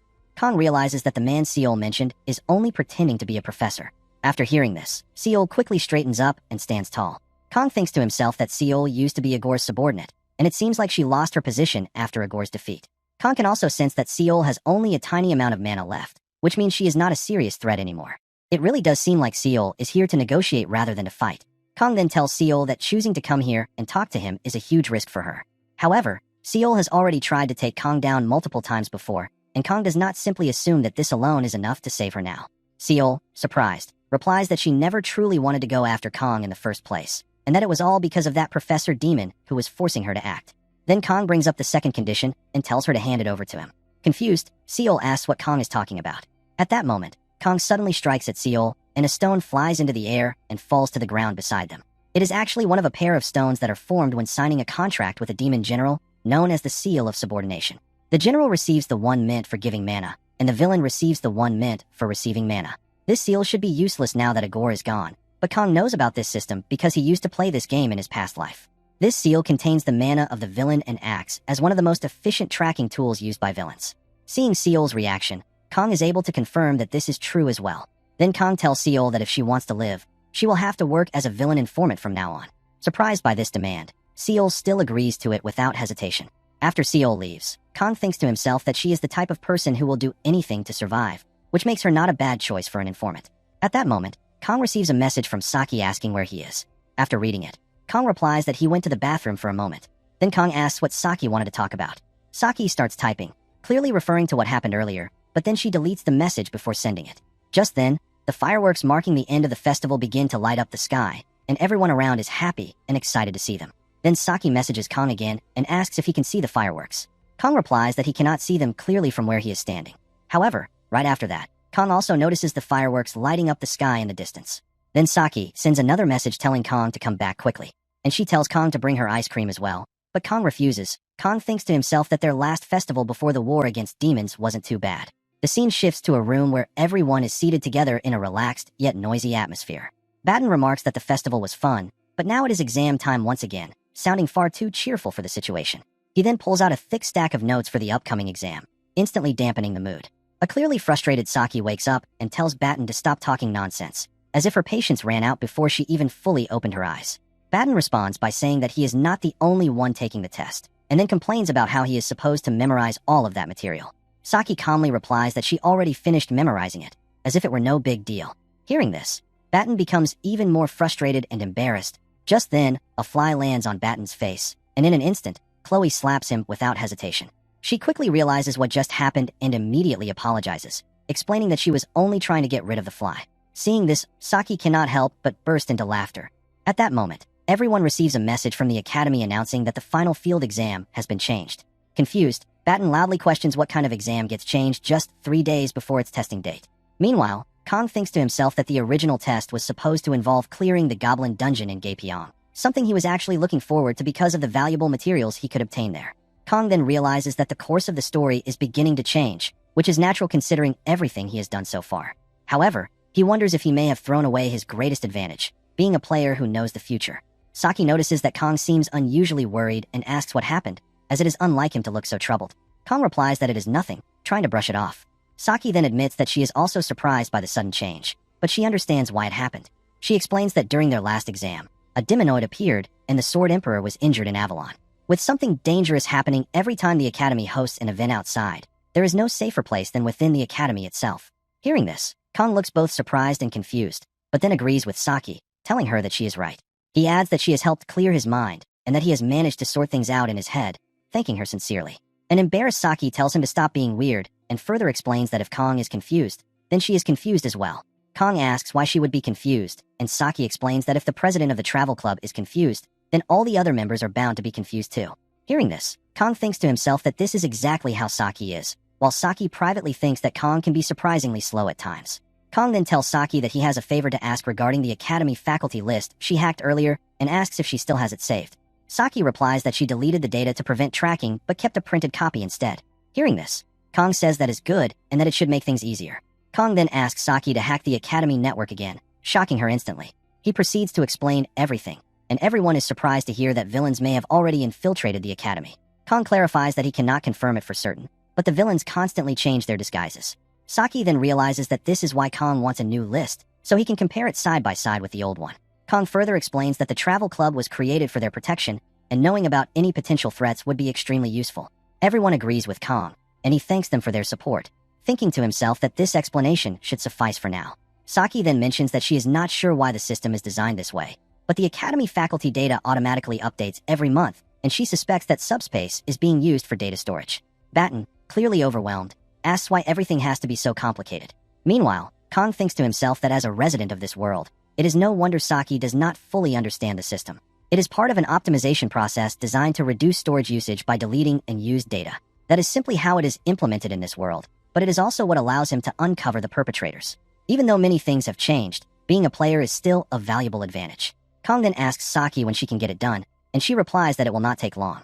However, she asks whether Kong realizes that he is putting all the work on her.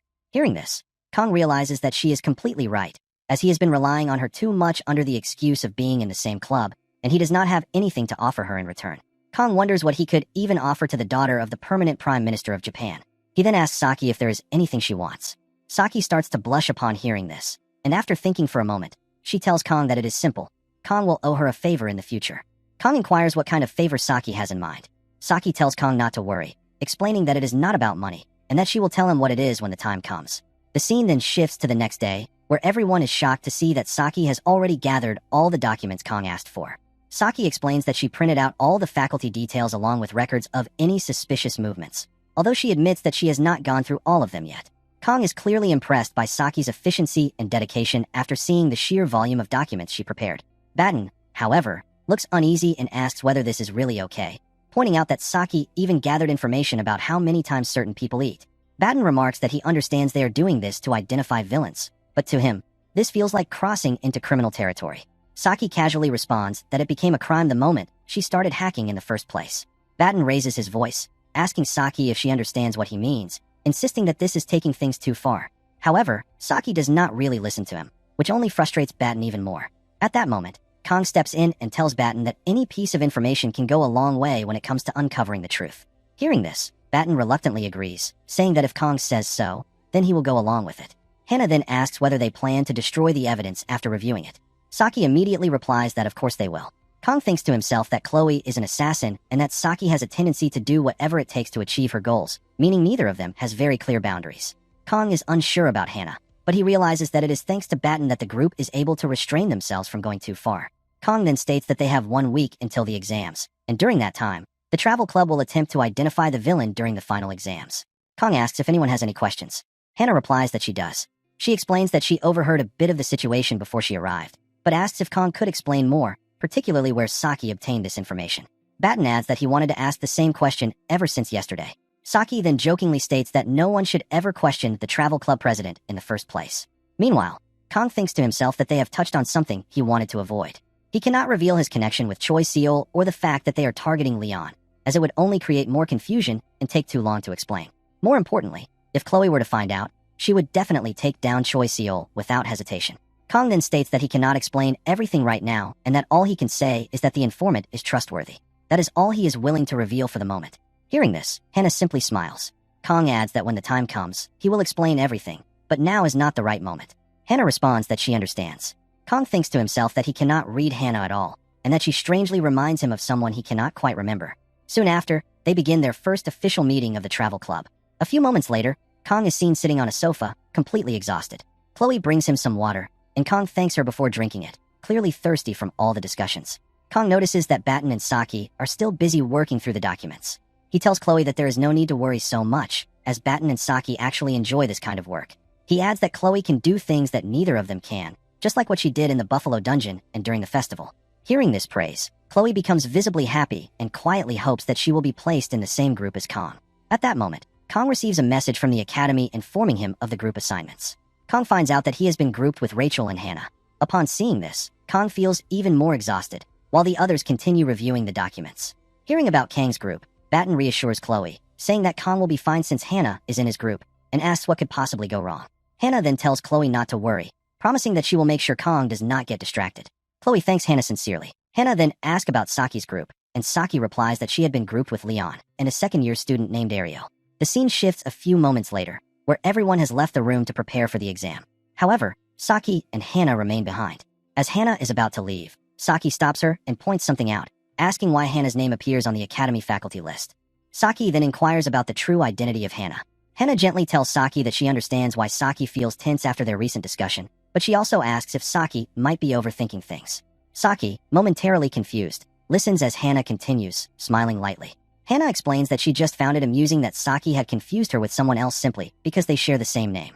Hearing this, Saki's mind drifts back to the work trip during the festival, and she wonders if she really overlooked something. No way, she thinks. The data was edited, that's impossible. After all, the subspace system automatically updates all records, making it nearly impossible to tamper with the information, and only the principal has access to it. Saki wonders if this could somehow be connected to the principal's media, but before she can dwell on it, Hannah reassures her that it's fine. Everyone makes mistakes sometimes, and Saki isn't a machine. Hannah further explains that she isn't sure how it is in Japan, but in Korea, it's quite common for people to share the same name. Hearing this, Saki nods, feeling a small sense of relief. Hannah stands up, noting that Saki had likely been on guard earlier because of their conversation about the villains. Assuming that the confusion has been cleared, Hannah prepares to leave. However, before she goes, she offers Saki a word of advice from her own experience. Men who are dull, like Kong, rarely understand hints unless they are expressed directly. Hannah smiles warmly and tells Saki that she is personally cheering for her the most, wishing her good luck on the upcoming exams. Saki, caught off guard, feels a flush of embarrassment at the unexpected encouragement. The scene then shifts to Kang's room. Kong is lying on his bed, thinking about the upcoming exams. He reflects that the changes to the exam are fine, but being appointed team leader, of all people, adds a significant burden. Thinking about Rachel, Kong realizes that he already has a lot on his mind. and now he has the additional stress of being in the same group as someone he is most uncomfortable with. He silently hopes that there won't be any complications.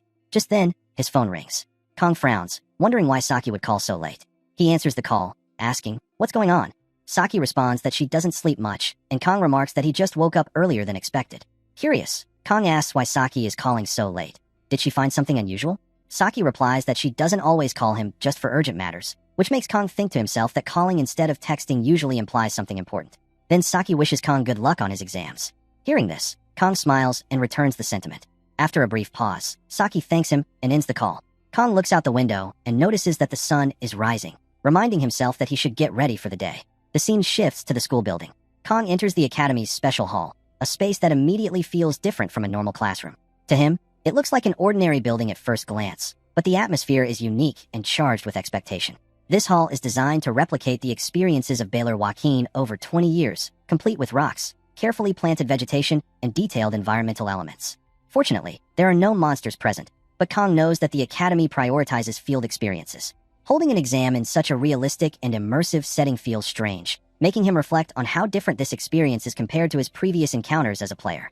At that moment, Rachel rushes forward and embraces Kong. Startled, Kong immediately moves to unsheath his sword, his instincts on high alert. Seeing this, Rachel quickly steps back, raising her hands in a calming gesture. "Relax," she says with a small laugh.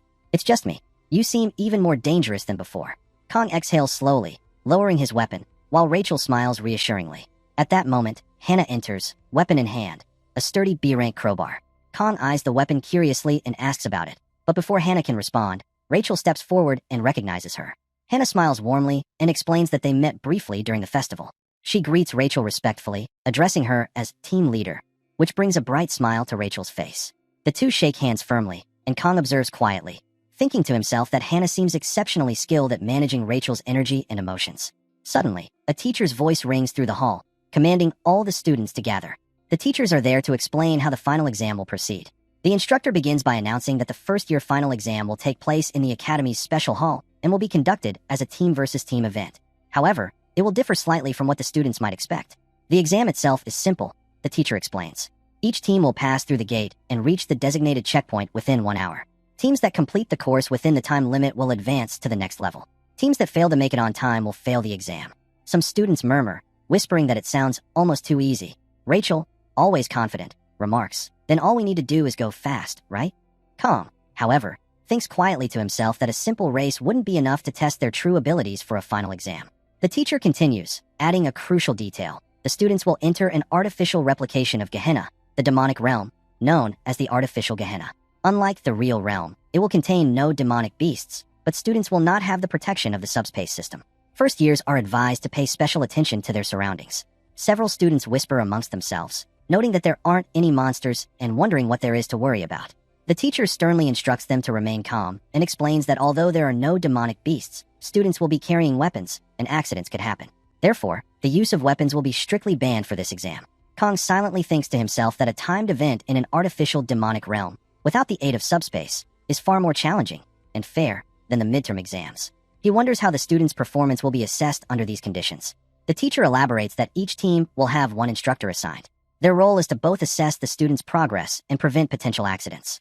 If any student wishes to withdraw during the exam, they must notify their assigned instructor immediately. The teacher then calls the instructors forward, and they step up to collect the students' weapons in preparation for the exam. Rachel mutters that the exam will likely be boring, wishing she could at least engage in some real combat.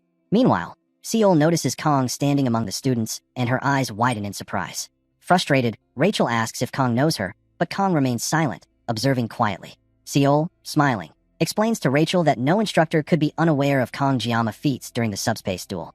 She then formally introduces herself, leaving Rachel both intrigued and slightly on edge as the exam preparations continue. Seol would be in charge of Kang's group for the exam. In her mind, she wondered why, out of all the students, she had been assigned to this particular group. It didn't make sense, and she felt a mix of confusion and frustration. However, there was no choice now. She had to take responsibility for her role. Meanwhile, Rachel, clearly irritated by Seol's presence, began mocking the instructor in a playful, yet biting manner. The tension escalated quickly as the two women traded sharp insults back and forth. Kong, observing the escalating bickering, finally intervened, raising his voice to remind them that the exam had begun and they needed to focus and move forward.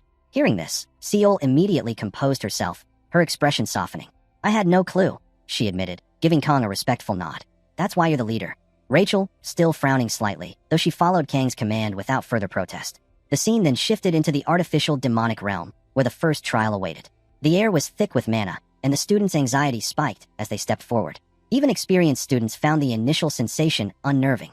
Seol and the others moved confidently, but Rachel, who had always relied on her raw physical prowess, struggled to adjust. She gasped for breath, clearly exhausted by the mana-saturated environment. Kang, meanwhile, assessed the situation calmly, noting the stark differences in how his teammates were handling the trial.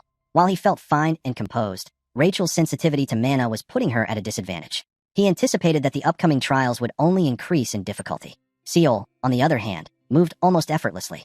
Her high mana affinity allowed her to remain comfortable and composed despite the oppressive magical environment.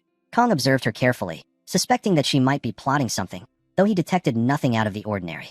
He also knew that with Seol's seal of subordination under his control, she wouldn't be able to do much against him even if she tried. Kang then checked on Hannah. She was managing the trial, but it was clearly taking a toll. Hannah acknowledged the difficulty, but noted that Kang seemed unaffected by the mana-heavy environment. Kang, reflecting on this, realized that Hannah's lack of natural mana affinity limited her ability to react quickly to changes in the trial. She was capable, but there was only so much she could do under these conditions. Kang also considered the larger picture. Villains had infiltrated deeper than he had anticipated, according to Seol, and while Hannah didn't appear to be acting suspiciously, he had to remain vigilant. With his sashimi knife back in Seol's subspace bag, he lacked a tool that would have allowed him to sense mana levels directly. While this limited his immediate ability to respond, Kang knew he could rely on Seol's tracking skills if needed. Turning his attention to Rachel and Hannah, Kang asked how long it had been since they entered the first gate. Rachel, clearly exhausted, was slow to respond, so Hannah spoke up. It's been 25 minutes, she said. Kang did a quick mental calculation. They had only 10 minutes remaining to complete the trial. Both Rachel and Hannah were struggling, losing precious time, and Kang's concern grew. If they didn't maintain their pace, failure seemed inevitable. He thought to himself that if he had his sashimi knife, he could directly sense mana to guide the group, but for now, he would have to rely on strategy, observation, and Seol's tracking abilities to navigate the trial successfully.